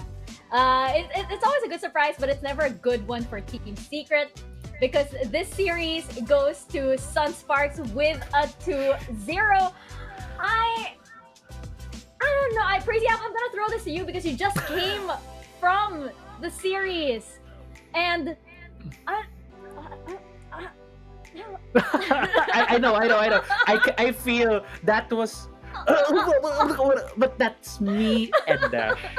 Literally, while we were casting that game, we were in disbelief on what's happening. Like, okay, game one, Sunsparks gets the win right there, and come game two, Team Secret was in the lead, right? And we were all thinking, hey, they don't throw away a lead. This could be a comeback for them. But man, beautiful game though for Sunsparks. Beautiful series with a 2-0.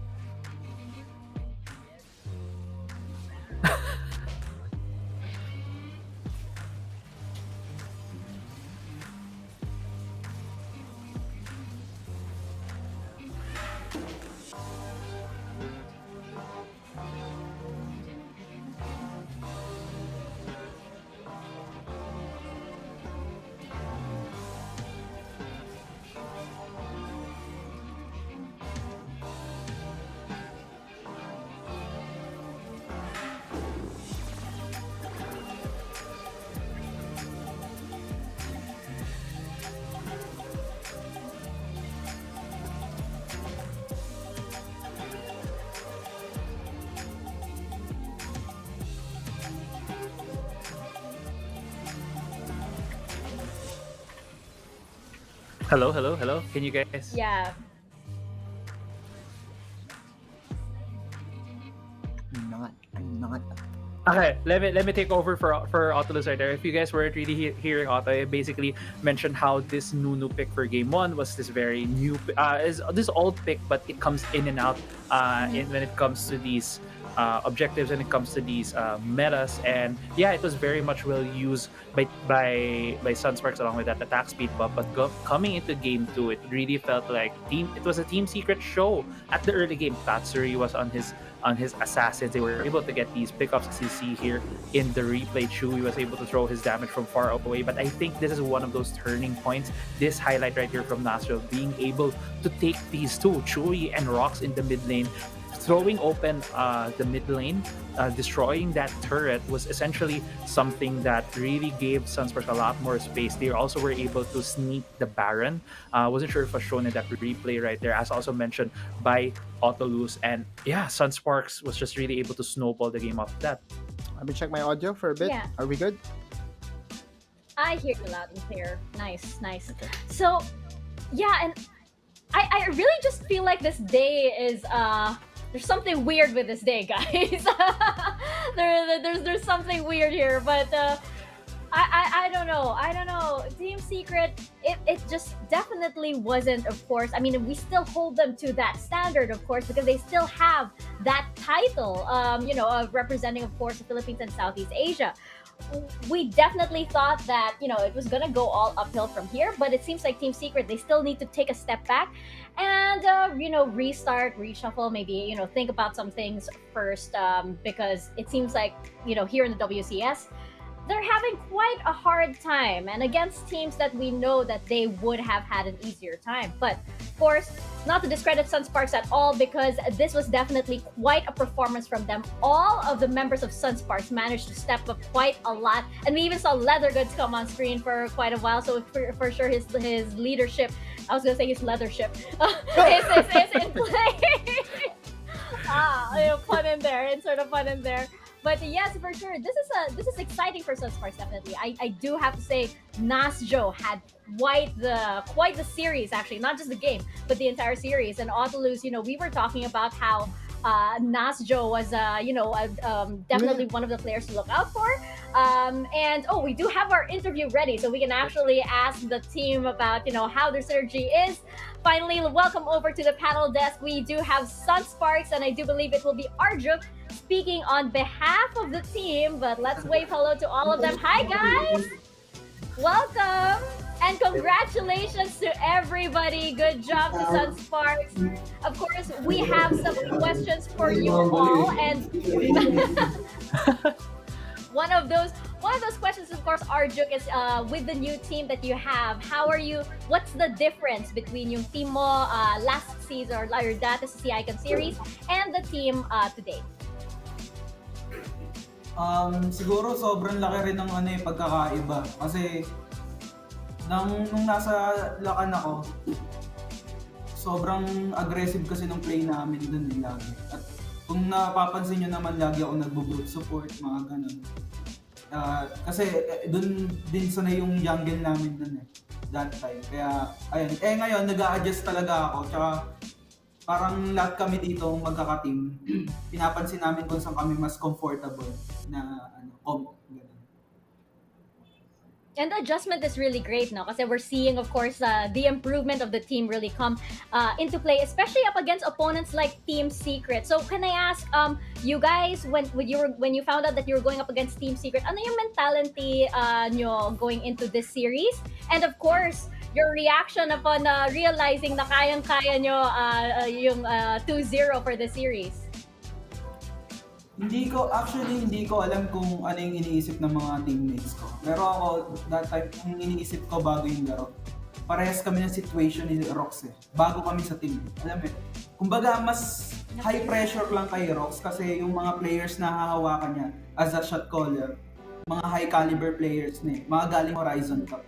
So, ayun siguro, mas lamang tao konti pagdating sa pressure ng ganung situation. Yeah, that's very interesting. Oo nga, no? You and Rox are in the exact same position, tapos the exact same role din. Autolus? Yeah, let's talk about shot calling. Sino yung nag-shot call nung clutch sneaky Baron na ginawa niyo ng game number 2? Because if that didn't happen, I don't think makaka-comeback talaga kayo because of the pressure that is being put out there by Team Secret. So, kaninong call yun, pare? Actually, sinat call ni Consi. Tapos nag-agree na agad ako doon. Tapos yung buong team nag-agree na. Nag-agree na yung It was a highlight, and I think we will go back to that clip over and over again. Congratulations, paring Arjuk. So proud, so proud. Thank you po. Crazy Apple? Yeah, for me naman, Arjuk, first of all, it was a great game when me and Dash casted it. Sobrang in disbelief kami nung na-2-0 niya yung Team Secret. I guess my question leading into this is, in-expect nyo ba na matu-2-0 niya yung Team Secret today? And if yes or no man, what would be next for this team? Kasi it looks like you are about to start a very hot streak ngayong week 2. So, sobrang ganda ng tanong na yun. Kasi ako sanay na ako since nasa execration ako, bugbog na ako sa talo Alam mo yun, laging mga panelists, laging kampi talaga sa nakakalaban namin team. And especially naramdaman ko yung feeling na to nung nasa nung playoffs nung Lakan versus RRQ. Na halos lahat kumakampi sa RRQ kasi 6-0 nga daw yung RRQ. Pero ayun, lagi ko lang chine-cheer up yung mga kakampi ko doon na kahit sino naman kalaban, pare-pare sa mga pro player Kaya ayun lang, sa execution talaga nagkakatalo. Pero sobrang proud ako sa teammates ko Props sa teammates ko dahil ginawa namin lahat ng best namin. Lahat kami. Yeah. Especially din great Qeon dyan. Oh. Kaya grabe talaga yung game niya, guys. Like, there's a lot of great plays right there, a lot of great calls, and yeah, I do agree na the whole team really looked to have contributed. So thank you so much for that answer. Buti na nga may bosses pa si Crazy Apple sa interview na ito kasi sa series na yan, kala namin mauubos na So, Arjok, do you have a message, of course, to all of the fans of Sunsparks and all of the supporters and maybe your friends and your family that might be watching? Yun, shoutout nga pala sa family ko, tas sa mga kaibigan ko, lalo na sa girlfriend ko rin na walang sawang pag-support sa akin simula nung wala pa akong team dati. I mean, bago maging Sunsparks. Sabay, props din sa team ko na ginawa talaga namin lahat ng best namin. Special mention sa rin kay Emjan, kahit ako yung naglalaro ngayon. Pinaubaya sa akin ni Emjan yung role. And also, happy birthday rin pala kay paring Domeng. Yay! Happy birthday kay Domeng. And actually, before you go, meron kaming sasabihin actually dahil nabanggit mo din na usually yung panel yung ano. Dito na lang. Sasabay ako, sasabay. Harap-harapan na lang. Oh, I. Bakit kabila pa sa may I, Mika Fabs. Otolus. I, Crazy Apple. Do solemnly apologize Do solemnly apologize. for doubting Sunsparks today. For doubting Sunsparks today. Congratulations! Congratulations! I'm saying Sunsparks! sorry for the Rico gang. For pati kay Rico din, nagawa ng prediction. Congratulations sa inyo. I hope you guys have a good celebration and thank you so much for your time. Thank you. Oh my gosh, yes. We had to do that. I mean, he already said that, like, Deserve. They deserve it. But it was well deserved indeed. I mean, like, of course you have this team that has to keep their composure against, of course, the team like Team Secret. And I love what he said about him and Rox being in the exact same position. That's absolutely true. And Otolus, again, I wanted to bring this back, but we talked about how Nasjo is just really stepping up. We've seen him in like the first week, slowly getting there and everything. I think this whole series, both game 1 and game 2 was where he really got to shine. No better way to prove yourself than killing Azar twice solo. There you go. Right? There you go. And Nasjo, again, we were very critical of his performance last week. And sabi ko nga, if there is a highlight for Sunsparks, my highlight for them is that there's going to be a rest for them, or there will be a few days of rest and practice for them to go back to the drawing board. And that, I think, is what happened here with the help of Coach Leather Goods, again, one of the veteran coaches that we have in the field right now in the esports industry. I feel that Sunsparks just shook everyone's power rankings. And this is what we expected, because WCSPH is really, really strong. Yeah, I have to go back and think about some things. Definitely, I have to revisit some things, especially after today. But we are not done just yet, because we have our third series coming right up, and it is going to be between Cerebrum and Grindsky. Now, this is interesting. I mean, Cerebrum is definitely a very interesting team, especially with what happened in their previous series, which was up against Team Secret as well. It seems like, once you can pass Team Secret in that trial by fire, interesting things happen to you. And for Cerebrum, that was definitely true. Otolus, the big question is, are they going to run the Nasus?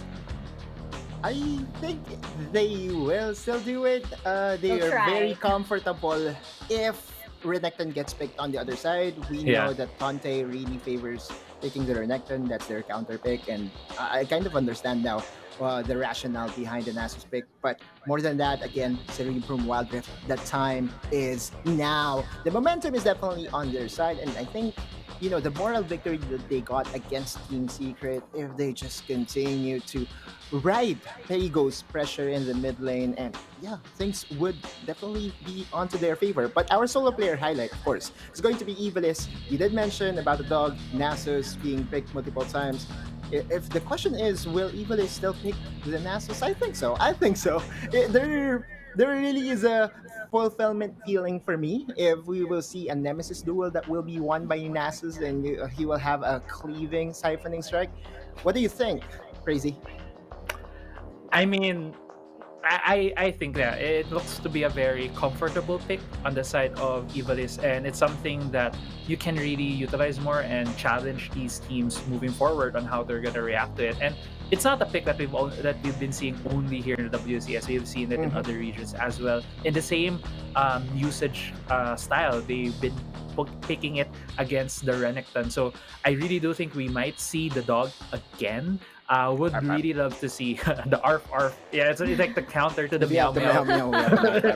that we've been seeing lately. So yeah, we would really be excited to see that. But at the same time, we would all, I think one player that we could also look at or look forward to seeing in Cerebrum is, as you mentioned earlier, Pago on that assassin, on his on the pressure that he brings to the team, because I think that's one of the things that Cerebrum was able to bring out against Team Secret, and they kind of decoded the Team Secret, and I do want to believe that I really do want to believe that Sunsparks was the team that was able to capitalize on that. So I'm looking forward to Cerebrum to be able to again carry that momentum, getting that one game win against Team Secret into their series today against Grindsky. Yeah, and that's what makes it so interesting, right? That's what makes this series so interesting, because they will be up against Grindsky Esports. You know, of course, the question is whether if they can take a game off of Team Secret, can they take a game or more against Grindsky Esports? And you know, the Crazy Apple, Grindsky Esports is another team, much like Sunsparks from the earlier series, that doesn't have that big victory moment just yet. Right. It's one of these things that you really want to say that, hey, I beat one of the big four, big three, big two teams and propel myself into that confidence boost. And although Grindsky is one of those teams that we know a lot about, and the narrative has been Xiaomi. Did he get a good night's sleep? Did he wake up with a good breakfast? We might see that again in this current week. But when it comes to the solo player that we're gonna highlight today for the side of Grindsky, it's gonna be Tante, which is gonna be this top lane matchup that we're looking between the two teams. Tante has been a bit of a role player on their side, playing whatever they need to when it comes to the Grindsky composition. He has played a lot of that. Darius has played a lot of that Renekton, which gives, I think, me and Otto An opening for some, Nasus. yeah, an opening for Nasus. And yeah, I think this will highlight what we'll be seeing later on. I think the biggest difference is for Grindsky, it's their jungler. That's one of their, like, the sparks that they need in their team. While on the other hand, for Cerebrum, it's gonna be on their mid laner. So we'll see the interaction there when it comes to the rotations coming into the mid game. But what do you think, Otto? How do Grindsky get this win off of Cerebrum? If there's a full reset that did happen for Sunsparks over the weekdays, right? I feel that Grindsky also had theirs, because looking at their social media posts, they were in a team building event just a couple of days ago. So if there's no better way to refresh or to reset than, you know, having to go to Pansol and swim, let's go. But yeah, Tante, I believe, is still the foundation for Grindsky Esports again. Tante against Ivalice will be our highlighted matchup. The numbers currently is favoring Ivalice. I don't think we will be seeing a solo kill moment in this series, because both of them just wants to get, you know, just wants to get even and not really go for the high risk, high reward play. But if it happens, then we will welcome it, definitely. But yeah, for now, eyes on Ivalice and Tante. Okay, remind me again. To trigger the Nemesis duel, what needs to happen? Well, okay, at level both of the champions. Level 13. Level 13, well, from observation, should be fairly high level. And then afterwards, both of them should be alive. There should be a certain distance between them, and no damage should have been inflicted on both of them for a certain amount of seconds. So it's safe to say, if they're full, if they're just freshly reset, or if they're just back at their base, refreshing their HP bars, then the Nemesis duel will trigger if both of the champions are level 13. See how incredible it was that we actually got this 3 times. Yeah, last long week. game.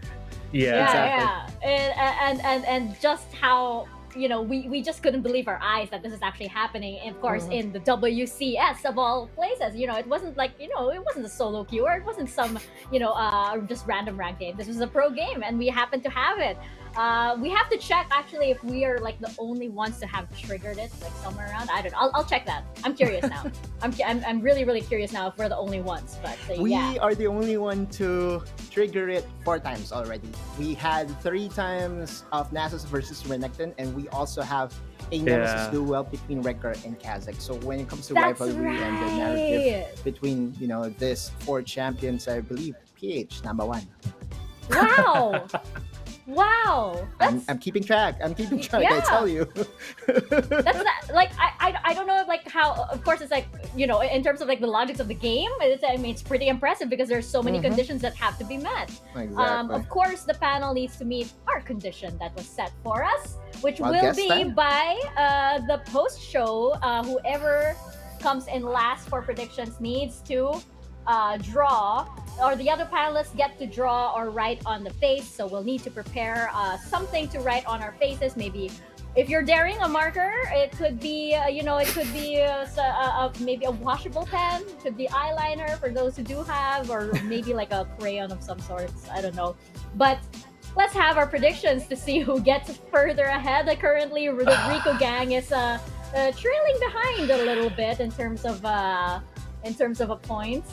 Yeah. Or has more losses rather on this side. So Crazy Apple.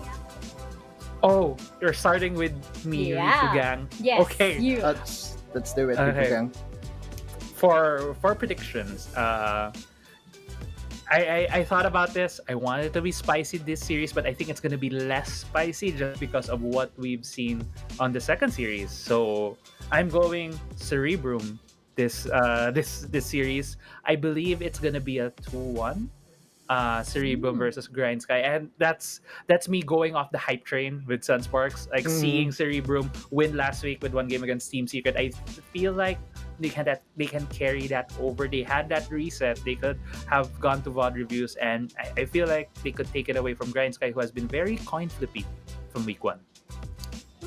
Autolus? I still think Grindsky is the best middle pack team that we have here. They're like the gatekeepers. And again, Pansol buff. If we had a happy birthday buff, I believe there's a team building buff.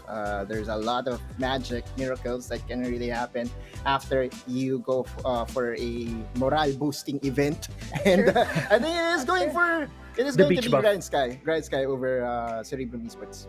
Yeah. I actually do agree with that. I think like the R&R can Pansol, definitely, let's go. the Pansol buff. I think it can definitely do wonders with the team in terms of morale and in terms of just resetting everybody's minds and building that team chemistry. I think we're gonna see that Pansol buff come into the game in this series. I think it's a 2-1 in favor of Grindsky Esports as well. So Crazy Apple, you're gonna see if you're gonna add more to the wrong predictions. This is keeping track of the wrong predictions. We need by it. the We need way. it. Come on, So- Cerebrum. We need it. So there you go.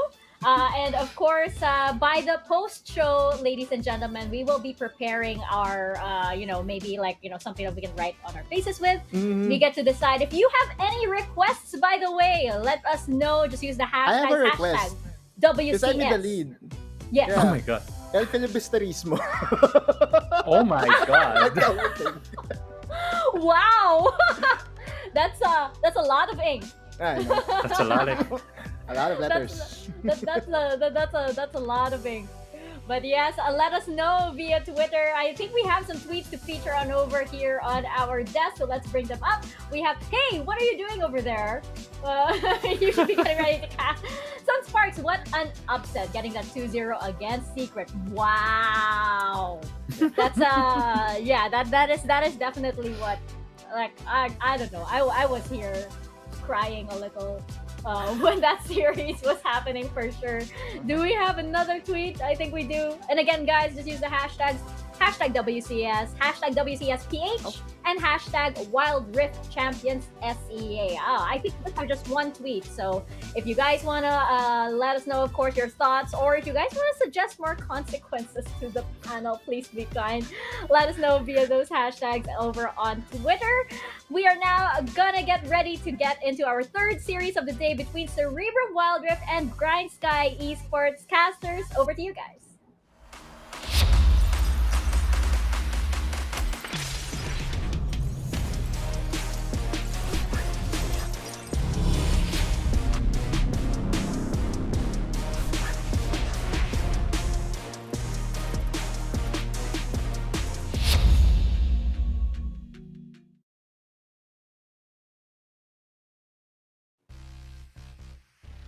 Welcome everyone back to the Caster's Desk. This is the third series of the day of WCSPH. The wolf on the hill is never as hungry as the wolf climbing the hill. This is the theme of our games today. Two teams that are hungry for a victory or even a chance in getting into the playoffs. I'm Dash and I'm here with Riku and we'll be your guide for the long snowy mountain climbing that these teams are gonna do.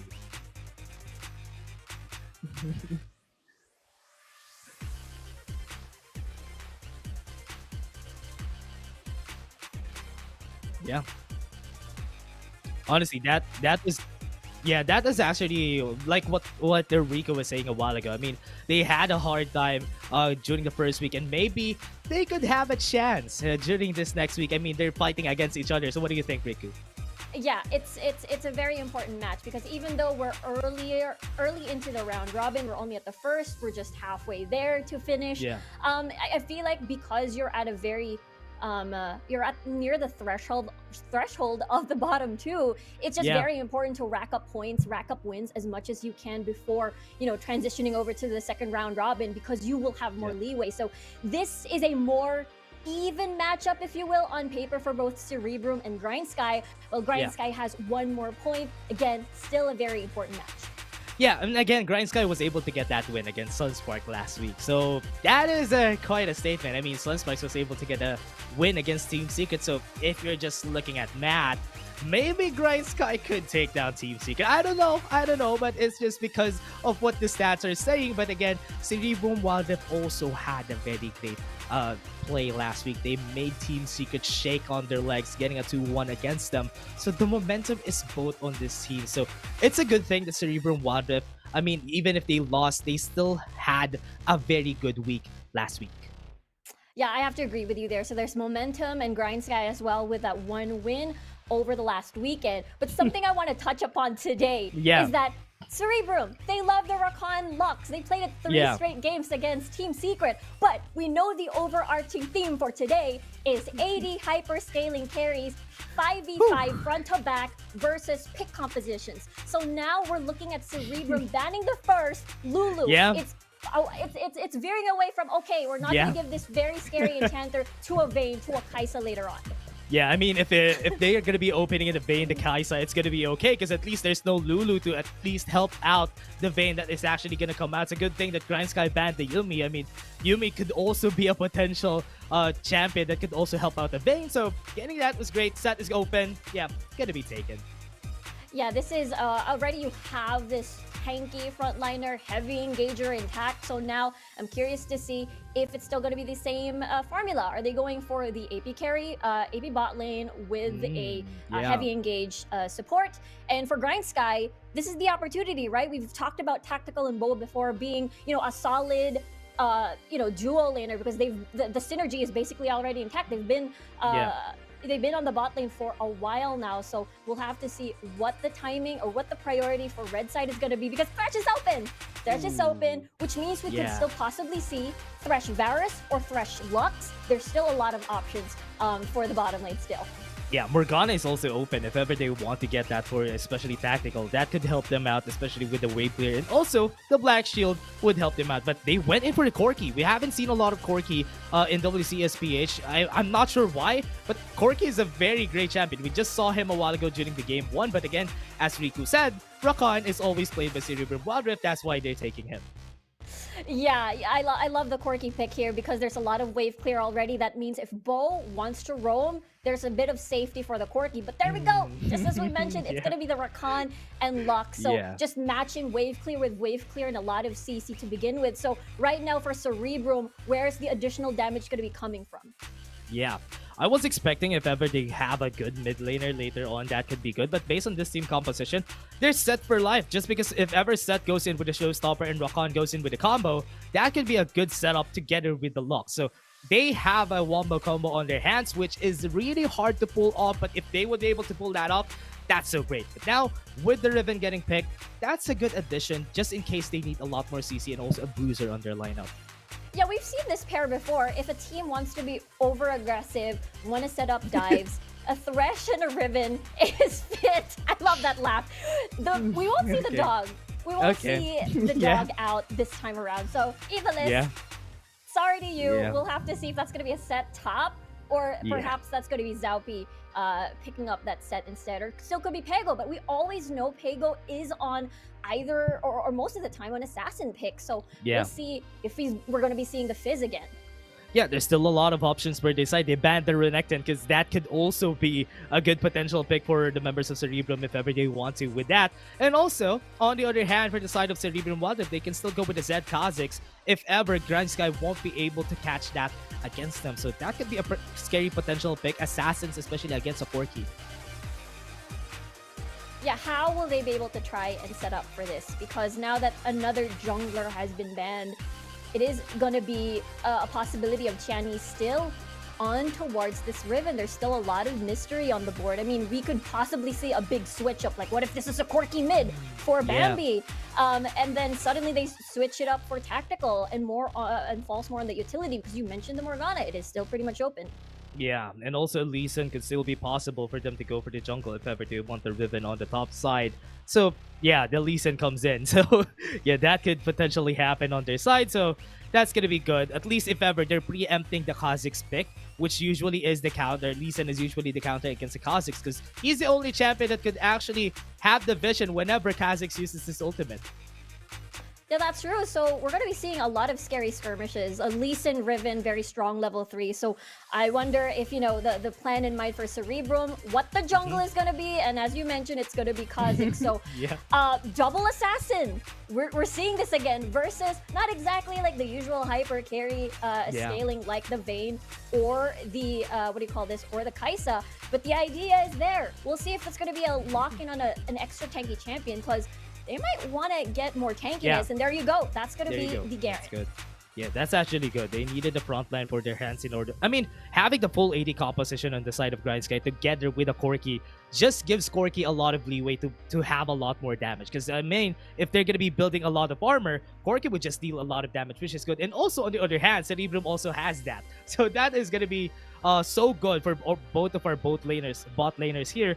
But based on what they did last week, Cerebrum Wildrift picked the same composition. It's just that the set is kind of out of place because Nasus is not there.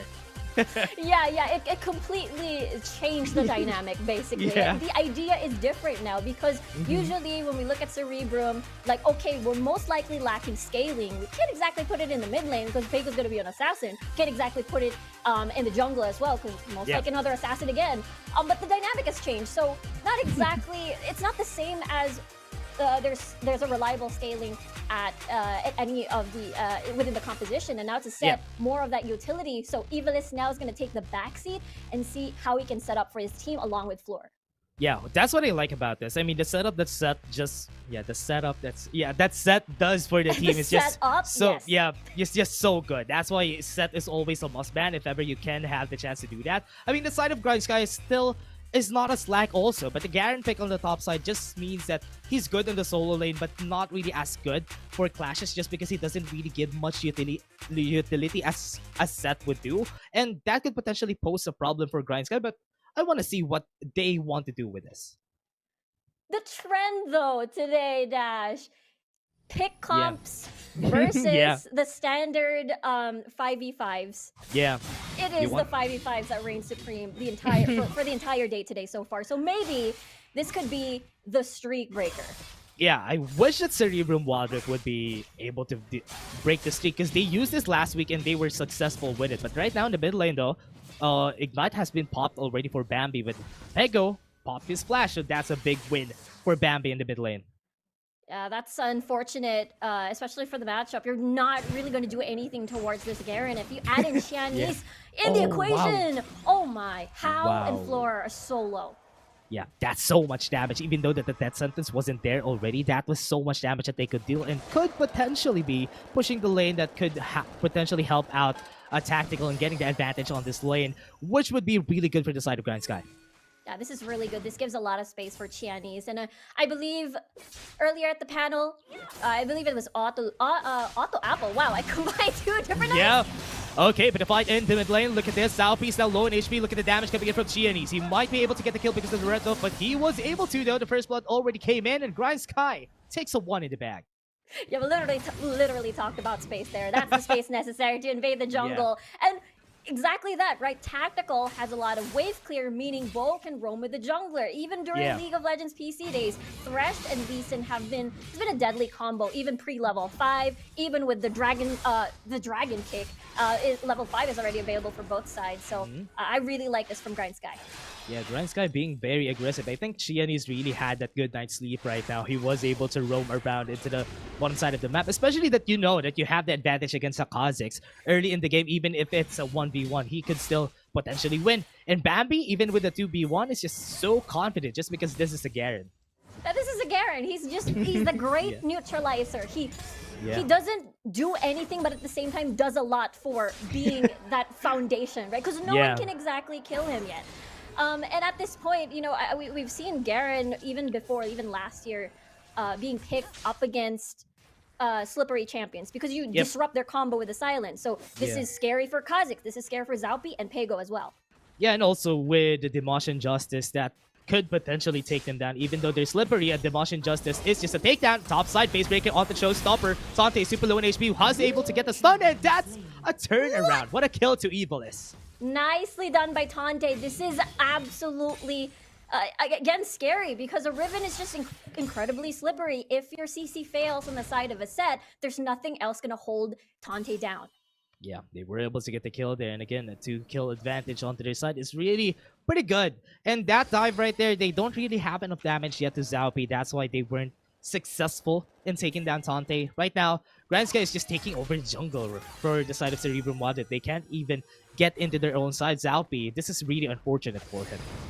Yeah, Tiani's basically put a flag there, like, this is mine. I have 3 quadrants already in this map. We're going to be waiting for Zaupi, and so far Zaupi has been focusing a lot over at the top portion of the map, which means that they could prioritize Rift Herald, which means if they open up topside, Evilis can help initiate for the entire squad, because look at how in floor, they're locked. They can't leave the lane, so who else can help make moves around the map? It's going to be Evilis.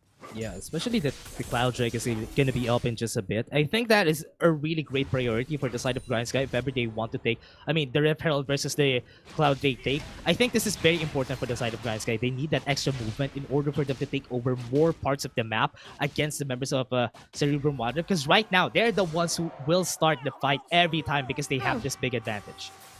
I agree. Look at them now. They're taking bot lane. Death Sentence wasn't able to hit, and that just calls out because Pego is in the bot lane. Yeah, we can take the riff. They can take the riff held. Let's just take the Cloud Drake. Yeah, this is just gonna be a trade of objectives, but yeah, you're right. It is. Grindsky would love this so much since they've been roaming out a lot with Bo and Xiaomi here on the Thresh. Yeah, quickness onto Xiaonis, wasn't able to hit the hit. Dragon's Rage comes in, and this is going to be a takedown onto Xiaonis. What a big win, but Grindsky was able to answer back with their own, and they're going to be taken down now. He's getting chased down, and he's going to fall down. But I think this is still going to be a Cloud Drake take for the side of Grindsky. Yeah, this is Zaupi focusing on top side, most likely trying to drop. That's scary. That was risky. It could have been a 50-50. Grindsky could have lost that dragon still with no jungler. But at the end of the day is that I believe the Flay passive that was able to last hit properly on the dragon. Yep. Yeah, but at this point, Grindsky looking really solid at this moment. Xiaomi was able to get a lot of space because of the priority done by that big level 2 of Bow and Tactical, and now How and Floor having a difficult time, and now with this lane swap, just to see if they can cover more ground and see if they can set up for Zaupi. Yeah, I hope that Zaupi would be able to put down the Rift Herald up to the top side, or even the mid if ever they would be able to. But Tante is just absorbing a lot of pressure from the members of Cerebrum Wildrift right now. If this is going to be a 3v2, I think this is going to be hard for Grindsky, but this is going to be a 3v3. There goes the face breaker. You have the showstopper onto Zaupi. Tante is now low in HP. That's going to be a takedown. Whoa, what a good play right there. But Tactical is already here. They have some damage, but 2 has been taken down, and I think this could potentially be the Rift Herald being thrown to the top side. Yeah, this could be first blood already for Cerebrum. Well, first blood tower, rather, as they have a lot of hope. Not a lot of options for... Okay, that was good with the quickness onto the backside and the grand entrance there, taking them down 2 in the bag again for Cerebrum Wildrift, and probably a tower also on their side. Awesome, awesome setup from Floor there.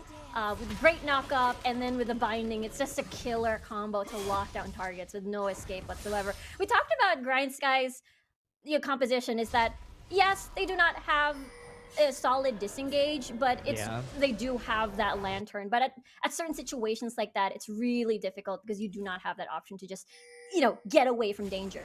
Yeah, that's why, I mean, with their setup, it's really hard to go for a lot of fights unless tactical is really that bad. Because right now, they don't have enough ways to deal some damage. Yes, Bambi and Chianis is there, but with the way that the Cerebrum Wildlife composition works, is that they're better on those types of fights. That's why Grindsky can't even win on those 4v4 fights that they did on the top side unless tactical would be able to get the 2 or 3 item power spike. Yeah, you can definitely assure. It's a sure kill if ever Floor gets the start on the fight. I don't think Bambi's gonna get caught up though. He's a tanky Garen. He's gonna be fine. But yeah, the thing about Cerebrum is that you cannot get hit by a binding. You cannot get hit by the knockup or else you're gonna die. Yeah, like what you're saying, one has been hit by the showstopper, and Chianis is now super low HP with the Grand Entrance onto the backside, was able to get the kill, and Bambi might be the next target, but it is very chunky though, so I think that one kill is good enough. Yeah, 1 kill, they're gonna be happy about that. That means they have more space to chunk down this tower a little bit more. Yeah, another Triple! Grand Entrance on the tree. That was perfect for Floor. They might be able to take down one, but Bambi answered back with one of himself, and they are going to be running away tactical, trying to poke them out, but that's a good, at least an equalizer for Grindsky. Yeah, they wanted to get more kills, most likely. Is that why they're super aggressive? But don't count out the burst coming from Bambi here on the Garen, especially if you're taking a lot of turret hits. It is gonna hurt. Yeah, for sure. I think right now Chianis is having a hard time getting into fights because every time that he tries to go in, he's probably gonna get bursted down or showstopper into face breaker, CC to the face, and that's why it's super hard for him to get into the fights. That's why he has 3 deaths right now, which is really, really big, especially when you're a Lee Sin. Not getting that lead ahead for yourself would be very detrimental at the later stages of the game. Yeah, it started out really well for Grindsky, but the response. Yeah, top side together with the package was able to get the hit, but wasn't able to get the kill. Now they lost the package. This Rip Hurl take is now going to be very hard for them because they invested a lot of their ultimates onto the top side. Yeah, it's like a domino effect, right? They got double binding. Yeah, double binding to the Spinal Spark, was able to get the damage. Hal was just gonna push them back just because of that good light binding that they did there. And now the Infernal Drake is up. Chia needs to reset. I think it's off time for this Infernal Drake take. Yeah, this is so good. Cerebrum already are very healthy. They didn't spend a lot of resources for this. They can contest the second objective on the map. Oh man, Floor is just on fire. He's getting all those Grand Entrances. The Death Sentence was able to hit onto one, but it's not enough to be able to get the kill. Evilis was able to get, and also the damage on the Floor was enough for them to get the kill. Qeon, this is going to fall down. Now this is going to be a big win for them, but oh, look at this. Bambi White want to get the kill on the Zampi. He has the ultimate though. It's going to be destructive. Here comes the Demotion Justice. Not going to be able to get the kill, but Bambi super low in HP. Oh no, that's scary though, but Cerebrum Wildlift is going to be backing away. Okay, no one can still get the objective. No one can still get the Infernal Drake. We could see part 2 of that little rabble in the way. What Final Spark? Oh, I thought Tactical that is, died. yeah, that is just that is just super big for them to get that kill onto Tactical. Now they don't have an ADC, so they can take this Infernal Drake pretty easily. Yeah, this is the attempt of Chianis if he can get a steal, if ever. But this is a big 4v5, so your Cerebrum is happy to take. Yeah, and remember, they have Evilis with the Showstopper also. And also, he has the Face Breaker, so this is going to be hard for him to take. Now that he doesn't have the Sonic Wave, he might not be able to take it too. Dragon's Rage, that was big. Face Breaker onto the backside, but they were able to get the Drake, and that's going to be a 4v5. That's a big win for the members of Cerebrum Wanda, together with the double kill onto him. Zaupi takes it down, and probably a mid-lane turn. That was such a yummy angle of the Final Spark. It literally hit everyone from Grindsky. Not only did they get another Infernal, but they get more kills on the board. But yeah, just as you mentioned, it's so difficult for any of these melee champions on the side of Grindsky to come near because it's very linear. You know they're gonna, Bambi's just gonna sound charge, and then, Hao is gonna be ready for the binding. And the same goes for Chianis and Tante. It's very scripted-ish. So let's take a look at the replay once more towards the back. Look at that binding. Chianis just wanted to get near here, and the CC chain just follows through. I like the approach coming from Bambi where, he silences Floor on this Rakan to just stop the engage for a little bit of time. But don't forget, there is still How on this Lux, and as well as Evilist on this set. Oh, Pigo playing with fire here with the Little Shadows. And like what you said on the point a while ago, that was really good, honestly. Especially that Floor has been getting a lot of this grand entrances into quicknesses. That's why they're always winning this fight. Grindsky needs to get away, but because there's vision there, that was a good death sentence for Grindsky. Taking one down, at least some gold for themselves in order for them to live for another day. Yeah, Pigo just wanted to destroy that one. Yeah.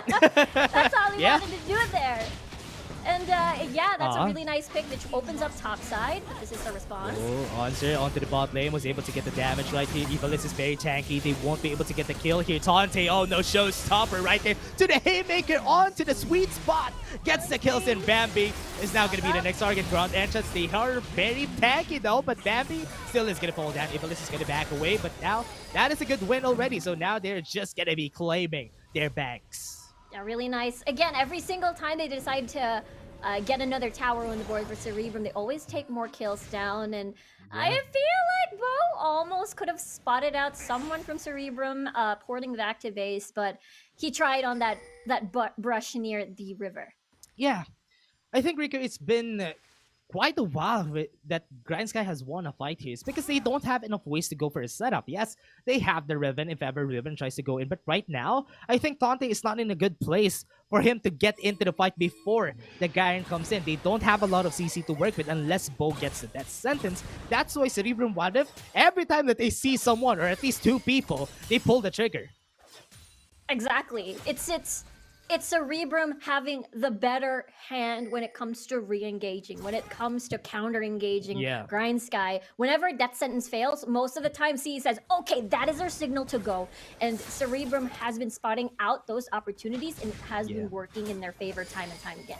Yeah, that's why Cerebrum Wildrift, every time, Floor, whenever you pick a Rakan in your composition, though, you're expecting that the Rakan would be the ones opening up the fights or at least re-engaging whenever it's needed. And so far, Floor has been super successful. I think there's not a fight yet that he wasn't successful. Yes, he will die, but at least they would be able to take some kills for themselves. But Tactical now low in HP without any mana. That's why Cerebrum Wildrift is just going to be happy with the silence onto Xiaomi. He's now super low in HP. I think he's going to fall down by the Demotion Justice, but Xiaomi still lives, and they're going to be backing away.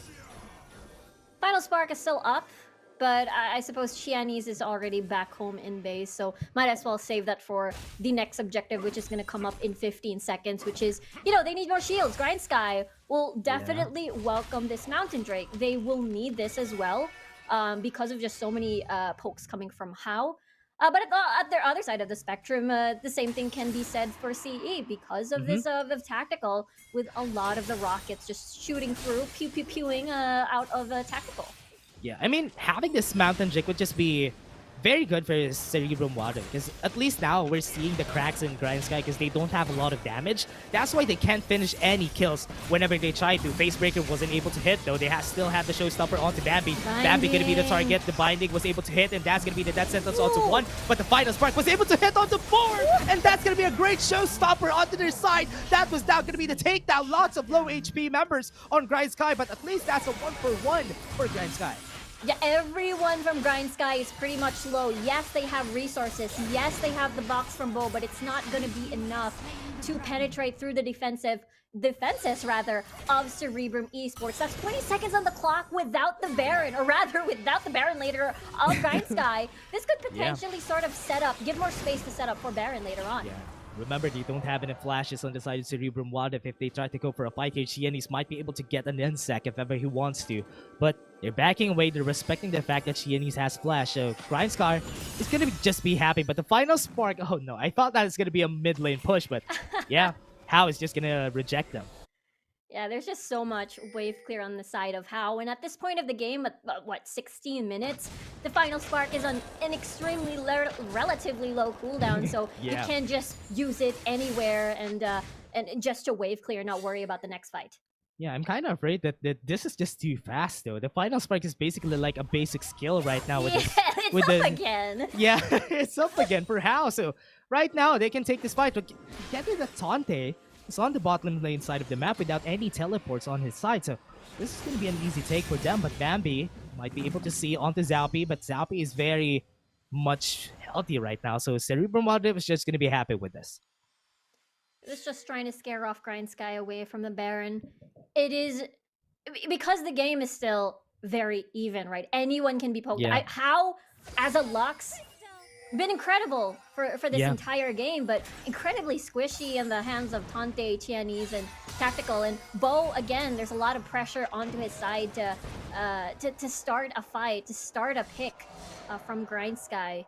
And we'll Yeah. see if that opportunity will present itself because, again, Baron is up. This is where most of the teams are going to be hovering around to see if one can get a pick because both of them have the ability to do so. Immediate Yeah. 4v5 means that they have the Baron advantage. Yeah, that's honestly a good win. They need Tactical. They need to go front to back here, but the side of Grindsky, if they want to win, they need to use the power of Tactical right now. Tactical is at a point in where he's going to be confident in getting kills, but Bambi, we target onto the top side, not slowed.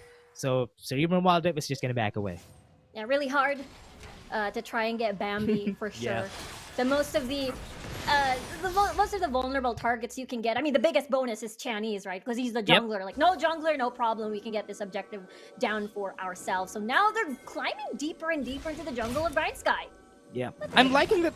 Yeah, I'm liking that Cerebrum Wildrift is not starting this Baron because honestly, they don't have enough damage to finish it right Yeah. now because they have Yeah. Lux right here as a bot lane. That's why, compared to what Grindsky could do, I think Grindsky could do it very fast. But because of this, Bambi is going to be the target. But because of that, they were able to take down one. What a good play from the side of Grindsky. They were able to divide the fight in their favor, and Cerebrum Wildrift lost Pego. So this is just going to be dividing them more. They need to invest some resources in bot lane, but that was almost a kill there. Bo! Oh no, overstep is bound. He's going to be taken down. This is going to be the chance for CE to take down the members of Grindsky. Right now, Cerebrum Wildrift is just making it work for themselves. Exactly. This is really nicely done. And the moment that Pego fell from battle is still not over. Yeah, Tante gonna be the target. Showstopper comes in. Oh no, the Facebreaker wasn't able to hit, but the damage from Zalpi might be enough. The Ignite is sticking, and that's gonna be the kill for the side of Cerebrum. There's a lot of death timers on the side of Grindsky. It is Tante and Bo gone. No support means Cerebrum can relinquish, well, not relinquish, can retake control over the Baron area. But the thing is, there's another juicy target coming up soon. Yep. It is gonna be the Elemental Drake. It's gonna be the Elder Drake, rather. It's gonna be absolutely scary. But look at that. They're starting this. Yeah, they have the vision. Bambi is here onto the backside. They know that they're starting. Chianese is slowly hovering around their side.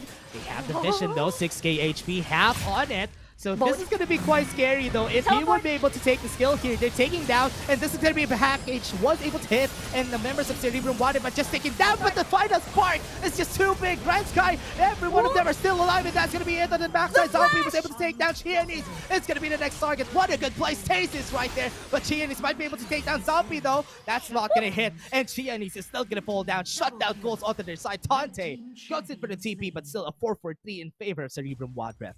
That is definitely more space that Cerebrum is happy to have. But now that they couldn't take Baron before transitioning over to the Elder Drake, the fights are going to hover more around this Elemental. And Grindsky, now with Tante alive, is able to secure the Scuttler.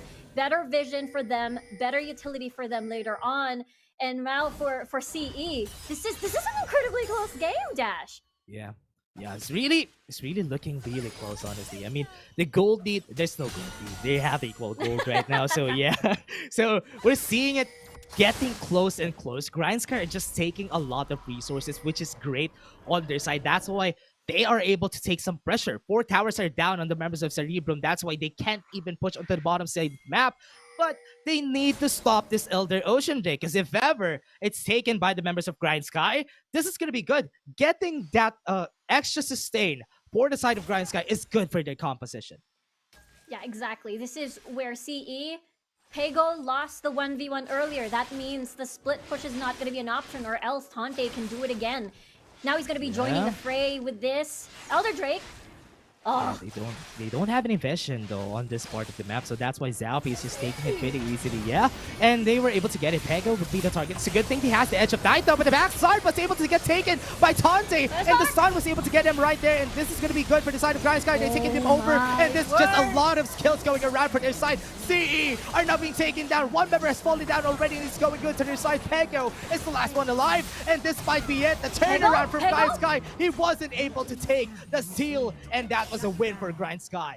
that is it. Grindsky, knowing the fact that how already dished out the final spark, already dished out everything, and that is a steal from Grindsky. Really sneaky play by Cerebrum there, but unfortunately they weren't able to finish it in time. Grindsky was just also doing their own secret mission, and they're able to win this game. Yeah, that's it. Grindsky, even though they were on the back seat a while ago, they were still able to pull back from the clutches of CE. And now Tactical, I think Tactical just dealt a lot of damage. They were waiting for him to get at that point, and that's why they used it on the late game, and they were able to take the win there. That was, I think, the closest fight we've ever experienced. Look at them showing their scoreboard. It was, the gold was even, the dragon count was even. It was basically boiling down to the point of whoever got the Elder was going to win. Whoever got a pick from the side of Cerebrum was going to win. Whoever... I felt like the start of where the scales were tipping was when Pego lost the 1v1 against Tante and basically opened up bot side, which meant that, okay, Cerebrum doesn't have a lot of map control like they had earlier as they were protecting with using How on the locks to keep wave clearing. And with a lack of space, Grindsky had more space basically to do the sneaky things as well.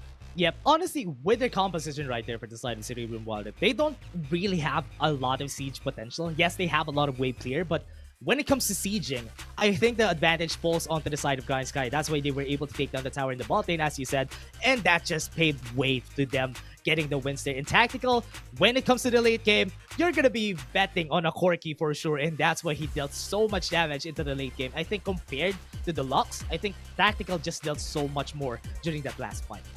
Yeah, I have to agree with you there because, you know, a mage versus a consistent damage dealer like a Corki, if you dish out your combo, the entire thing, if you press all your buttons on the locks, you have to wait for the entire cooldown, and you're basically have to wait and not dealing as much anymore. So really nicely done by Grindsky. They played their cards so well, even though they were getting picked off here and there, especially towards top side, where Xiaomi was focusing a lot towards the Baron area, and it was incredibly close. No one was exactly in the lead. Objective counts were basically even, but it all boiled down to the Elder Dragon take. Yeah, that was really hard, honestly. That was a hard call onto the Elder Ocean Drake. I think the members of Cerebrum Wildrift knows that it's gonna be hard. They were a bit sneaky, and they were waiting for that chance to bounce back. And because Cerebrum Wildrift was left on the pit, honestly, whenever you're going for an objective fight, if you're the ones who are left on the pit, you're the ones on a disadvantage. And that's what Grindsky used in their favor, and that won them the game. This was looking really good for Cerebrum Wildrift, honestly, on the earlier stages, but Grindsky just tipped the scales in their favor. Let's wait for the late game. Let's wait for Tactical to get stronger, and that's where we'll bounce back. Exactly, and the trend continues. The consistent damage dealing 80 carry versus poke so far that has been happening throughout the entire day. I mean, the series ain't over yet. I mean, it still could go 2-1 to whoever. It could be Grindsky versus Cerebrum, but at the same time, it's looking really good. Grindsky was very patient in this game. Yeah. Good observation there, though. Like, it's been quite a trend here right now for the week 2, day 1 of WCSPH. Front-to-back compositions have been working well. Honestly, whenever you have a constant DPS onto the backside, it's always going to be easy for you to get a win condition whenever you go for a fight. You know that you're just going to be defending Tactical anyway. You're just going to be focusing on that. Looking at this last fight, though, they were left on the pit. That's why it was so easy for Tactical to just take them down. Even Rakan wasn't able to get onto Tactical. That's why it was so easy for them to clean up.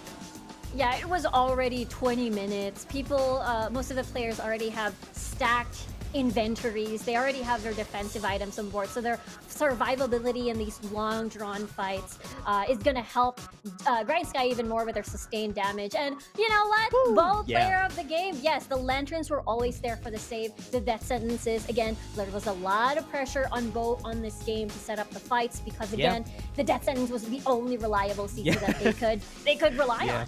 Yeah, to be honest, it's the only engage tool that they have in their bag. I mean, Floor was a bit flashy during this game because he's using the Rakan anyway, but Bo was on the backseat. He was the shadow for the team right there. And that's why he was able to set up a lot of these fights. And during the play, even the box that he was using was really great. And he was able to get onto key targets, which was what's important, especially during the last fights. Yeah, is able to appeal for tactical, especially at the later stages of the game, and that was their win condition. Keep tactical alive, and they're gonna win the sustained damage game. Yeah, and again, they won that. That was a very fast. No, that's not very fast. That's a 20-minute game. That was a very great fight, to be honest, for Grindsky and also Cerebrum Wildrift. But before we go on to game 2, they still have a chance to turn things back. It's a best of 3. Remember, we have been your casters for today. I'm Dash, and I was here with Riku. See you guys a bit for more Wildrift action.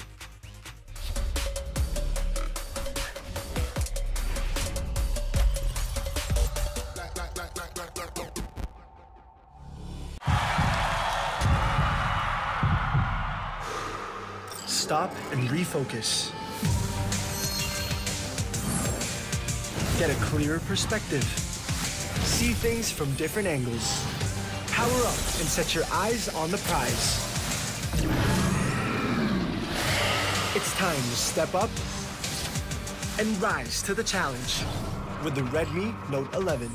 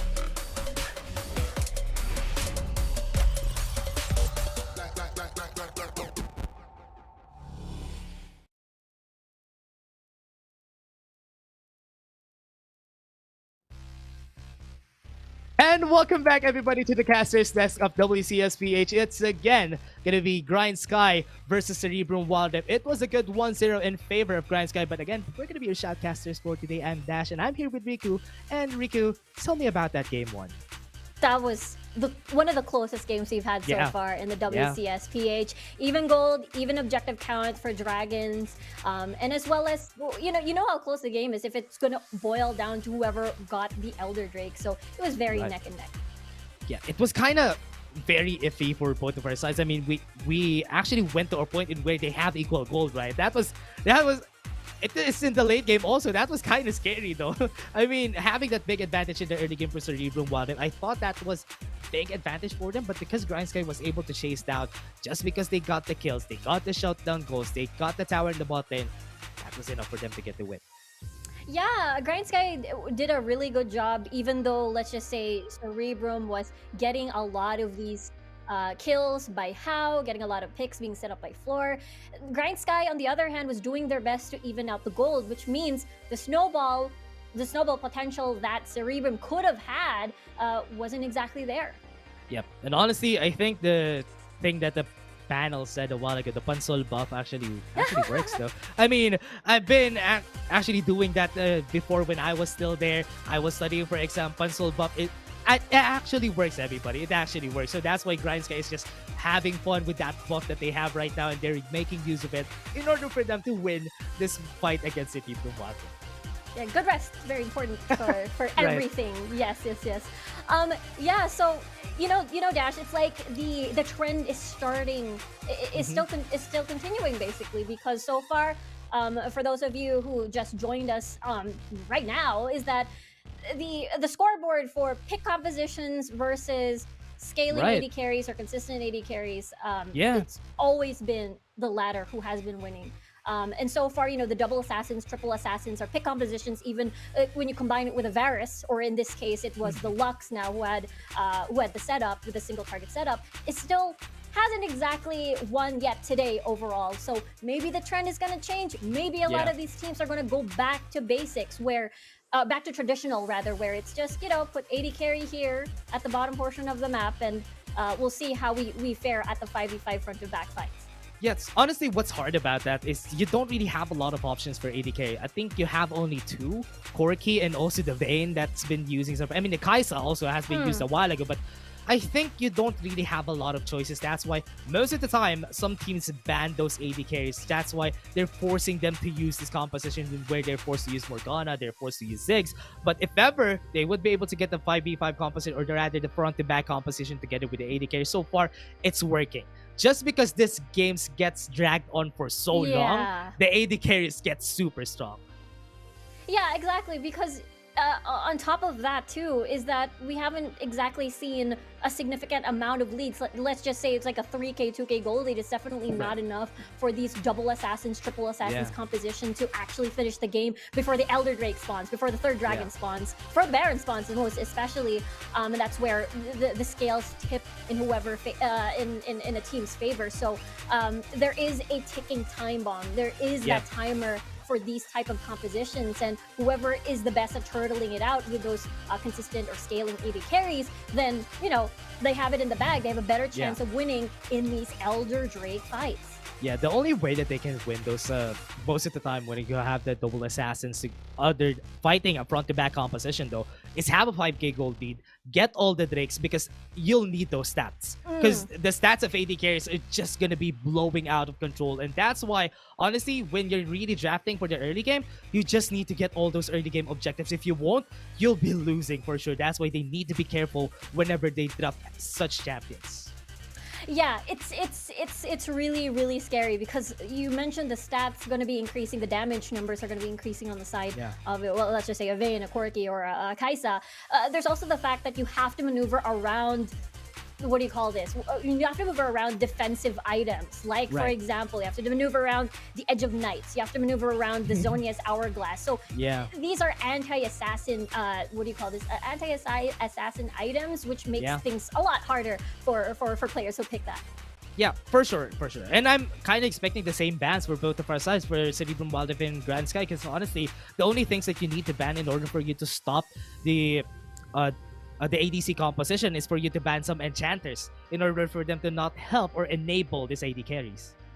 Yeah, Yumi, Lulu comes to mind. I mean, we did see the Nami from earlier played by Rox. Still a very, very viable pick. Can be strong depending on what you want to pick. I mean, we've seen the Varus Nami combo as well. Varus Thresh works because of how strong the single target pick. But it's another pick composition. It's another iteration of a pick composition. Yeah. But we'll see now because Grindsky, well, momentum is on their side at the moment. They really don't have to change anything. They played their comp really well. For Cerebrum now, do they switch it up or try it again? Do they want to push further with their lead? They can do the How Floor combo because Floor had a phenomenal performance on the Rakan. The Lux pick was also incredibly strong. So now that they're banning out the Gragas, meaning there's not going to be that big disengage for the side of Grindsky. So we'll see if they're going to pick something extra aggressive in comparison to before.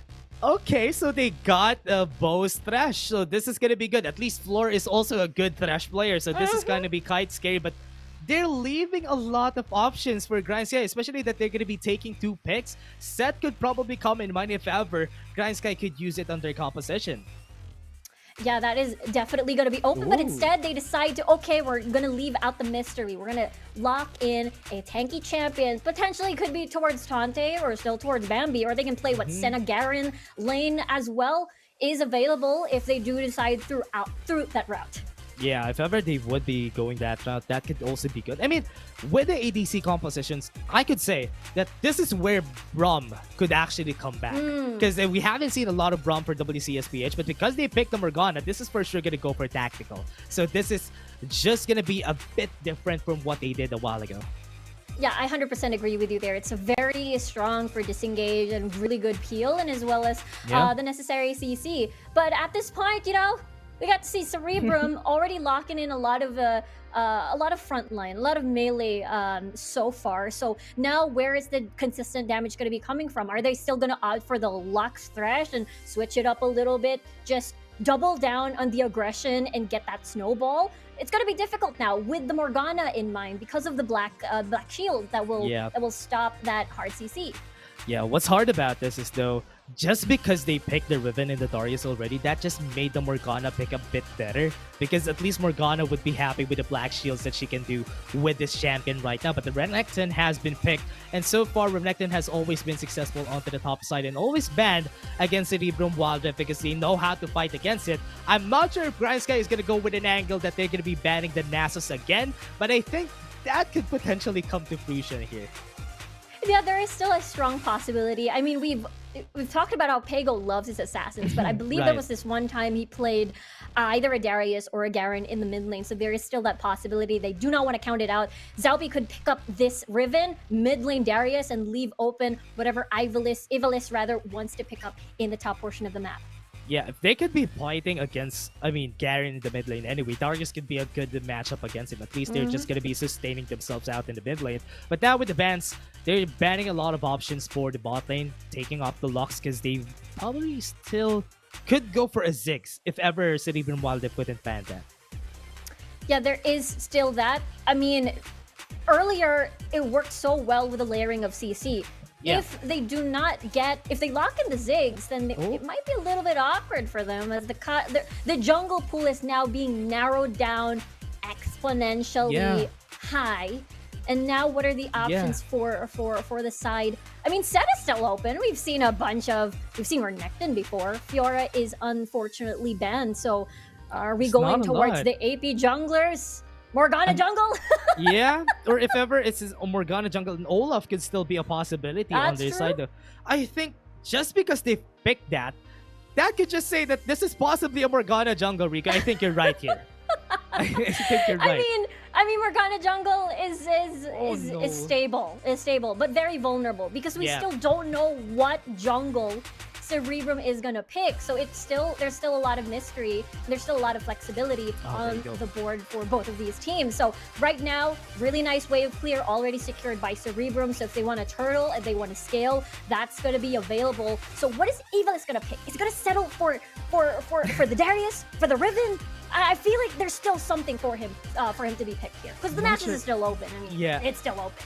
Yeah, I'm not sure if it could be a Nasus or an Olaf. That could still be a possibility for the team here. If they're gonna be, oh, okay, they went in for the Zed, which is also good if Pego holds it again. But they're losing a bit on the damage department here onto the late game. I mean, How could deal a lot of damage though, and Waveley, which could be safe for their side. But remember, we have a Corki again on the side of Tactical, so the late game is just grounds for the Corki. Yeah, this is gonna be rockets versus bombs on the side of Right. Tactical and How here, and they both have really nice scaling. But at the same time, what's gonna finish this composition? It's gonna be a Pantheon with a lock-in with really nice semi-global ult.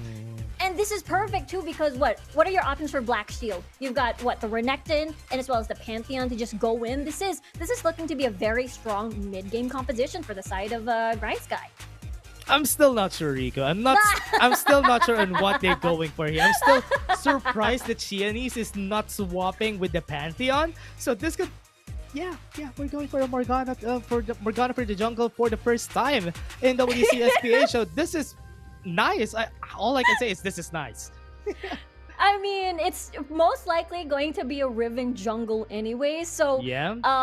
You know, you're not going to be afraid of getting locked down because you have that you have the Black Shield. But I Right. feel like it still could be a Corki Morgana bot lane, Pantheon support, mid lane, Garen, and as a Renekton top lane. So this is definitely more doable, right? Like Xiaomi can fly. Well, not fly. Well, technically he can.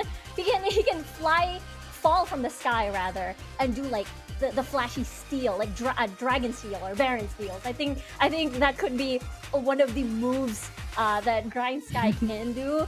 They have backline access so that the Ziggs will be a little bit careful. So Floor should think twice on leaving his AD carry to exchange for an aggressive move, an aggressive play, or just sticking to How to make sure that he peels well for his team.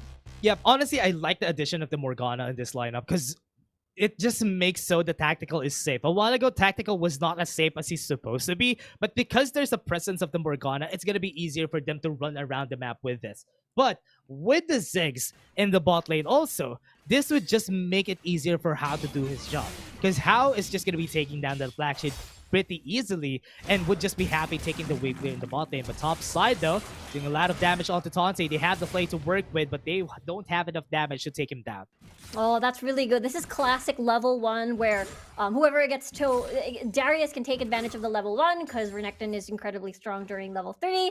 And this is really nice roam coming from the side of Floor because, again, we're talking about a Ziggs who can just wave clear. Okay, that flash onto stun, that is good. Bambi is now going to be the target. Floor does have the flash and the ignite is ticking. What? Might fall down. I thought that spear is going to hit. He actually survived with a sliver of health. That was too close. That was really, really close. That could have been first blood. And look at the space that the AD carries are doing for the supports for Bow and Floor. How and Tactical basically do the same thing. There's poke, farm from afar early game during the laning phase. And that means you have space for the supports to roam around the map. Okay, they're going for the damage here onto Bambi, but still backing away. Actually respecting the damage that he could deal at this point in the game. I mean, Xiaomi, what's really boggling for me is that whenever you use a Pantheon in the jungle, you're expecting to get that early game advantage for your team. So if ever he won't be able to succeed with that mini quest that he has, he's just gonna be a walking cannon minion at that point at the late game. So that's why I'm kind of afraid, or rather, I hope that Xiaomi would be able to do his win condition. Yeah, exactly. For Grindsky, the only reliable tanky member on your side would be Bambi. Once the game progresses to the later stages, then How is just gonna shred through everything on Tante, on Xiaomi. So this is gonna be very difficult. Yeah, they're going in for it, and this is gonna be the damage already. Tante won't even be able to get any of them onto lower than half HP. So that's a good win for Cerebrum Wildrift taking that first blood. Yeah, this is really nice. This is classic Cerebrum where they mainly play around top side, get Zaupi or Evilis early ahead in the game or shut down Tante as well. And now we'll see whether or not Grindsky is able to initiate. You mentioned because Xiaomi's early game to mid has to find these kills early, and this will extremely this will the Black Shoe will definitely help that because no CC will definitely stop him, and he can just stun easily for whoever. Yeah, Bambi's gonna be the target There in you the mid go. lane, but at least he was able to get the 1 kill for his side, but there's still a trade for Cerebrum Wildrift, so that's still a win for their side. I like how and Tactical are going to be playing PvE for what, the first 10 minutes of the game. Yeah. And then Bo and Floor are going to be the ones finding all these opportunities. Get the Dark Binding, get the Death Sentence, and see how they can get kills early for their team, especially if they want to set up for Infernal Drake, especially if they want to unlock the lanes early. I believe they want to get the Rift Herald as well for Tante, so we'll see if they're able to get the roams down. See if they can visit the blue side quadrant of Cerebrum. Yeah, they're chasing it down. Dominus has been popped. This might be the target. Tante has 5 stocks on his head, but he's gonna fall down. That's gonna be good for their side. They still have the ultimate onto Qeon, but that's too late. But what's important, they can take this Rip Herald space here. Now we talked about this before. They prioritize this time and time again when we look at the what do you call this? The MVP board. It's Tante and Xiaomi's, either of the two at the end of the game, and this is what's definitely happening. Focusing a lot more on towards top side, and the timing is perfect as well because once they take this, they can still contest Infernal if they do the reset.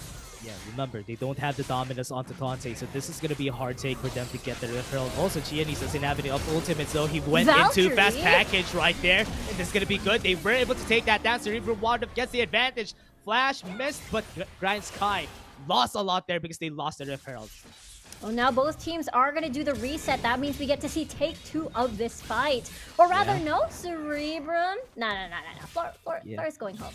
They're all fine. They're gonna do a reset and then contest the Infernal Drake, and it all boils down to where the Dark Binding is gonna go. Where I think it's very difficult for Grindsky to sort of penetrate with this triple melee setup because of how creates a lot of space for their team with a lot of pokes with the explosive mines as well. It's really hard to continue and push through with a lot of space, or rather these choke points near the dragon area. Yeah, and they're just giving this Infernal Drake onto the members of Cerebrum Wildrift, and this is not really ideal for your side, but looking at the composition, I think this is okay. I think Grindsky really needs to give most of these objectives early on for the side of Cerebrum because they don't really have enough effective damage yet at this point in the game.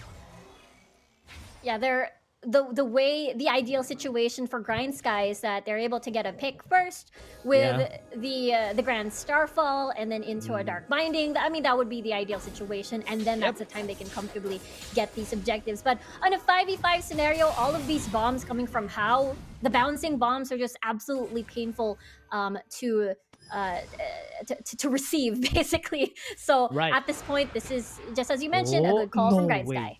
No way. I thought that was gonna hit. I thought the Evilist is gonna be the target onto the top side. But as you were pointing out, that the reason why it's super hard for Grindsky also is because they only have single target CCs on their hands, and they can't even get close. And that is why it's super hard for them. But the flash right there gets the kill. How is gonna fall down. And that's at least gonna be good for the next level, or rather for the winter for Grindsky. As you were talking about it, that Grindsky manages to get a pick, and it's all thanks to the vision. Again, for the side of Grindsky, they're all basically over top side, hoping to find a pick here and there. Maybe unleash the Rift Herald. Why did I say it like that? It's already out. It was Cerebrum that managed to win it. But going back to the vision, it's extremely important, right? Because how can you get a pick if you do not have the necessary information to begin with? So that is exactly what happened there, coming from Grindsky earlier. I like that the proactiveness from both the parties. Like what I'm saying though, the proactiveness is coming out. The Death Sentence won't be able to hit, and Floor is just going to be backing away with that. Back to my point a while ago, I like the proactiveness. It makes the game look shaky because they're always finding these opportunities for themselves. Xiaomi goes in without any damage. Zalpi might be able to take him down. That's going to be the kill onto the backside. Was able to get one. Xiaomi is going to fall down also. What a game that sentence. The tactical is just dealing so much damage. How? This is going scary though. The Solari Charge Blade is making work for tactical. But How is just going to be hitting him with a satchel. And he's taken down 3 for 2 advantage for Cerebrum Wildrift. How and Tactical were tired of PV for the first, 7 minutes of the game. So that was so How with the flash, really nicely done. It could have gone either way though, because both of them had poke to begin with. But because of the bouncing bomb hitting and How hiding in the brush to play a little bit of the mind games, How had that advantage, that HP advantage versus Tactical. Yeah, it was so good, the way that they played onto the bottom side. I mean, when they went for the re-engage just because they know they have enough damage, it's just super hard for Grindsky to be able to get the kill whenever Bambi is there. I think they should not go to the lane in where Bambi is in, because Bambi doesn't really have enough damage in order for him to contest on this fight. Compared to Evilis, Darius does have the damage after getting the 5 stacks, and Rip Herald is ticking. Yeah, I mean, on paper. Here comes the Starfall though. Xiaomi's coming in. Yeah, with the Starfall goes in. Oh, no. The Mega Inferno Bump just hits for a lot of damage. Xian is super low on HP right now. Tactical just went in with a package, and he's gonna fall down. This is just gonna be good for the side of Grindsky. I mean, Cerebrum, they were able to take down the Rift Herald, and they were able to take a 2-for-2, make that a 3-for-2 with the flash from Evilis. Floor is so ready to use the Flay whenever Chinese is going in for his single target stun. He's just so ready for that. And without the follow-up, without the necessary. Oh, Chinese was able to get the kill, and that was enough though. Ignite is sticking onto his head, but okay, the bounce in bomb. Oh no, I thought that was gonna be a kill, but at least they were able to take down the mid lane turret, which is a good advantage for Cerebrum Wildrift. Yeah, that means more space for deep vision, more space for the dragon, more space for the Baron later on, and it's going to be well protected because it's really difficult to penetrate through towers with a Ziggs with just insane amount of wave clear. So you have to eliminate How first before you can comfortably try to take down these towers. Oh, that's why they don't have enough damage. Look at the 3 black levers that they have though on the side of Grindsky. I mean, it's great that you would be able to put them all on top of each other, but because they... Oh no. Wait, really? How was able to steal that blue buff? Oh no, that was unfortunate. No. For the members of Grindsky, now they're left alone with their own hands though.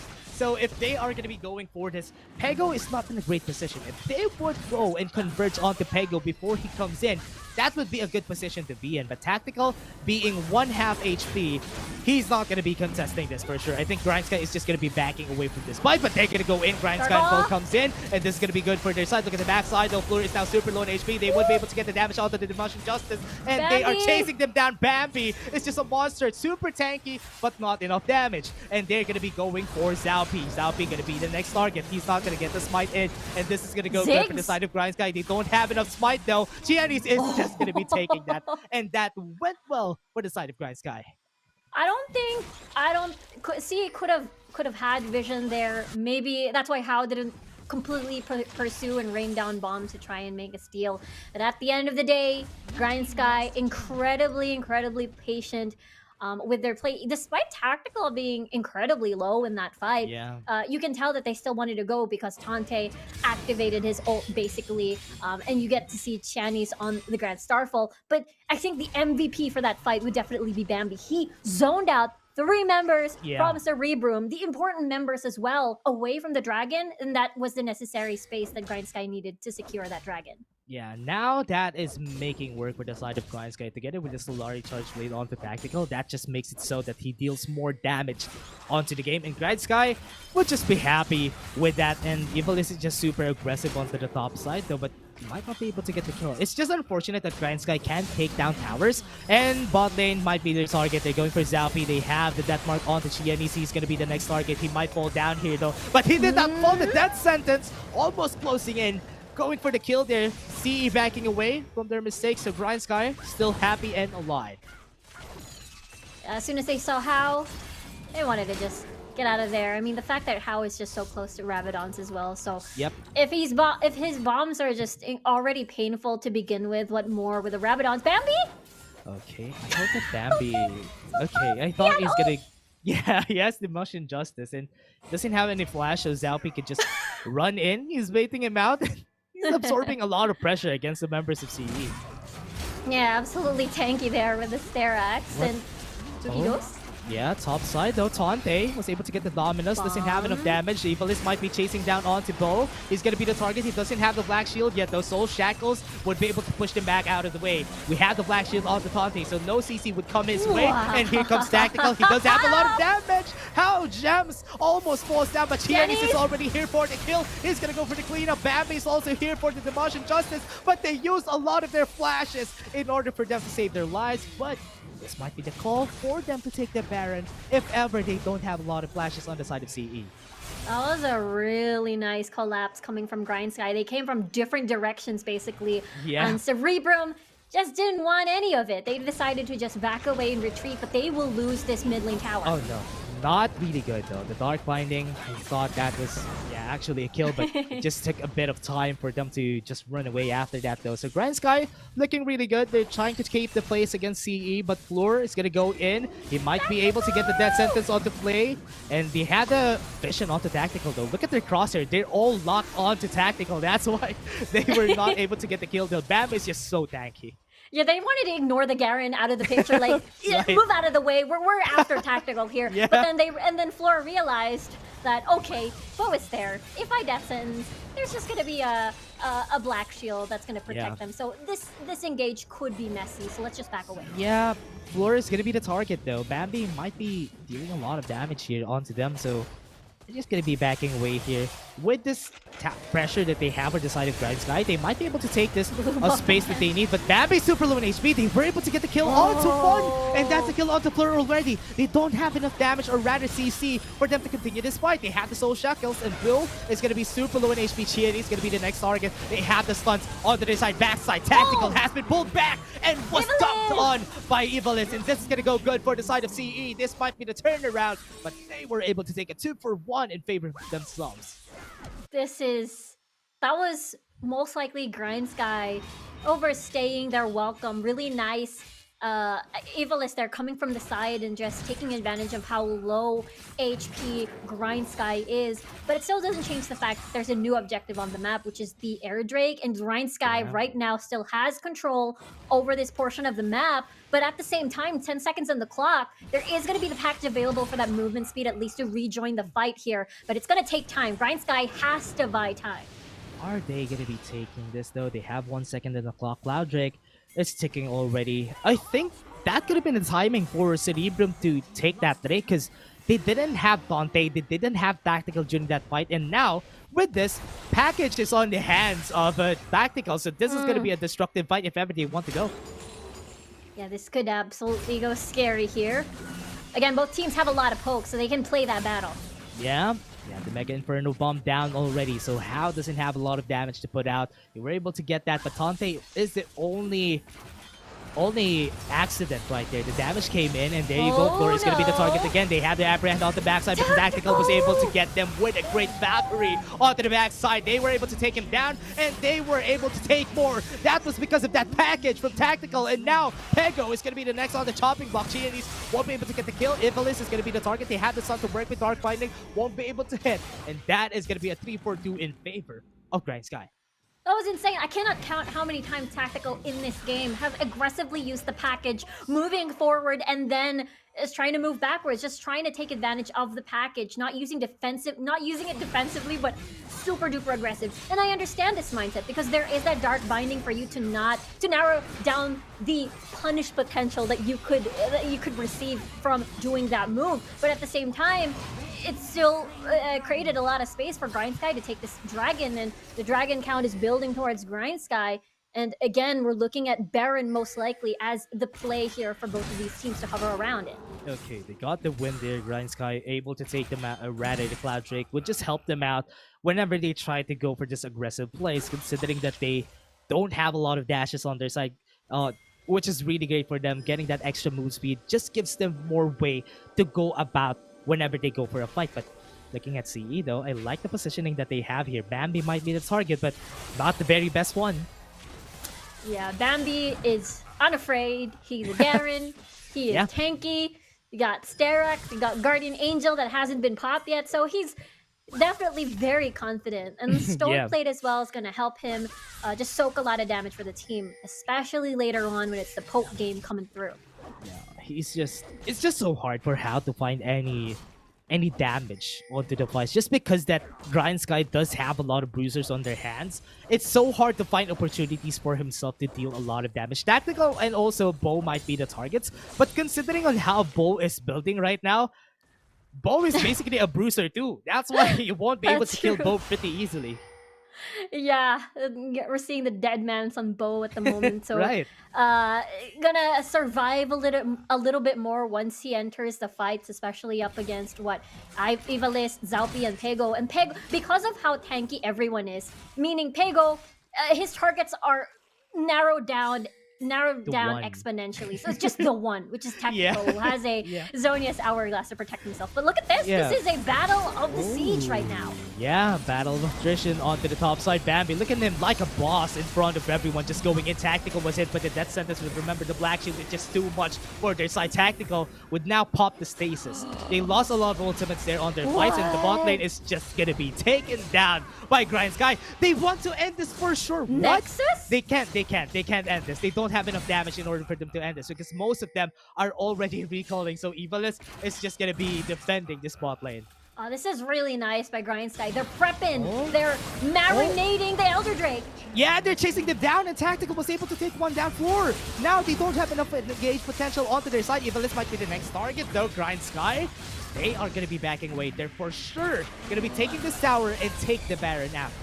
Okay, they have how. They have how to slow down the game. They have wave clear. They have a decent amount of wave clear. But that Yeah. means Baron could be open. Grindsky still wants to pursue this 30-second window Yeah. without floor.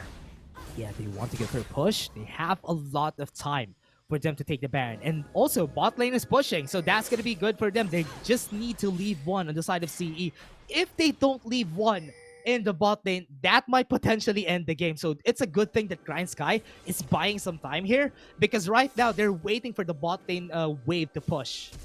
Exactly, but they cannot afford this. Okay, the flash happened, and this is going to be the fight. Ivalice is going to be left alone. The Demolition Justice onto the backside. Ivalice falls down. Bambi going to be going on to Hal. He's going to be the next target, and that's going to be 3 members, or rather 2, fell down. Grindsky, more space for themselves. Really love the confidence whenever Grindsky decides to initiate something, because they cannot exactly afford to basically stand still, wait for the opportunity for Cerebrum to go near them, because how, again, such a scary threat when it comes to the poke, and then they're going to lose the HP advantage. And now they're very, very confident in their engages. So now they're going to time this carefully, getting the Baron, and then after that, reset most likely, or not reset. If you're healthy Yeah. enough, you just transition over to the Elder Drake. Yeah, Elder Ocean Drake. Will they go for the trade here? Because I think CE is looking at it, but because they don't have Hao and Ivalice, they won't be able to take it. This Baron is just going to be easy for Grindsky. Now, they're looking at the next objective, considering that they have 2 Drakes also on their hands. This Elder Dragon would potentially be exponentially higher of a threat for them, especially that it's a Ocean Drake, probably my favorite one on the side of Grindsky. They would have more and more sustain on this long drag on fights. It's absolutely perfect. Yeah, going to the top, Mega Inferno Bomb. They don't have a lot of damage. Sante is just building right there. What is that damage from Qeon? I wasn't expecting that to happen. They're already taking down Tante. He has the GA. They use a lot of their resources. I think Bambi is going to be ending this game. Grindsky wants to end it. They're taking them all down, and Grindsky gets the win in the end. What a good distraction onto the top side. That is why they picked the Garen first in Right. the rotation over our red side. And what a game from Grindsky. They were absolutely confident. They were making the right moves. They were saying, hey, we need to initiate first, or else we're gonna get poked down by Hal on this Ziggs.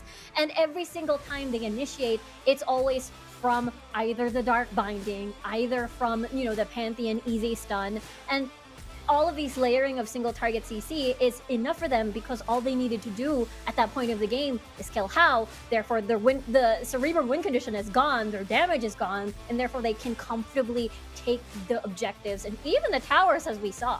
Yeah, honestly, what a great 2-0 for Grindsky. They just made sure that Tactical always gets onto that core key. And that core key just played it well onto the later stages of the game. But don't forget, there's a lot of reasons why core key was made effective. Because their early game is just set by Bambi and also by Bo and also by Qeon. They all set up the stage for Tactical whenever they have the chance, and that's why Tactical would be able to pop off onto the late game. And so far, I think the streak is not yet broken, Riku. We still have the front to back composition working and working. Yeah, it's crazy. I mean, it was incredibly close at the very first game of this series, and then after this, it was very convincing. I believe that this is also our very first Pantheon of the WCSPH. So the unique pick so far has been coming in early. We're getting fed early with the yummy, spicy picks, basically, and I'm excited to see more.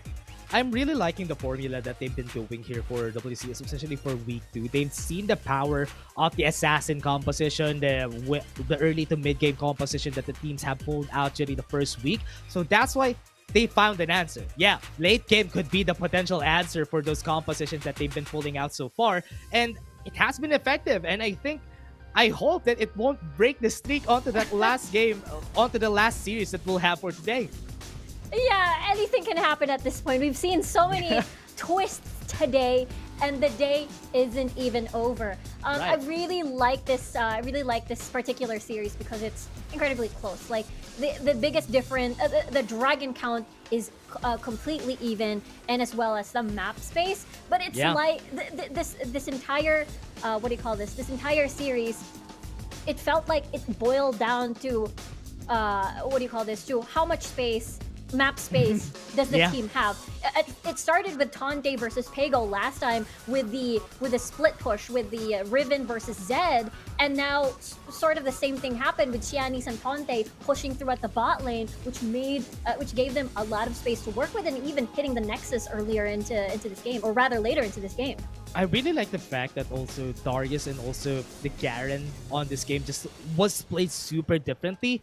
I like the fact that Bambi is always going to be the front line that actually helps the team deal damage for himself, and also a constant threat. He's always a constant threat because if you're low in HP and Bambi is sticking in your face, you're going to get taken down by the Demotion Justice. That's why whenever a fight happens, CE always backs away whenever they see Bam because they're afraid of taking the sword onto the face. Yeah, it's literally the same concept, right? We've talked about this before during C Champs with how on the Ziggs, poke champions are always paired up with a Darius, just because you enable the resets. There's so many low health targets if you poke properly. I don't think that's the appropriate term, but the same thing can be said over at Bambi and Tactical, because you have a lot of poke on paper. You have the execution skill as well coming from Bambi on this Garen. So these very similar concepts. It's so nice to see them match up, because before that wasn't in the equation, and now we've got Garen over here, and no surprises here. Player of the game is gonna be Bambi.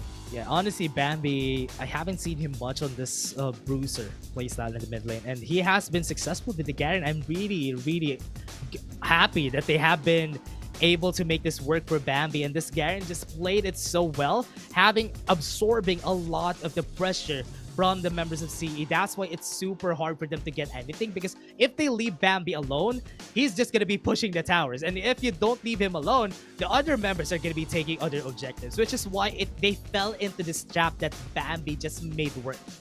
Yeah, he had aggro of the entire Cerebrum Esports. Basically. Yeah, Bambi was zoning out 3 members from Cerebrum time and time again, and no surprises there on why he was player of the game rather on this Garen. Yeah, I mean, we don't expect the Garen to have a lot of damage though, but he did a lot during that game, to be honest, everyone. But again, that was just our 3rd series. We still have our last series for today, so don't go away, everyone. We're just gonna be back. We have been your casters for today. I'm Dash, and I was here with Riku. See you guys for more Wildrift action.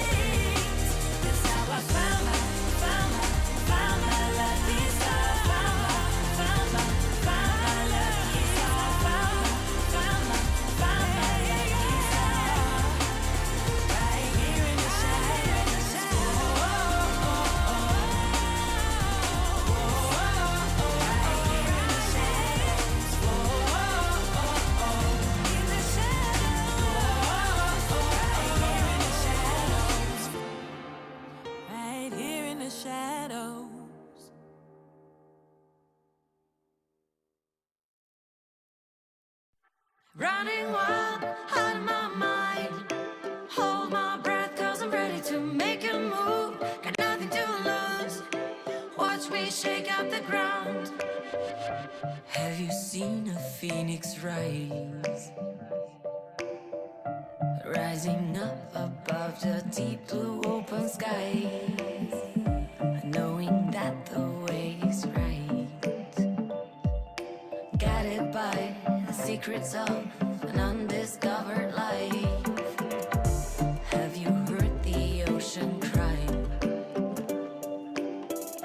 Shallow waters carry silent goodbye. Diving deeper than the sea. What you find is what you get, and I found a part of it in me. Running wild, out of my mind. Hold my breath, cause I'm ready to make a move. Got nothing to lose. Watch me shake up the ground. About to explode, nobody knows. Coming the way like a renegade. Running wild, out of my mind. Hold my breath, I got nothing to lose. Lose. Da da ba da ba da. Lose. Lose. Da da ba da ba da. Have you felt a human grow? Open up and step right out of the shadow. Wondering what is left inside. Some may say, oh they say, it's mystery of life. Running wild, out of my mind. Hold my breath, cause I'm ready to make a move. Got nothing to lose. Watch me shake up the ground. About to explode, nobody knows. Coming the way like a renegade. Running wild, out of my mind. Hold my breath, I got nothing to lose. Lose. Da da ba da ba da. Lose. Lose. Da da ba da ba da. Lose. Lose. Da da ba da ba da. Lose. Lose. Da da ba da ba da.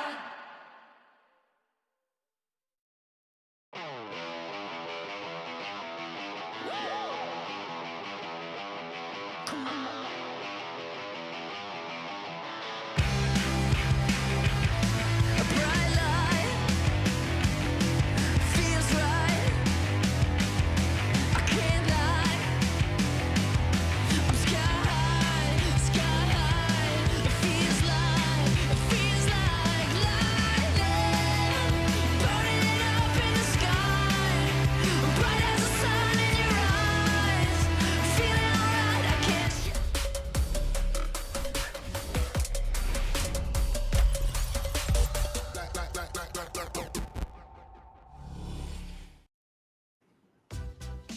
Welcome back to the WCSPH. Mika Fabs here along with Odalus, and welcome back, Osiris, to the panel There you desk, of course, fresh from casting that previous series.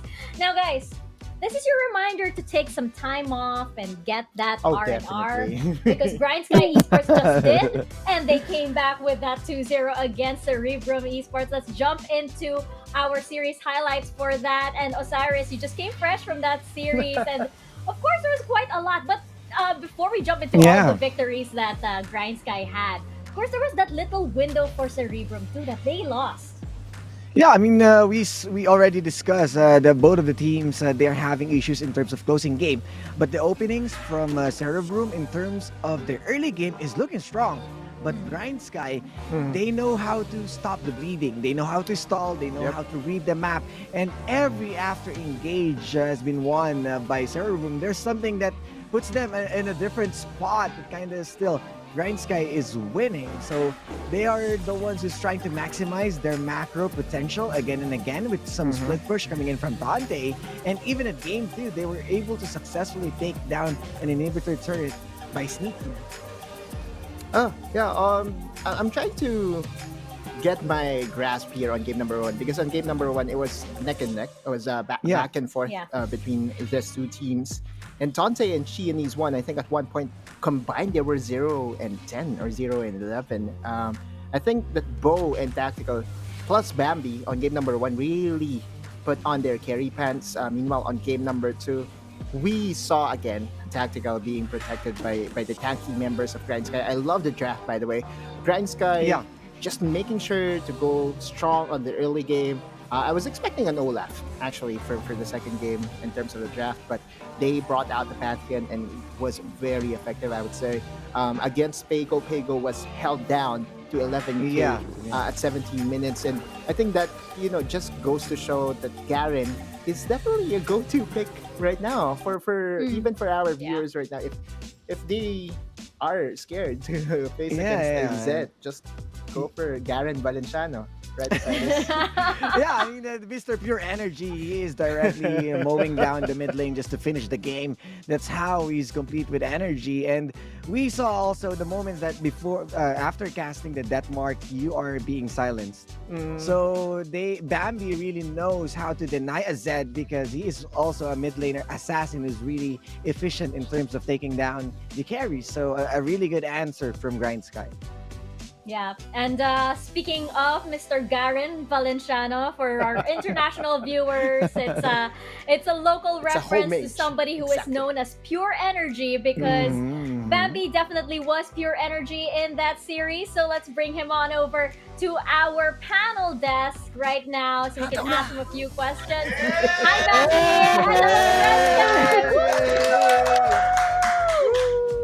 Congratulations to Grindsky Esports, of course, for your 2-0. Now, first question. Yes, hello. Nandito kami. Nandito kami. So, yung backdoor nung game 2, pwede nyo ba i-share yung mga comms nyo nung nangyari yung first backdoor na yan? And ano ba yung comms? Kamusta yung energy ng team ng moment na yan? Hindi ko marinig. Tanong. Ha? Patay. Oops. Panalo na po kami dun eh. Marami na rin pong minion. And masaya naman po. But it sounds like everything is just happy at Grindsky no matter what. Now, second question. Yung basically yung pansol buff nyo, 'di ba? Nag team building daw kayo. And mukhang well-rested talaga kayo. So yung tanong ko, nakatulong ba talaga itong mini vacation nyo at yung team building nyo sa series na ito, yung week na ito? Opo, mas nakatulong po lalo na po sa Baron lane po namin. Nakapagpahinga po yung Baron lane namin kasi napapagod na po kakagrind eh.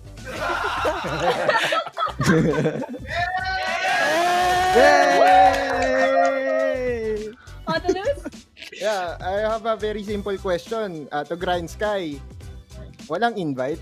Yun ba yung kayo-kayo lang? I-invite po namin kayo sa lobby mamaya. I'm looking forward to it, brother. Congratulations on your win, Osiris. 2 consecutive Garen. Are we expecting more Garen play dito sa mid lane ni Bambi? From assassin kasi bigla ka naging fighter eh. So is that something na we should look forward? Dumepende lang po kami sa lineup namin and sa lineup po ng kalaban eh. Bale, pag pick po nila ng set, bale Garen na rin po yung tatapat namin. Pero nag-isip naman din po kami sa Graves, pero sa ngayon Garen po muna kami. Revealing it as strategies, ha? Marami pa tayong alas. Marami tayo. I love the confidence. I mean, Graves is definitely out there. I was expecting na mag-assassin ka rin dahil isa ka sa mga respetadong assassin player. So nagulat ako. Garen Valenciano all the way. So good job. Congrats. Now, Bambi, on behalf of Grindsky Esports, do you have any shout-outs, mga messages yan sa lahat ng mga supporters ng Grindsky? Shoutout po sa mga boss namin, si Sir G, si Sir Don, si Sir Win po, si Mami Cheng, pati po si Sir Dennis. Shoutout sa cook namin na masarap magluto, si Boss Jomar. Food! Oh, is there more? Ikaw, mag-shoutout. Shoutout po ako. Dante. Shoutout po kay Stella. Isandan na kita ng tula mamaya. Wow! Isang daang tula para kay Isang daang Stella. tula pa. Oh. Let's go. Wow, what a moment for Grindsky Esports. Congratulations, you guys, and good luck on the rest of your games dito sa Thank you po, thank you. WCSPH. Thank you po. It's always so fun to interview those course. guys. I swear, it's always so fun. And as we can hear from Babby himself, yes, the rest and relaxation, the team building that the team had definitely helped sana them all. and reset their mindset. You know, I mean, like, hey, middle of the league, maybe if you're having trouble, why not just take a break? Take a PPGL, break. baka naman. Yeah. Why not? Maybe we do Wildrift that. Talents. It's our time. Let's go. It's our time. Now, of course, we are not done yet. We can't take that rest and relaxation yet because we still have our final series of the day, and it is a big one. It is Team Underground versus Oasis Gaming. Now, Otolus, you know that these guys, of course, did meet during the qualifiers, and they do have a score to settle. Yeah, looking at what happened during the qualifiers, they were undefeated after round number 6. At round number 7, it was fated that they will be facing each other, and Oasis did actually get the game number 1. However, UDG just proved that they will remain undefeated all throughout the qualifiers. I would say that UDG does have the upper hand against Oasis. Well, it's too early to tell my prediction, but I guess For now, I guess it's too easy to tell Yeah. as to what I'm going with. But yeah, let's look at the lineup of Team Underground again. A very, very big addition to this team again is Sayonara. I did highlight him as the MVP of the week last week because of the stats that he's been pushing out, and he's been dealing the damage that he's been dealing as a jungler was really, really superb. Another player that I would like to highlight is, of course, the mid laner. Mitsura was able to get a solo kill against Tatsuri the last time around. Yeah. Today, he will be facing another formidable opponent in the mid lane, and that's Daf Osiris.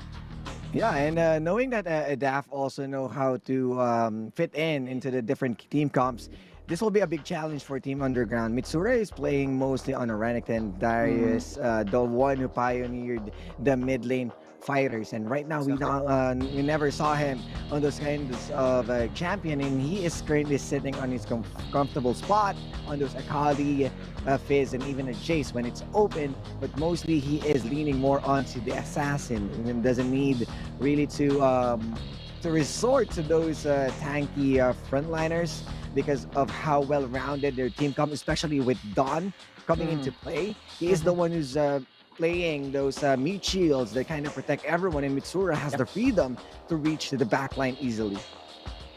Yeah, I think we've talked about Mitsura as like kind of like being the, you do have like the flashy mid laners, you do have the burst mid laners. Mitsura's kind of like the sort of like the quiet genius type of mid laner, he definitely has this unpredictable kind of like champion pool. Right, And when he plays, my goodness, the plays that he makes is definitely some of those game changing ones. But of course, on the other side, as much as Underground are riding on momentum right now, so are Oasis Gaming. Yeah. And they had an amazing game, Otolus, against Fennel Adversity. Indeed, they dismantled Fennel Adversity, and we saw how Fennel Adversity performed earlier against RRQ. So that just goes to show the level of competition that we have here in WCSPH.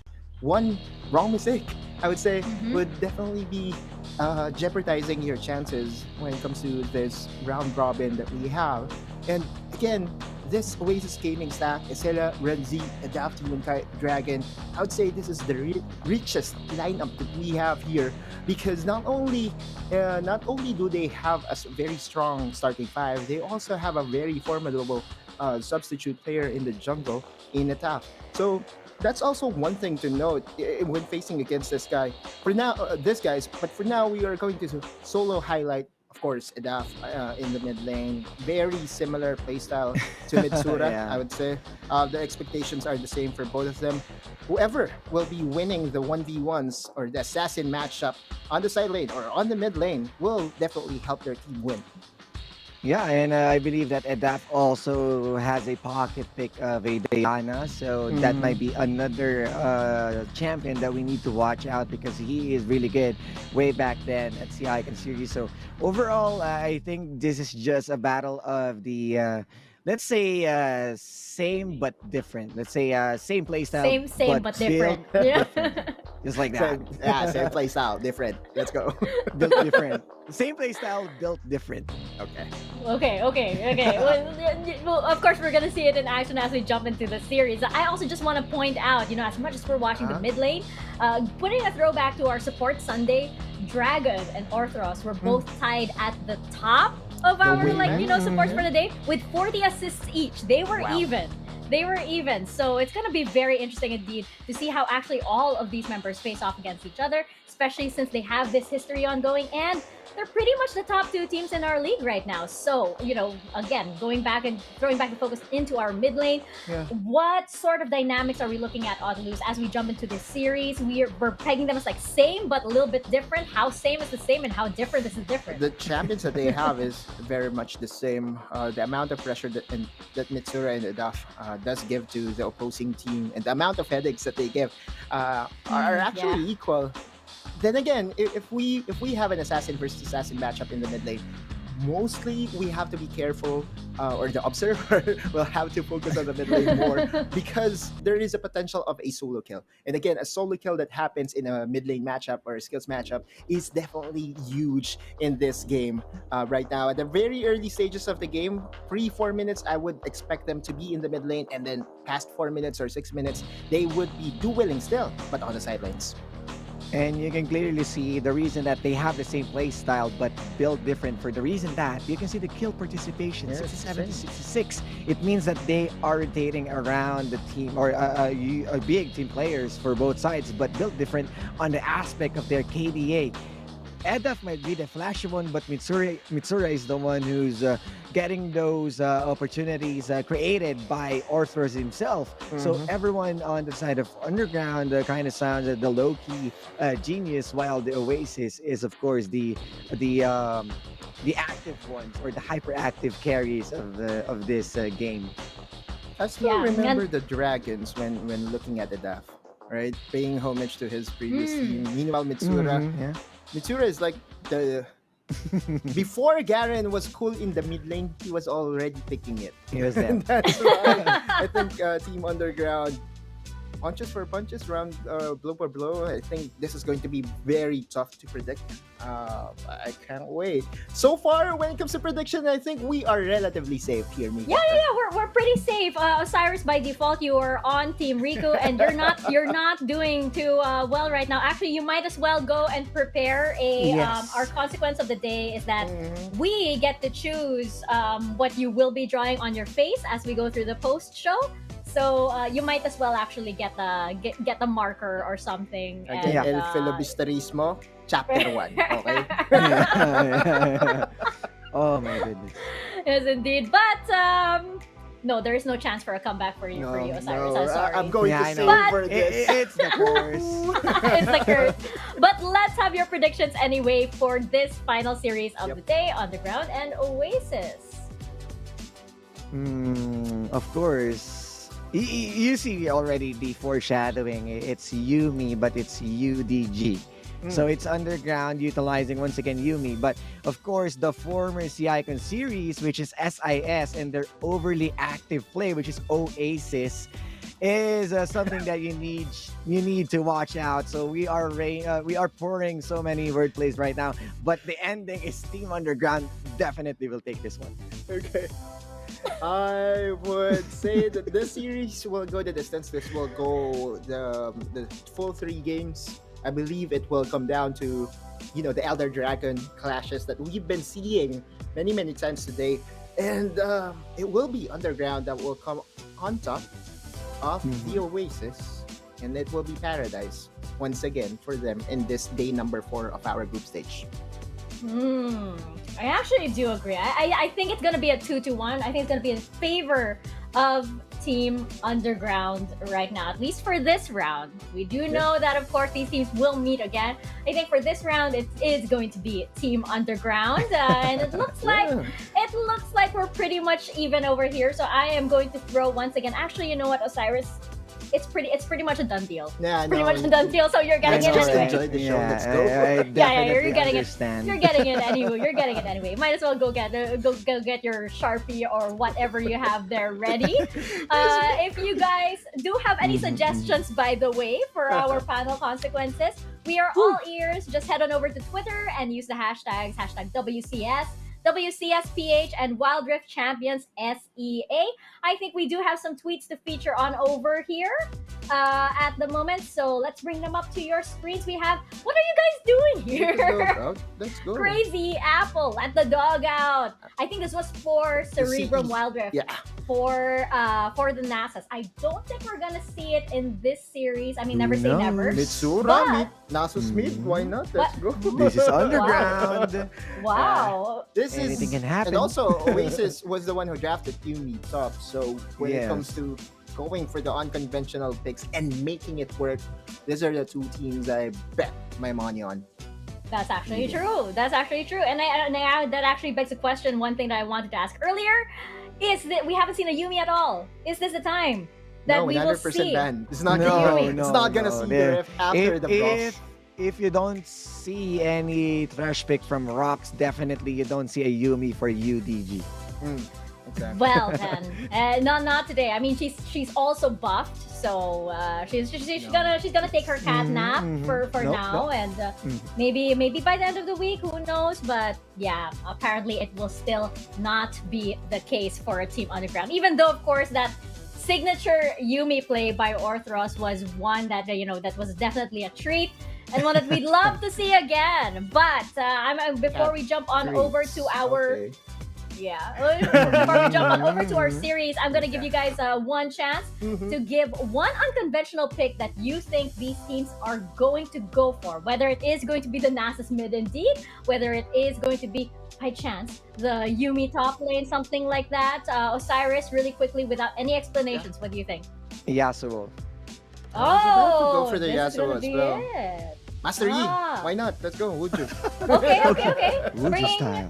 Bringing some of our ninjas or samurais or all the swords into this series. Who knows? It is going to be Team Underground versus Oasis. After all, our final series of the day. Casters, over to you guys.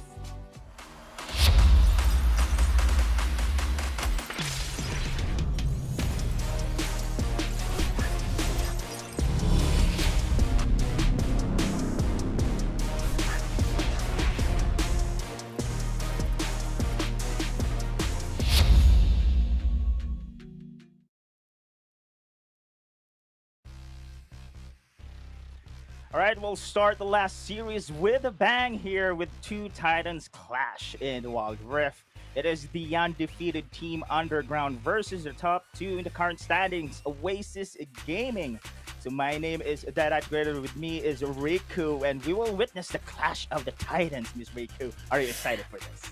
Very, very hyped, because not only are we looking at potentially we're looking at the top two in the country, but we're also looking at a almost mirror matchup, because the panelists have already talked about the mid lane, Mitsura, Edda, a lot of similarities, but it's not isolated in the mid lane. When we look at both dual laners are highly aggressive. Orthros with his enchanters, and meanwhile Dragon utilizing with his tanking game. Demon Kite and Larawan are both flashy and mechanically proficient on AD carries. Mitsura, Edda, we already talked about that earlier. And then Renzi and Sayonara have been that rock that enables their carries, or they enable themselves. And you've Dawn and Isilla at the top portion of the map that serve as utility and a meat shield for the entire squad. So this is almost like a mirror match about who can do their individual strengths better to form this cohesive unit.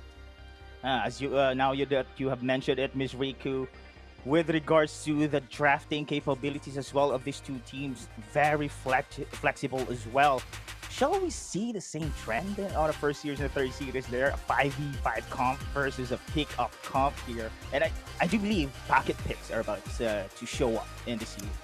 Yeah, for sure. And those pocket picks can be denied by by both of these sides. Because look at that, Morgana is already automatically banned. You also have Yuumi as well as a response. They don't want that first pick blue side on that Yuumi because we've seen how scary the Yuumi could be when paired with a Rengar and paired with hyper scaling carries such the Jax or such as the Vayne as well. But the thing is, when you ban the Morgana, this potentially opens up the opportunity for pick compositions. Maybe this is the time we're going to be seeing a Camille open this time around. There's also the option for having a Varus. There's just basically single target CC. So this Oasis with the Morgana ban could spell that they're going to play a pick composition. Could be, of course. But also, this is where the game gets interesting. Here in the drafting phase, the start of our match, really cannot tell what will be the victory conditions that both teams will set against one another here, because we've mentioned, of course, how deep their champion pool is, how, of course, diverse their compositions on the last week performance they have shown. But yeah, Yuumi still banned. I do believe, of course, Dawn has been stepping up rather on that set role, and I think this is a pretty good pick for UDG. But Oasis has the first pick. Camille is pretty open here. Will we be able to see the first pick Camille this time around?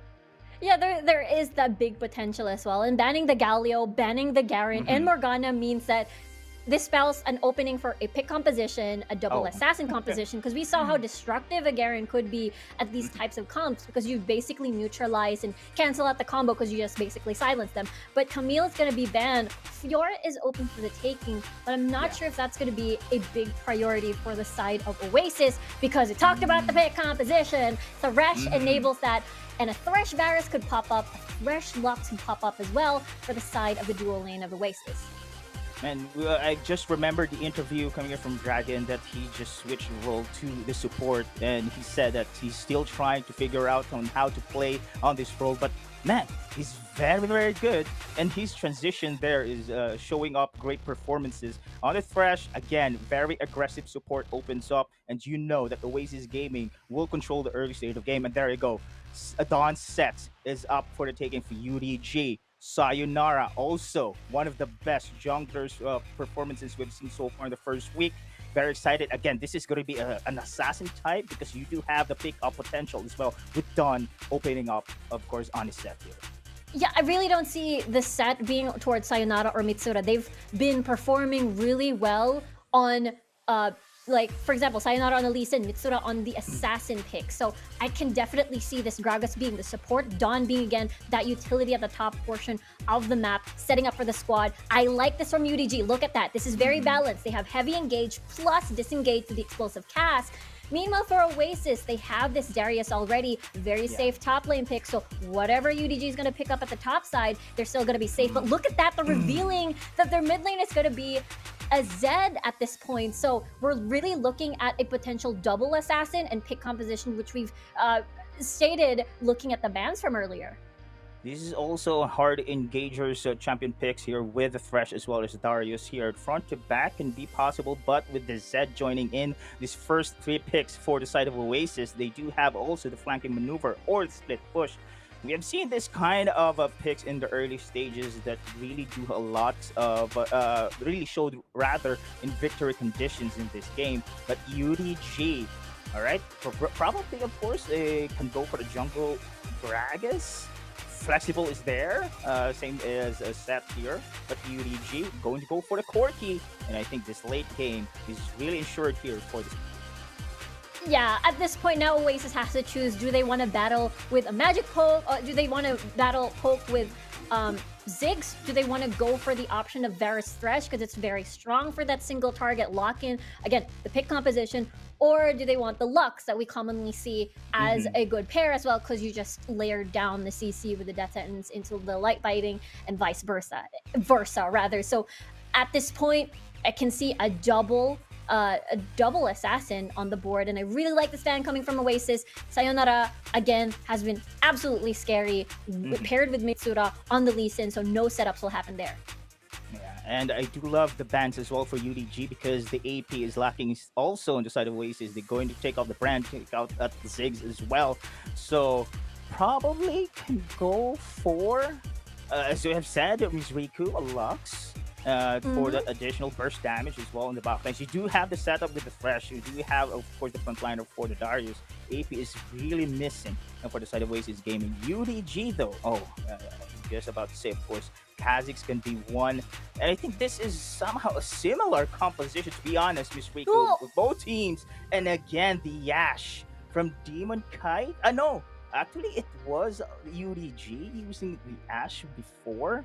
And now Oasis Gaming somehow showing a taste of your own medicine. Here we go.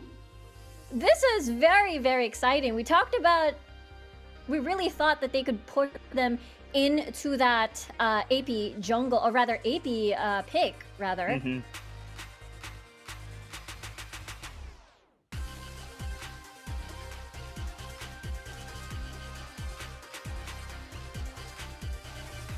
Miss Riku, are you there?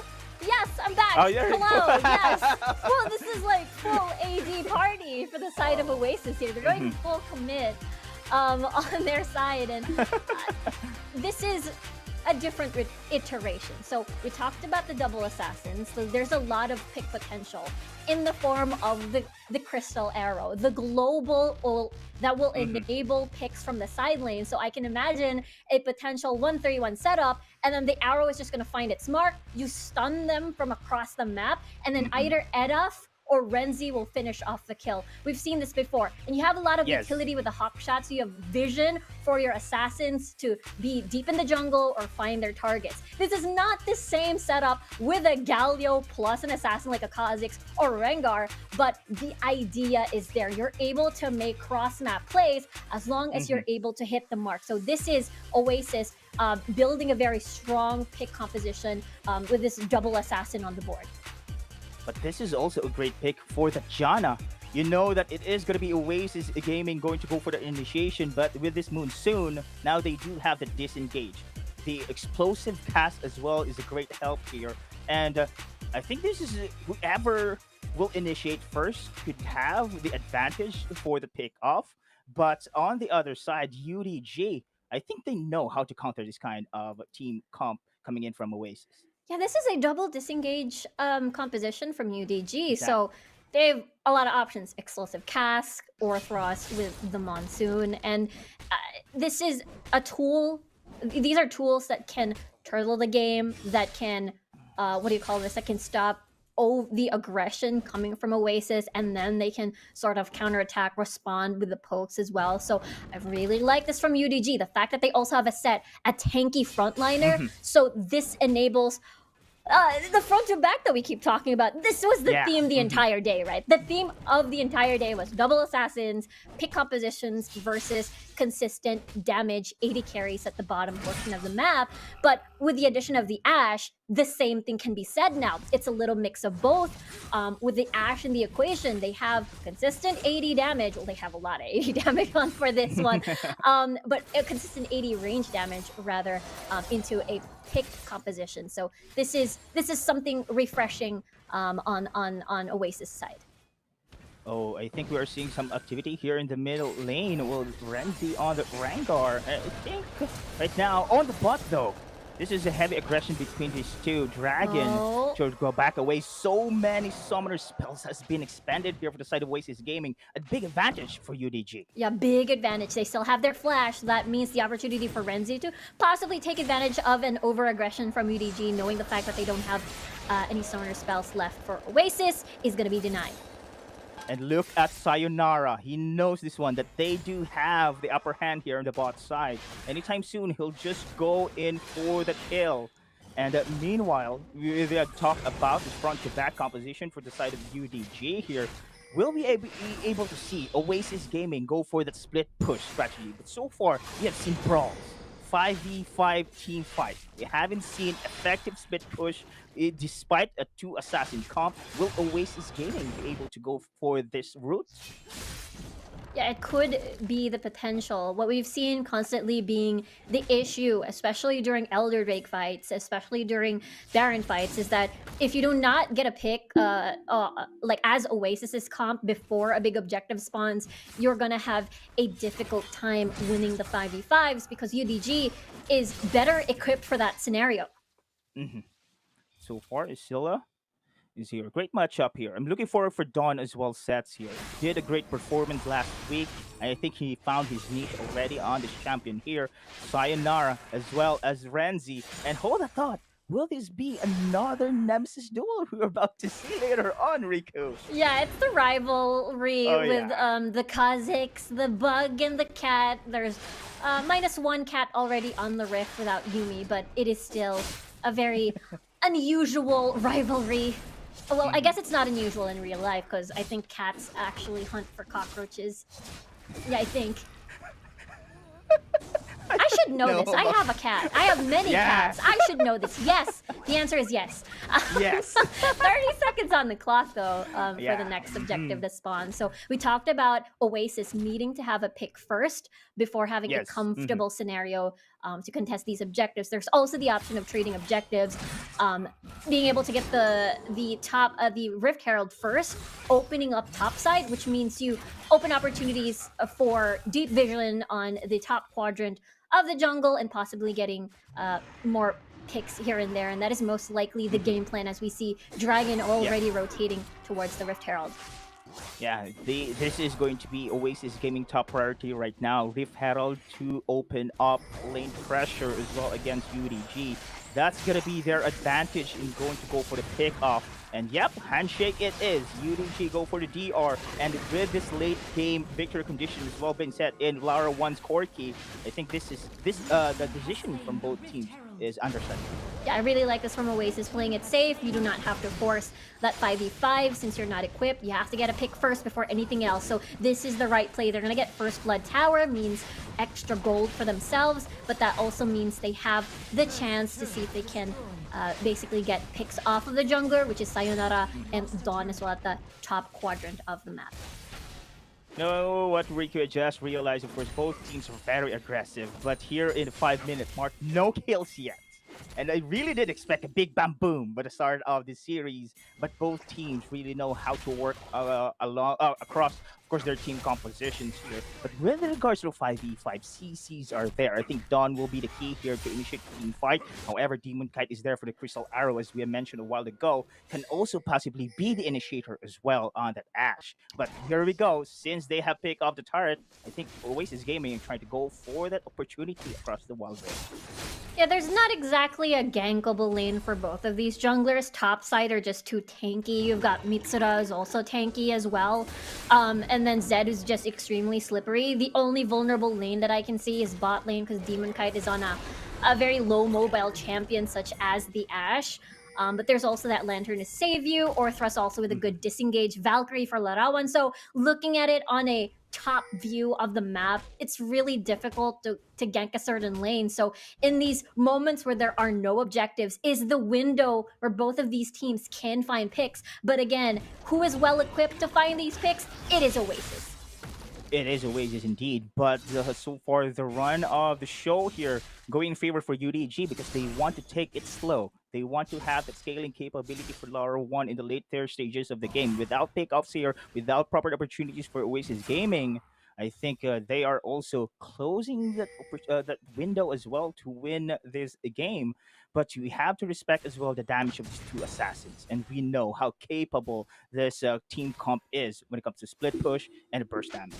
Yeah, that is... Both of these junglers also have a similar mission, right? Renzi and Sayonara. Yeah. Sayonara has to find his mark on towards Demon Kite because, again, consistent damage dealer at the back line. And for Renzi and Edaf, actually, they have to find their mark on Larawan, which is, you know, double assassins versus one assassin. It can be doable, but at the same time, there's just two disengaged champions on the side of UDG, so it will prove to be a challenge for them. Oh, in the mid though, Oasis Gaming, here we go, creating opportunities themselves, but still cannot do so.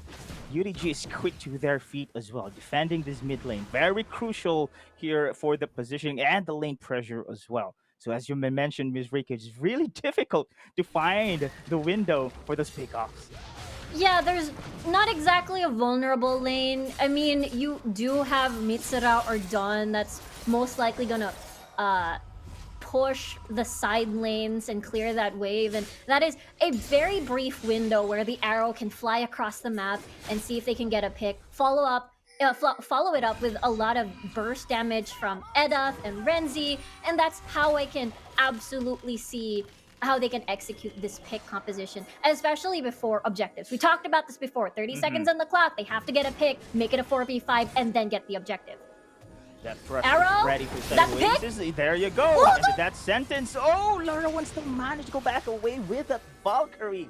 Oh my, that is a nail-biting scenario there for the side of UDG. Almost, but they are still going to have their next target. Oh, Mitsura will fall. The first blood, 8-minute mark, and they have transitioned for the turret as well on the bot side. Beautifully done.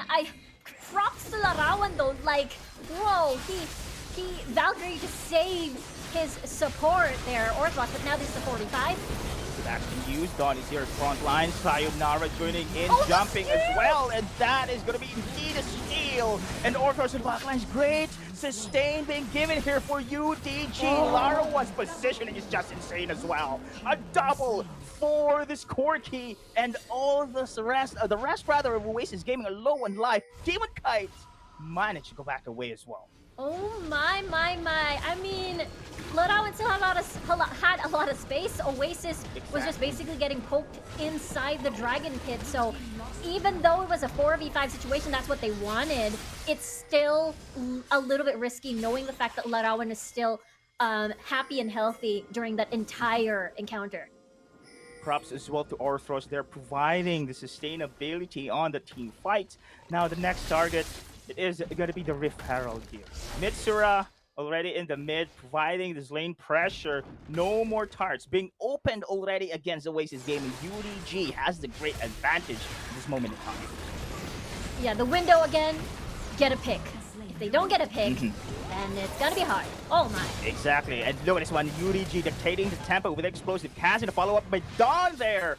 With that Haymaker almost taking as well Dragon in the process. Oasis Gaming being pushed so hard. UDG controlling the tempo. Really nicely done by UDG, unfazed at all by Oasis's attempts on some of the players' lives on the UDG side, and they're getting that Rift Herald to open up more off of the map, most likely towards top side to even out the map score, as their top lane has already been taken. And we're seeing a lot of Zonia's hourglasses being picked up just to protect themselves from the burst damage, from the aggressive attacks from the double assassins, and as well as to dodge the arrow. If you see it, I mean, the arrow has been buffed a little bit faster, or rather easier to control, but you know, you can react by pressing that button, and then boom, you're safe from that stun. Yeah, and without the pickoffs that you have mentioned, of course, for the side of Oasis Gaming this week, is somehow this game is getting away against the side of Oasis Gaming. UDG, with their great positioning on those major objective takedowns, finding it hard for Oasis and how to go for the front to back team fight here in this game. Yeah, it's a little bit difficult because Oasis isn't exactly purely built for that. It's a half and half kind of thing. Like, it's half pick composition and it's half, we have the Ashe, we have consistent damage, but we're not really sure if Dragon and Asila is going to be enough to peel for the rest of the squad. This could be a potential dive though, set up. Yeah. Arrow flying! Oh, arrow, bam! Hits the spot, here comes a reinforcement and a follow-up kill. Now, UDG trying to go for this revenge. Oh, look at this one, Lantern! Oh, what a save! And now the play for the follow-up. Mitsura popping the Zonias. And look at Ida going to go for the first. UDG looking for some more. Isila tanking, absorbing all the damage, managed to pull through as well. Sayonara and Lara One cannot do anything about it. Fast decision making from Oasis. They looked at mid lane. Okay, this lane is not available for a tower dive. Top lane though, we have information. We see Orthros. That was again the power of the hawk shot plus the crystal arrow to set up across map plays, well, across the map as we've seen here. This is the combo that we talked about during the draft phase, right? This is a lot of burst damage. You've got the death sentence to follow up the enchanted arrow with the cross map stun. Really nice lantern, by the way, by Dragon, saving everybody. Well, not saving everybody, just saving one person. And we, I thought Demon Kite wasn't going to escape here, but Demon Kite still had flash. Isilla came to the rescue to be that new kill and was able to get one reset down. Boom! We're seeing some action here. Yep, that is a big bam boom. Will, of course, UDG going to push it through. Guess not. Disengage for now, but the Dragon is up in the pit. Oasis Gaming secures the area, and I do believe they do have the advantage when it comes to positioning here. Yeah, they do at the moment, but they have to be careful with the pokes coming from Larawan here. They are taking the Dragon very, very fast. They got it. Now they go back away, but the box into use. Here comes the attack, UDG! So much damage! They caught off guard. It is going to be another kill for Larawan, a triple for the Corki. Again, a free hit from this player. This is absolutely scary, because all of the kills, it's still not over. Edaf is gonna fall down, though. I don't see... I don't see the possibility of escape there. But yeah, 501 Corki. Even though Oasis is having the picks, it was just that one time. Now Baron being started. Dragon is here. Oh, I don't know. Teleport? Hail Mary contest. Let us see. But it is going to be indeed the side of UDG going to secure this Baron. Great advantage this moment. That was a very fast Baron there. Larawan again ahead of the game. So Oasis has to double down on the mission of killing Larawan for that win condition. They have to pick off Larawan, or else, even if you kill Arthros, there is still that. You've got two peelers. You've got Dawn, providing a lot of space. You got Mitsura with the explosive cask. So now the question is, because at this point in time, Larawan knows that he cannot be alone at any point in the game, starting from now, because towers are basically broken. Their jungle can potentially be in danger. So at this point, Larawan is just going to be with his two bodyguards, Mitsura and Orthros, all the time. Even Dawn in this case right now. And I think their strategy right now is to stick together. And there you go. Nemesis Duel has been triggered, but that is good upper hand for Isilla. And oh, look at that one. Great counterattack. And UDG, simple as that, going to go for the counterattack. Sayonara joining in the fray as well. And Oasis Gaming backs away. No answers, out of position. Demon Kite will fall as well. UDG, they're just different levels. Yeah, they're on the next level as UDG now. They want the base. That's 30 seconds on the clock without Demon Kite. Oh, I think this is going to be potential. GG push indeed. Oh, Dragon trying to hold. And that is going to be stasis being pop up everywhere. A godlight for Larawan. I think this is it, Riku. Game 1. UDG showing dominance against Oasis Game. And the trend still continues today with the consistent front-to-back carry composition with now versus the pick composition with a little sprinkle of Ash, I suppose.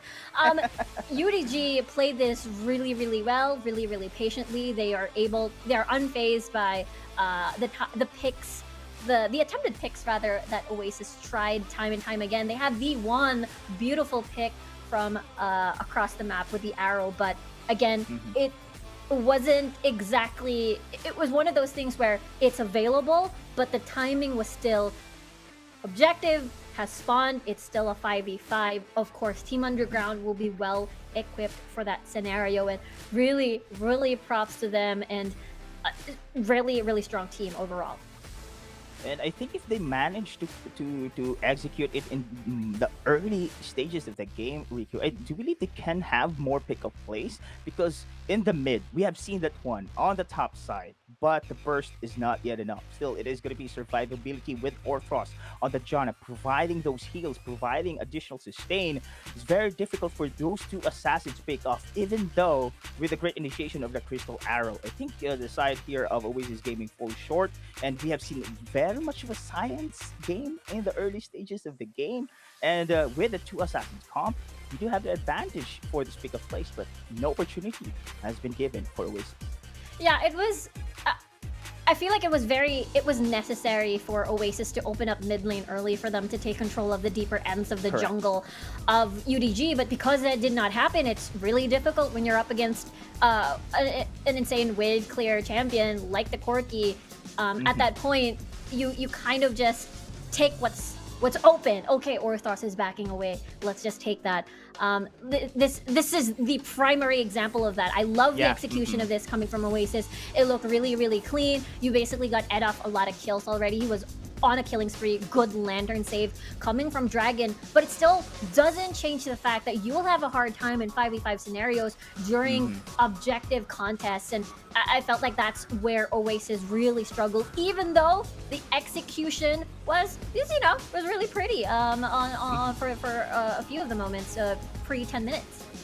And with Lara 1 in the picture, all hell is loose. Look at him. Just go in and just having that free hit of his life here. Just eliminating all the players here for the side of Oasis Gaming. No answers. With the Monsoon coming in from Arthur, showing away those heavy aggressors as well.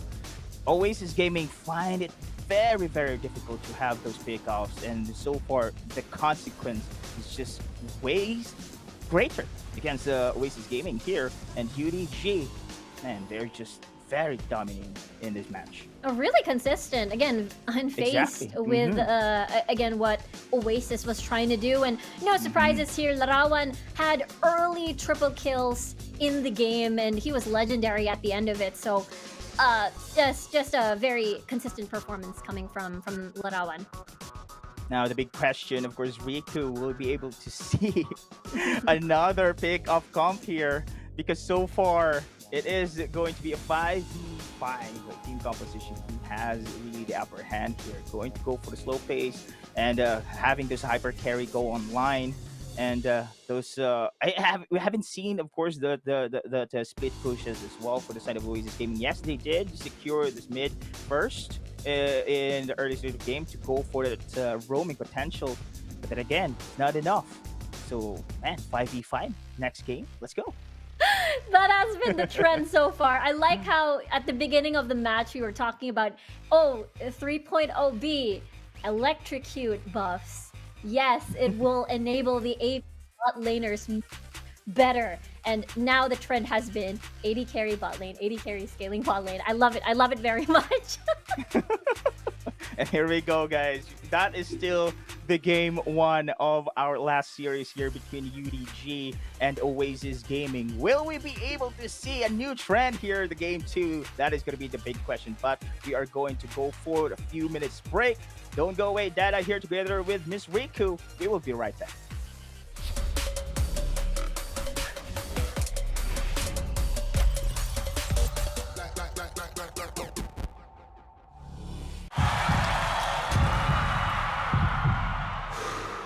Stop and refocus. Get a clearer perspective. See things from different angles. Power up and set your eyes on the prize. It's time to step up and rise to the challenge with the Redmi Note 11.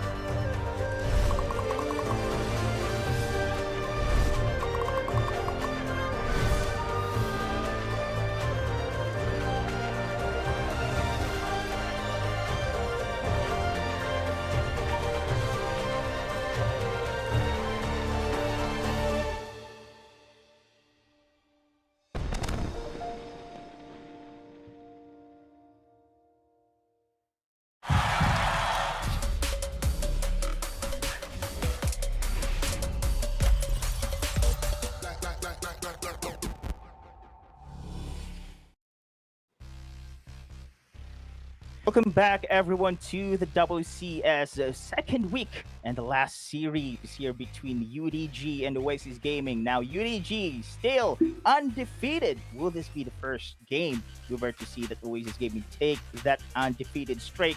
My name is Deadeye. Together with me is Miss Riku. Match point game in our last series, Miss Riku. You know what I want to see? I want to see. Well, I don't want to see pick comps versus 5v5 comps. I want to see 5v5 comps versus 5v5 comps. We haven't exactly seen that today, and I feel like games could be much closer if. Well, this is just me like theorizing. During Elder Drake fights, right? Like 5v5, like yeah, maybe just I want to see that. I want to see that. But for the pick comp position of Oasis, I really liked it because everything meshes well together. It's just that Underground felt like they saw everything coming from a mile away, so they were always ready.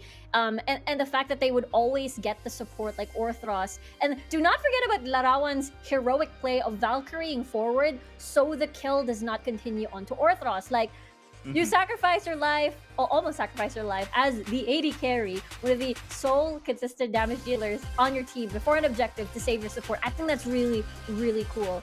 And I don't know, maybe we'll get to see something different coming from Oasis this time around. I fully agree with you. I really want that 5v5 heavy team fight brawl here in the second game. And this what makes UDG a strong team as well, is the synergy between these two. You have mentioned, of course, trying to save the teammate here. They trust one another, and we can see that on that game one. Their execution is very, very good. And you know, the synergy between Lara One and as well as Orthros is top notch. Even in community events way back, this two really dominates the bot lane here. And now it shows how capable these two are, and of course the rest of the team as a whole for the side of UDG. Now Oasis Gaming give us a great match here, the second game. 5v5 team comp against the side here of UDG. Let's go. Yeah, because when we look at the previous match, it was still incredibly close until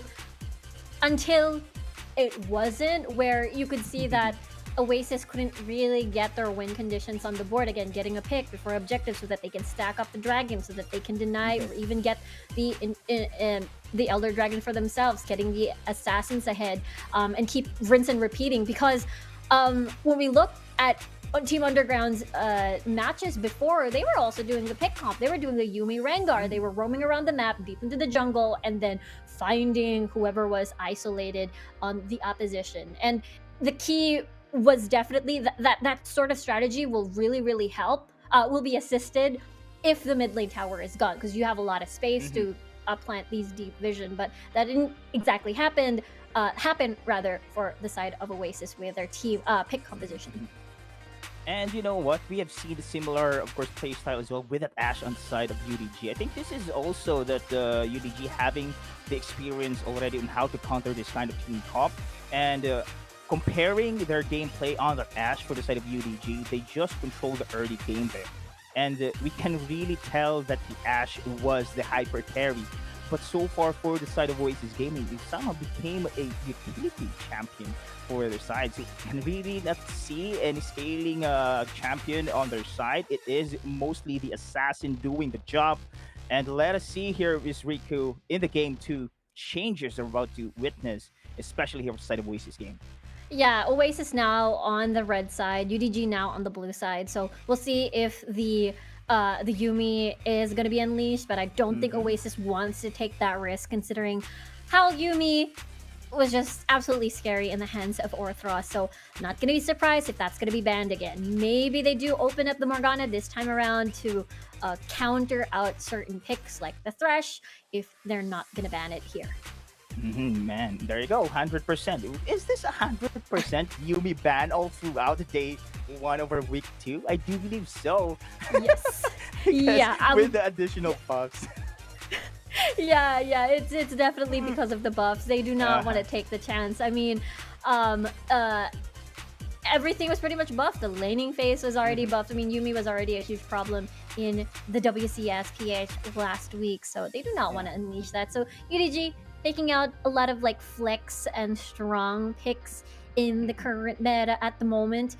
So we'll see what the plan is, because now Lulu is banned. What other enchanters could be open? Janna has been used by Orthros.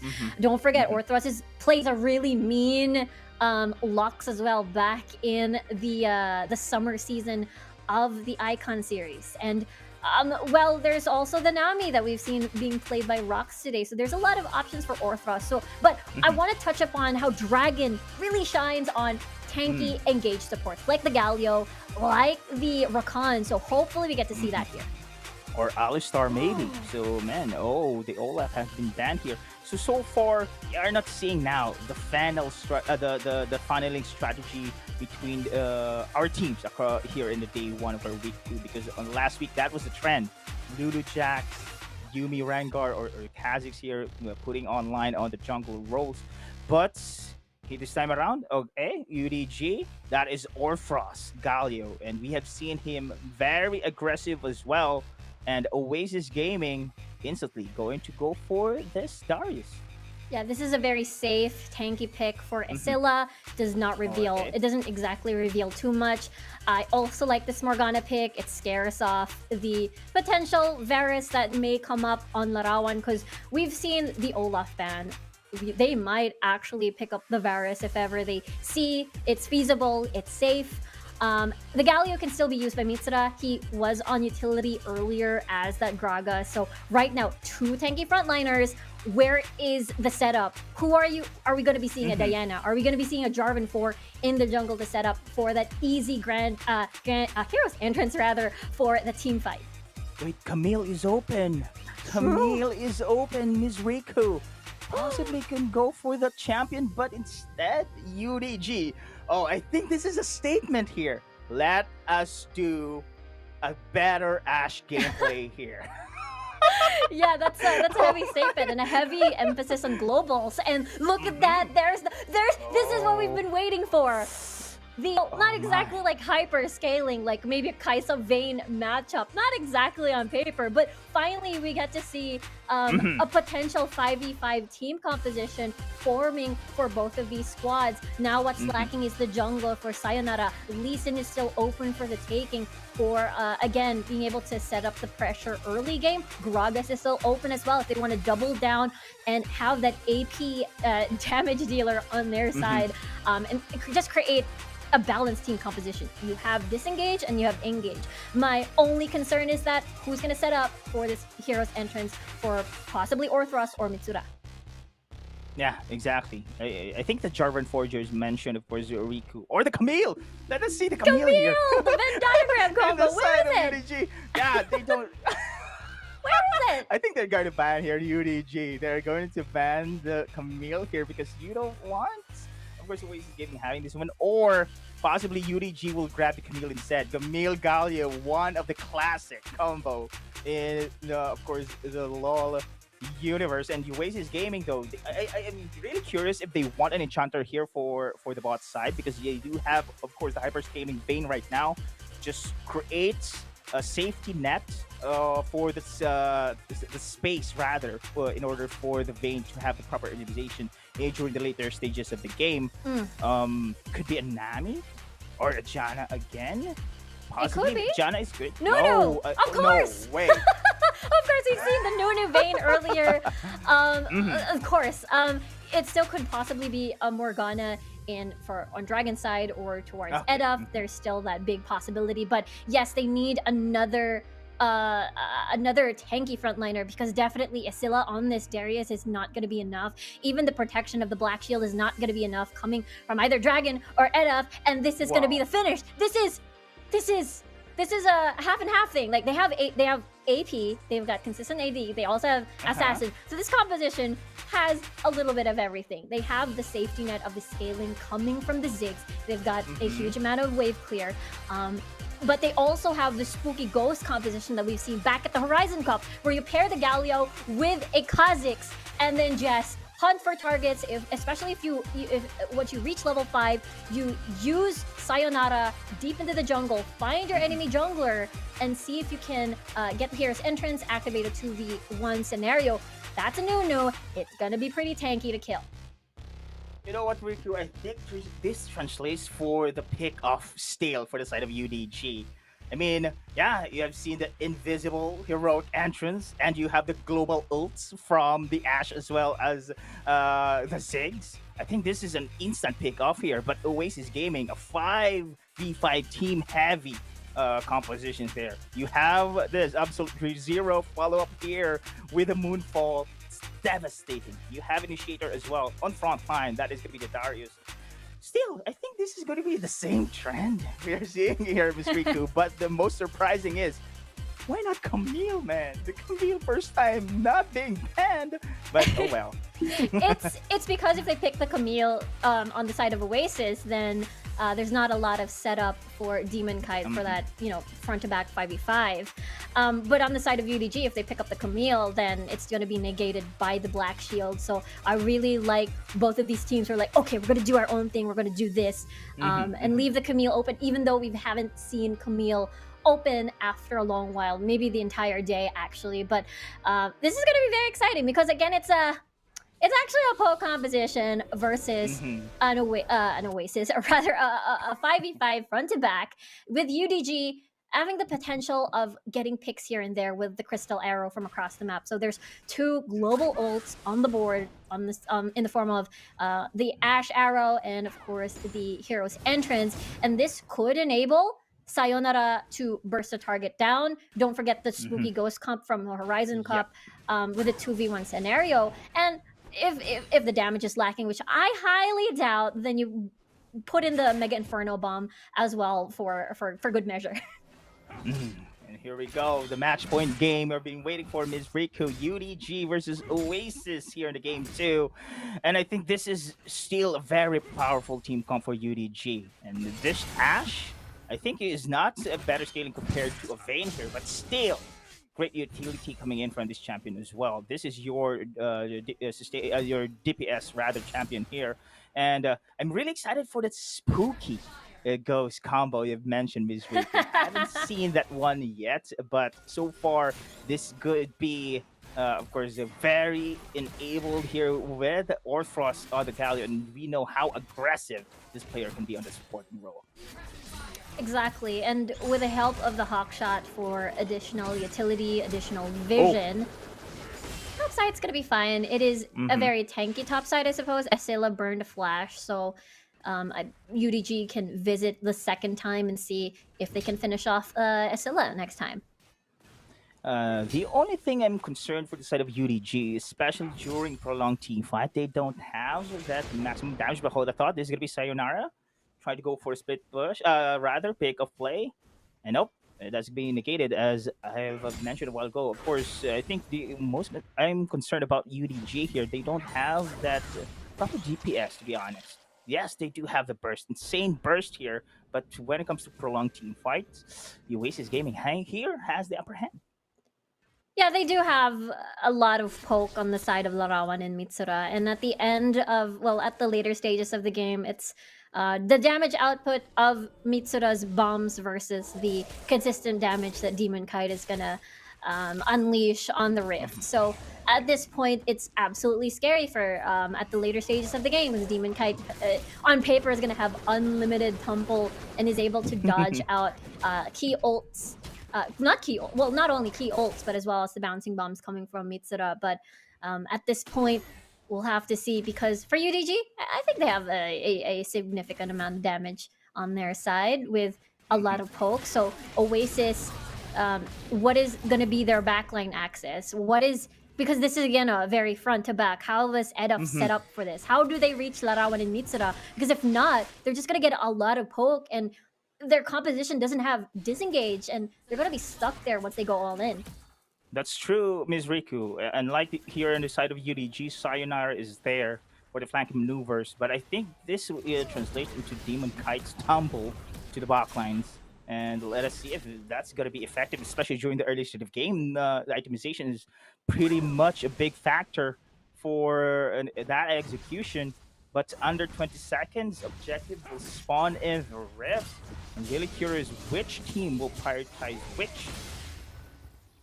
Oasis is definitely going to prioritize the Mountain Drake. They need the shield up against a heavy poke comp against Mitsura and Larawan. So I would really emphasize that they would really like this Mountain Drake. For UDG, on the other hand, they want to deny that away from Oasis, but reset-wise, UDG came already resetted first, so they're gonna be first dibs. We'll see if Oasis is able to get a pick. Dragon! Oh, the damage there! Almost big pick off, but response for Oasis. Hero's Oh, that entrance. is going to be a late Hero's entrance as well. Orfrost caught here, out of position. Trying to go forward. It's still pulled out no junglers. by damage is there. Go on the back lines. Mitsura, Lara, one free hit. The Dragon Lone Light 500 will be taken though for Demon Kite. Still, it is going to be a win for Oasis. What a bait coming from Dragon there. I mean, I totally understand. You get that that damage, that isolation damage. That's why Dragon was just really, really hurt. But at the same time, Sayonara couldn't finish off Dragon in time, and the rest of the squad coming from Oasis arrive, and they do get the Dragon. We could see part 2 of this fight because everybody pretty much already resetted, and Rift Herald is still available. No ultimates there for Dragon, as well as Ranzi, but will they be able to secure that one here in the Rift Herald? I think so.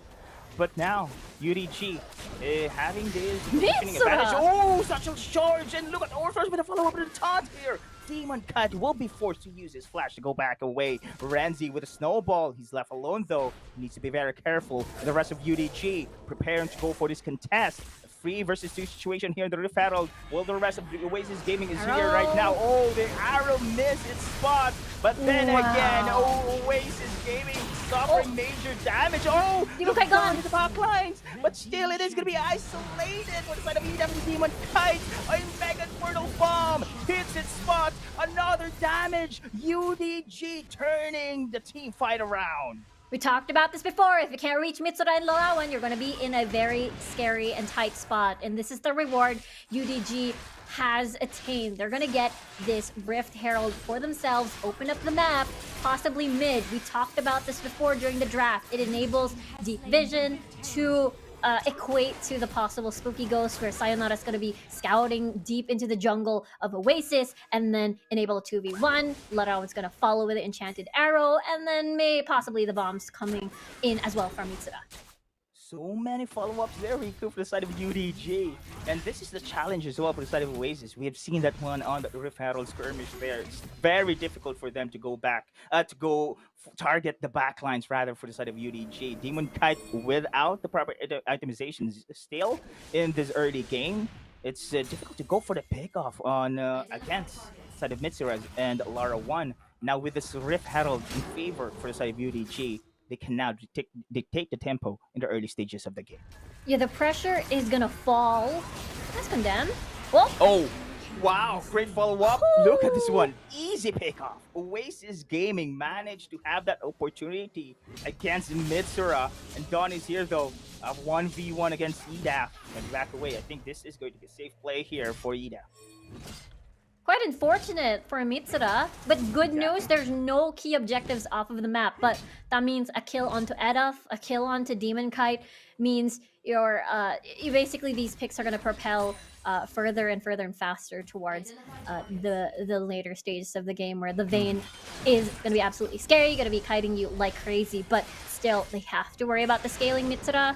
I feel like the pressure is going to fall primarily towards Esila. To assemble a flank, because Mitsura and Larawan are very vulnerable. They're very not so mobile champions. Well, yes, you do have the satchel, but at the same time, you're incredibly squishy. No! Oh, the Dark Binding hits! And this is gonna be Lara 1 flashes out, but still being chased here by Demon Kite. Or Frost with a taunt, but still cannot go for Demon Kite to the back lines. And there comes Ranzi, trunking all the damage, going to spearhead the skirmish and taking down Lara 1 and Orfrost there in the skirmish. Beautiful binding by Dragon and nice follow-up by Oasis. UDG, really hungry to siege. I mean, I get it. You have the Ziggs. You're able to take towers down, but Orthros is not around for this objective. And Oasis Gaming, will they go for this Infernal Dragon? Sayonara is here, Mitsura as well. Respecting, of course, the power of each other here, we are going to see some reset here. It's gonna be the reset. Oasis reset it early. Actually, no, they're gonna stay. They're gonna poke. They have the Ziggs. They can poke out Oasis's HP bars and force them out, force them to retreat, and then take control. UDG right Except now. Mitsura doesn't have mana. Oh yeah. He has to go home. Oh, this is going to be a perfect window here for the side of Oasis actually to take this Infernal Dragon. And yes, they will. And they have the advantage indeed. That recall, and they know that it is going to be Mitsura going back away. Oh, fortunately, no, it is going to be another reset here in the Infernal Dragon. Yeah, Mitsura's back. He waddled his way back to the Dragon Pit, so Oasis doesn't want to take too much risk, so they're playing more safely here. But still, here we go. Round 3 here in Infernal Dragon. And look at this one. Oh, the arrow hits! The and the steal from Sayonara! And now Hero's entrance for the follow-up is Zilla. Down here, look at the slows for Lara 1 as well. Sayonara with a pick-up follow-up. And the rest of Oasis Gaming backs away. What a great steal. What a play for UDG. Really nicely done by UDG. They know that they have the positional advantage because they can poke from the Dragon Pit and just go in with a Hero's entrance and then basically taunt everybody else who is inside that pit. So good, really nice execution from UDG.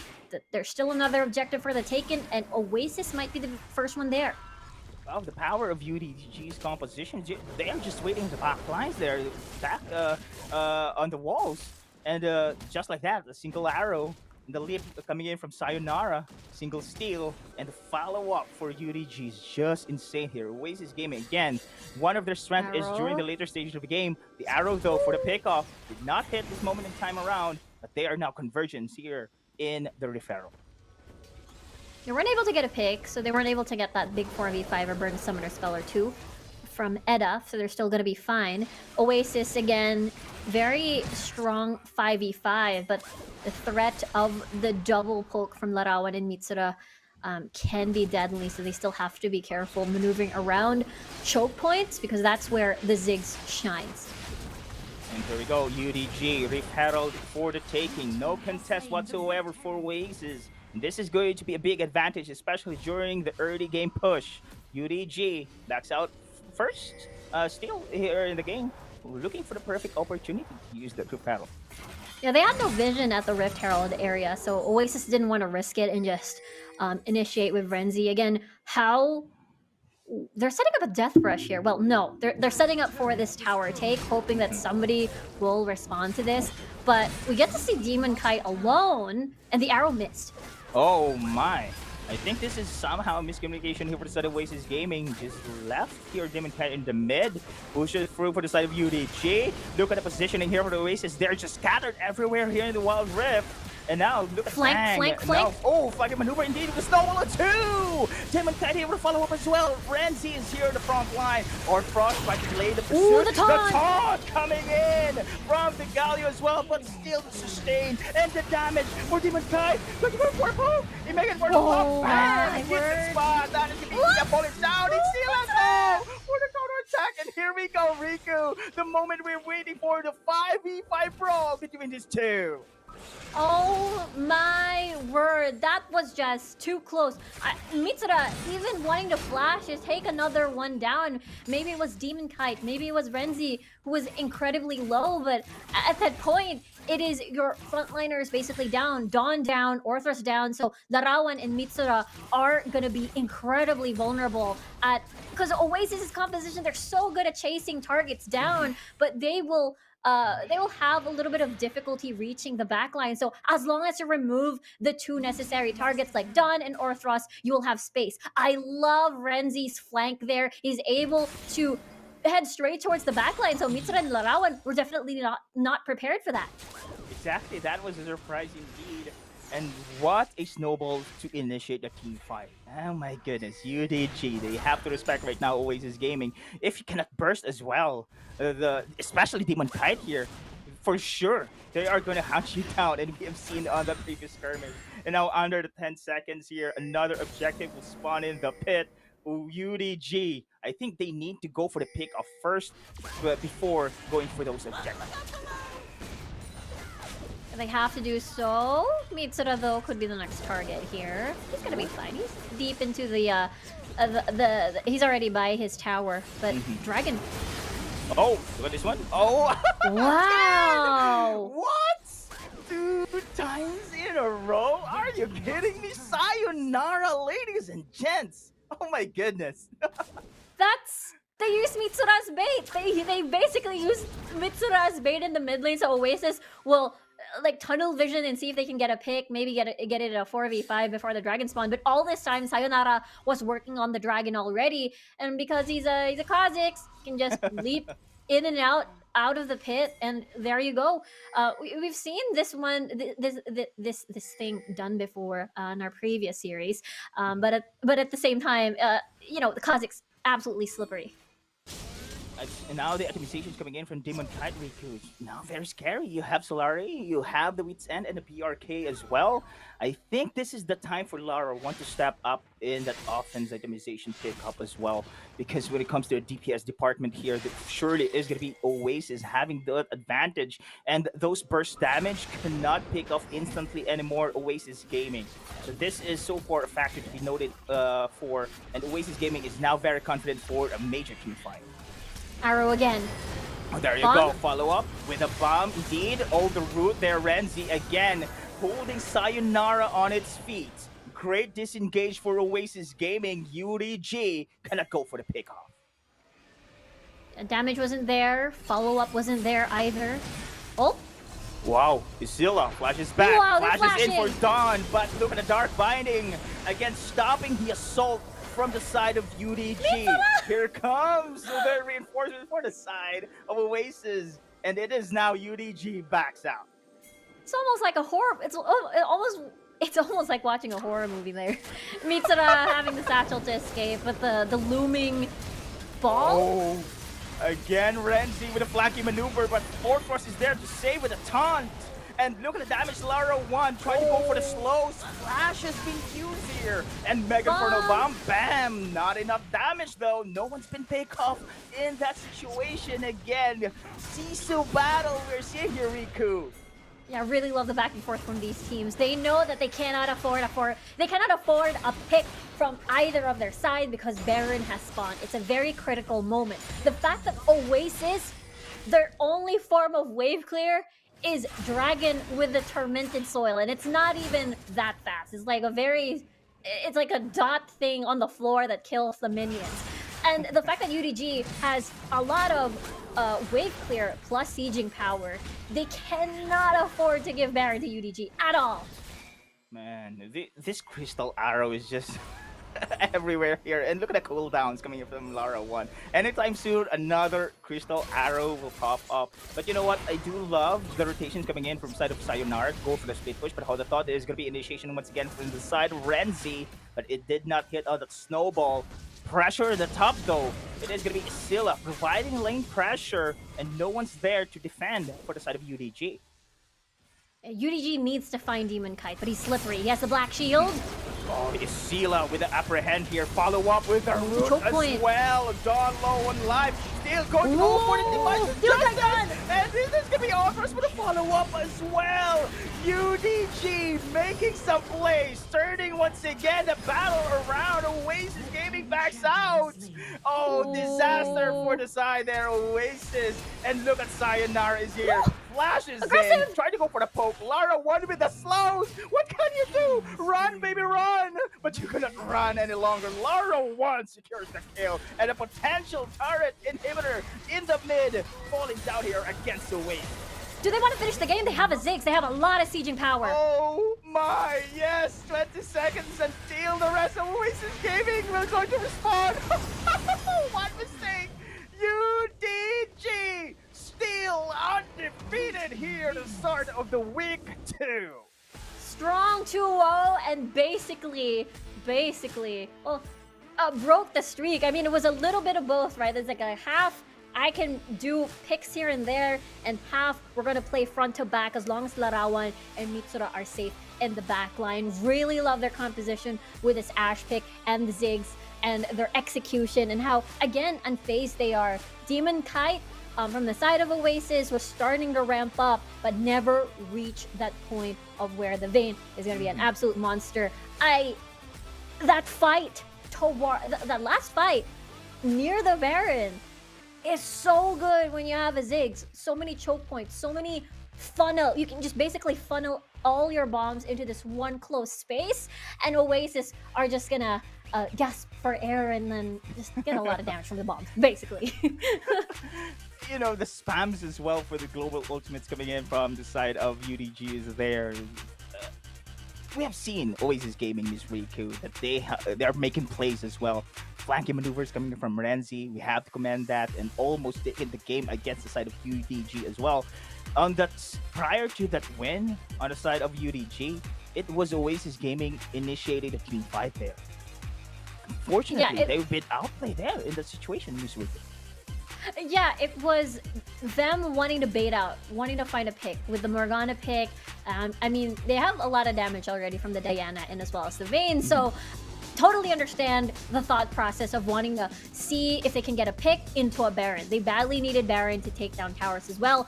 The fact that their composition isn't exactly built to try and siege towers, Vayne is pretty much short range. Dragon will supply the wave clear, but again, beautiful execution from UDG.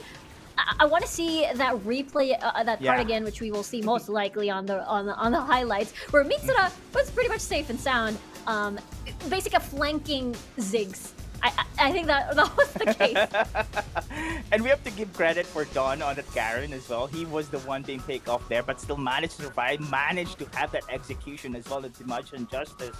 And Oasis Gaming, I think they also have the shocked feeling there that they haven't picked off anyone there against the side of UDG. That was the moment, that was the opportunity that UDG grabs to have that win. And this is just an insane game 2 we've seen so far. CISO battles, but still UDG is having this win against Oasis.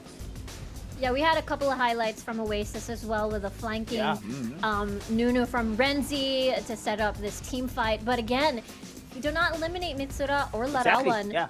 We're just gonna kite you, because even though Oasis has a lot of chase potential, the slows coming from Larawan will pose a challenge to reach them. This is the fight I'm talking about. Look at Mitsura! He's free hitting, Larawan is free hitting, and it's just so perfect. Don did an amazing job finding his mark on Demon Kite, and all the moment that Demon Kite basically perished, then that's UDG saying, yes, we won. This is it. We can go. We can keep going. We already set up the mid lane tower. The second tier down. We just keep pushing because we're made to also siege. We have a lot of wave clear. We can finish with a lot of big death types on the board. Sheesh. Press F for respect for Dawn there. In the last skirmish, and man, Sayonara still showing up, Miss Riku. He was, of course, auto-lose MVP of the first week, and it shows, man. It shows how consistent as well this player on the jungle role. Yeah, he's. I love the juggle where he's going in, not dead. The bug is not squashed yet. He's going out and going back in, and I love the juggle that Sayonara is doing between these skirmishes and these team fights, and the objective control, the way that they maneuver and they use Mitsura as like the bait. Okay, go make yourself vulnerable in the mid lane, so they'll focus on you while I take this dragon. There's still a lot of objective take coming from Sayonara, so props to him. Oh my. UDG still showing that they are indeed the top dogs in the league, Miss Riku. Still undefeated despite whatever composition their opponents will give at him. They still manage to have the lead and win the game. And ladies and gentlemen, that was the last series, and still UDG takes the lead 2-0, of course, winning the series against the side of Oasis Gaming. And hopefully you guys did enjoy this day 1 action of Wildrift. Of course, we are going to throw this into the panel, but before we do, we are going to take a short minute break. So this is Deadeye and Riku. See you in a bit.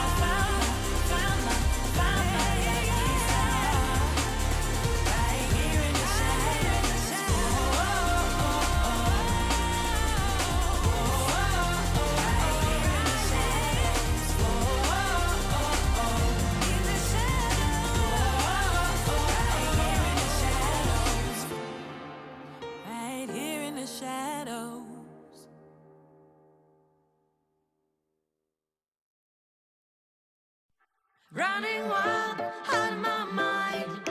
Hold my breath, cause I'm ready to make a move. Got nothing to lose. Watch me shake up the ground. Have you seen a phoenix rise?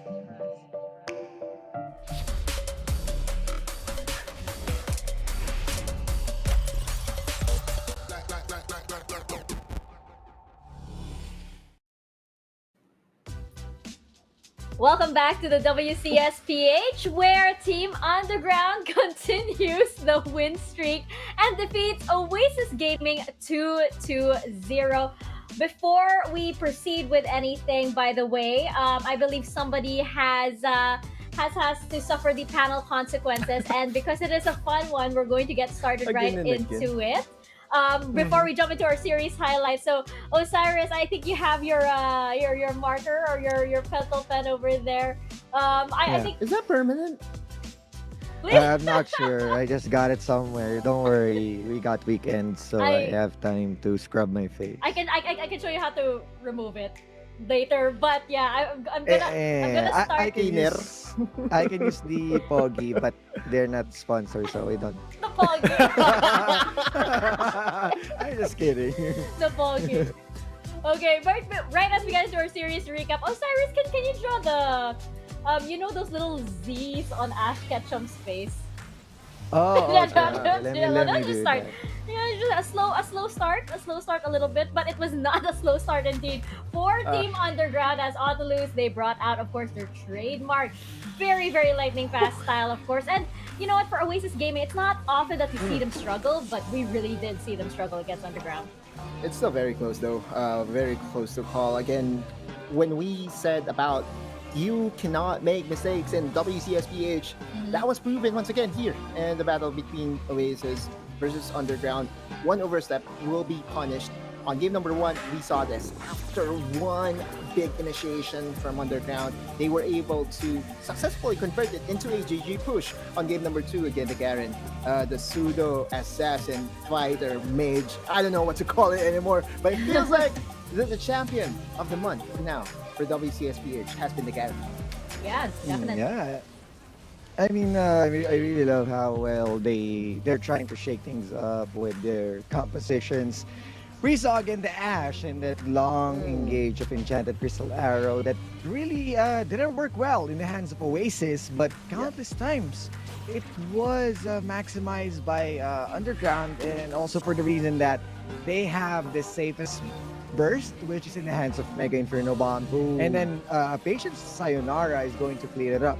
So there's so many things that you can mix up with how well the Enchanted Crystal Arrow, and then the Master of Justice. Look at that. That's the game-winning sword right there. Yeah, and, I have to say, if your Ziggs is frontlining like that, I mean, it speaks well of the whole team, right? I mean, like that's how secure you are with your team, that the Ziggs can actually frontline like that. I mean, that's definitely a sight to see for sure. Autolus, I mean, I don't know what else there is to say about this team right now. They are definitely looking like the frontliners. Now it's just really the question of who else can, who can challenge them. And so far, we haven't seen quite a lot that has been able to match them. Oasis Gaming came very close indeed, but they still didn't win. They still didn't get that. No. I'm laughing at the side. So the question is who, right? Mika, I'm trying to figure it out myself right now. All right, I'll be sleeping on it, and tomorrow I'll prepare an answer. Yeah, we might get our answer. The answer might be clearer as the week progresses. What's happened to us? I mean, Mika asked already before the recap, so I did it already, so we can have the consequence on the whole duration, and the viewers can really. All right, so see Mika it requested. I Yeah, will go also ahead, get my Autolus. request, Go right? ahead, Autolus. Yes, of course, go. Later. I think Before. we will, Okay, sure. Later. after the interview. Oh Okay. wow! Oh, it must be something really special indeed. So let's bring on over our interviewees to our panel desk. I think we have Larawan joining us on behalf of Team Underground. Hello, There you Larawan. go. Welcome to the panel desk, and congratulations again to Team Underground. Undisputed and undefeated so far here at the WCS. I have one question for you that's a little bit serious, and then I think we're gonna relax with the rest of the questions. I was actually curious about the recruitment of Sayonara. Can you tell us about kung paano yung tryouts niya or anything? How did you manage to find him? Ano ba? Kasi si Sayonara po, pag nagpa-practice kami, puro kalokohan yung ginagawa. Kaya, parang masaya siya kasama.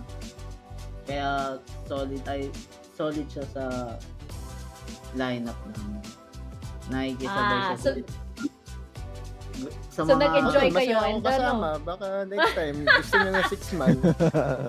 Si Autolus. Ngayon, Larawan, I have a question for you. Kung merong isang champion sa Wildrift na pipiliin mo maging roommate mo, sino at bakit? Badi. Si Sona, agad. Si Sona po. American culture, let's go! Si Sona. Bakit si Sona? Cute. Kasi po maganda po siya. And Baka hindi mo na... Tsaka may instant music ka na, di ba? Sound trip. Yeah, malakas mag-sound trip din yan, di ba? I think the best part is hindi kanya babangayan, di ba? Oo. Tahimik. Hindi rin maingay. Di ba? Hindi ka papagalitan. Right. Okay, so parang Larawan, actually, you have conquered your demons already. Question lang, I've heard that there is there really a student currently na roster sa UDG? Wala. Okay, so talagang focus kayo dun dito sa question. Sorry? Yung sa po namin. Meron. Yung sa... So the substitute is currently studying right now, and basically, man, that's a feat, diba? Pero Larawan, I just have a question, pare. Regarding your playstyle right now. Last week, we saw you multiple times na nagsusurrender ka ng lane deaths eh. And that's actually an Achilles heel na nakita ko. UDG, pwedeng atakihin yung laning dito sa bot lane. But on week number 2, day number 1, nagpakitang gilas ka on the core key and on that Ash. So what's the mentality like? Paano ka nag-transition from that, I would say, bit of a slump to a dominating performance this week number 2? Para sa akin po kasi, hindi ko rin kasi iniisip yung key day ko or something. Gusto ko lang talaga manalo kami gusto ko lang sila matulungan kahit anong mangyari. Dahil sobrang solid nila kasama. Yun lang wala na ako masabi sa akin. There's no I in pig, diba? Osiris. Pero merong tinta yung mukha mo. If you wanna be the very best like no one ever was, no? Larawan, so kung sabihin na natin, bago ka mag-retire bilang pro player o dito sa career mo, ano yung gusto mong champion na maalala ng tao sa'yo? Na pag sinabi ko yung Larawan, coincides or synonym with you. Oh, yun. Saan ka makikilalang legend? Gusto ko pong makilala ako sa Bane po kasi favorite ko sa AC days pa lang talaga. Pero Demon days. Vane 10, no? Okay, swabe. Larawan, baka may request ka sa mukha ni Osiris dito bilang syempre huling series natin at nanalo din kayo. Yung family friendly. Family friendly pa rin, broadcast friendly pa, pero baka may request ka dyan, gagawin niya ni Osiris. Ano po? Rabbit. Rabbit. Yung ano, yung nose osay, Ay, tapos nose yung ko, whiskers, gawin ko tapos rabbit. may bago. Ganun, Oo, no? Sige, oo. sige. Kasi Sige, kausapin mukhang niyo muna yung bisita natin.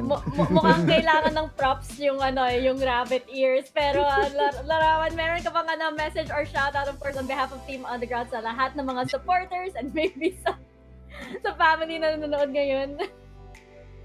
Shoutout po sa Castardo family, Lara family, sa girlfriend ko na si Lois, and Villanueva family, Bautista family, kila Boss Shinbu, Madam Bibi, Percy, Glenn, Capital Boys, yung manong na naka-orange at naka-cup, tsaka po, tropa ko sa and Cavite City, shoutout sa inyo, and sa lahat na sumusuporta po sa amin. Thank you po. Thank you so much and congratulations muli sa Team Underground for so far for the 4th day in a row, I believe. So thank you very much and yes, we'll see you on the rest of your games. Thank you po. Peace out. Otoluz, I'm so curious. Ano yung ano? I think it's an overkill na if I request we gave Larawan access to your face. No. I'm okay na, pare. If you want, you can put tears and then represent a certain fan base right now. Tears. Yeah, okay. I'm not sure how to draw tears. Cry. Chicano, let's go. Cry. Wait, Or just put it. bakit parang ubos na yung yung Oh, Fennel? no. Wait. But of course, that is almost a wrap on today. That was the final series. Let's check out today's results and just a recap of what went on today. Of course, we have Fennel Adversity, Sunsparks, Grindsky, Esports, and Team Underground.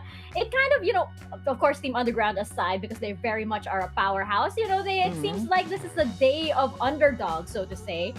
We did have some very unexpected matches. Our second one being the biggest surprise of all, of course. Congratulations very much to Sunsparks and Team Secret, still putting us on the edge of our seats. Now, of course, we also have our leaderboard so far, and this might shuffle around a little bit, I feel like, with what happened today. It was a little bit of a surprise. Team Underground, of course, very much still on top. But now we also have movement in our bottom three so far. I believe that it is supposed to be Sunsparks over there, scoring that win against Team Secret. Now let's check out the schedules for tomorrow. I believe we do have that up. We do, of course, have some interesting matches for you all tomorrow as well. And I think the match to look forward to the most might be the third. We have another big challenger over here for Team Underground. And we're going to see this time if RRQ can make the Kings Here comes the next challenger in the next challenger, the next big boss coming on in.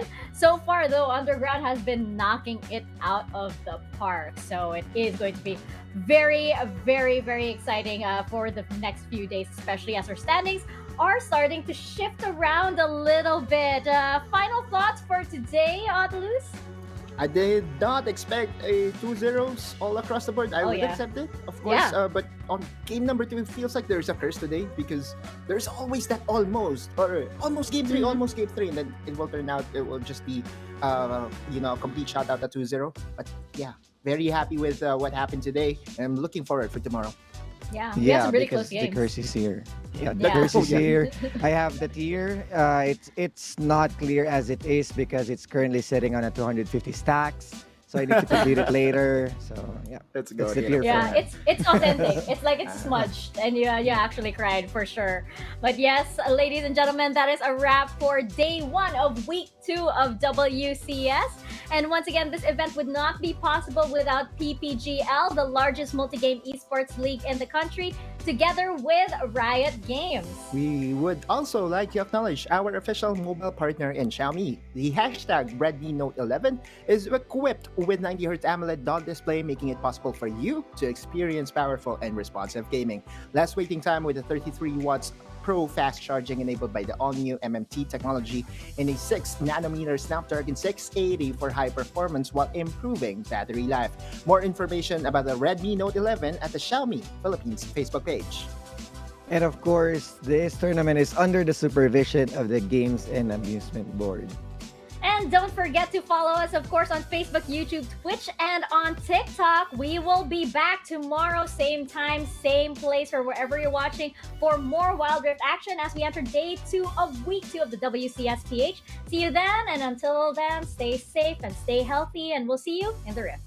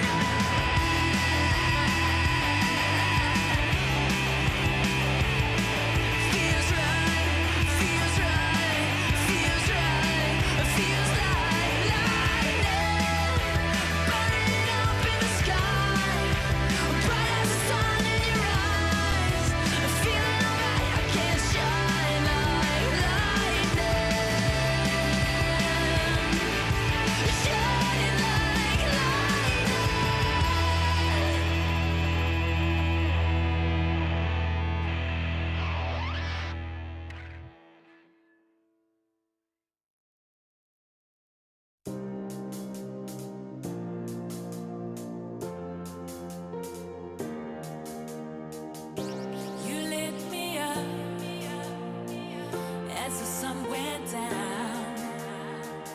Now my search is over, over, over. Wherever it takes me, my world will be complete. 'Cause I've been going crazy, but now I've landed on my feet. 'Cause now I found my lucky star. Found my lucky star. Found my lucky star. Right here in the shadows, follow me. Forget all your troubles and trust me. We'll do it together in harmony. Let it go and set your mind free.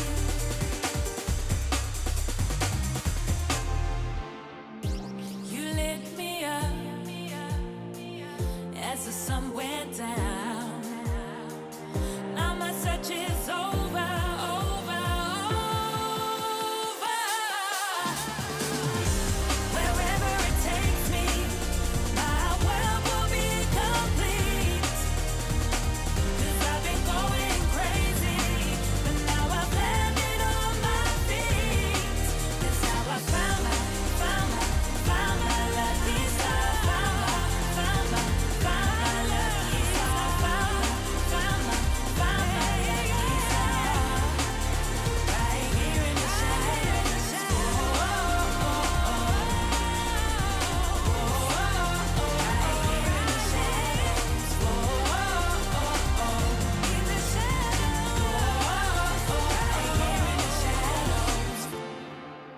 Right here in the shadows.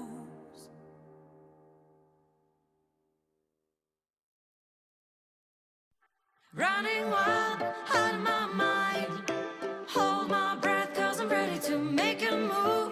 Got nothing to lose. Watch me shake up the ground. Have you seen a phoenix rise? Rising up above the deep blue open skies, knowing that the way is right,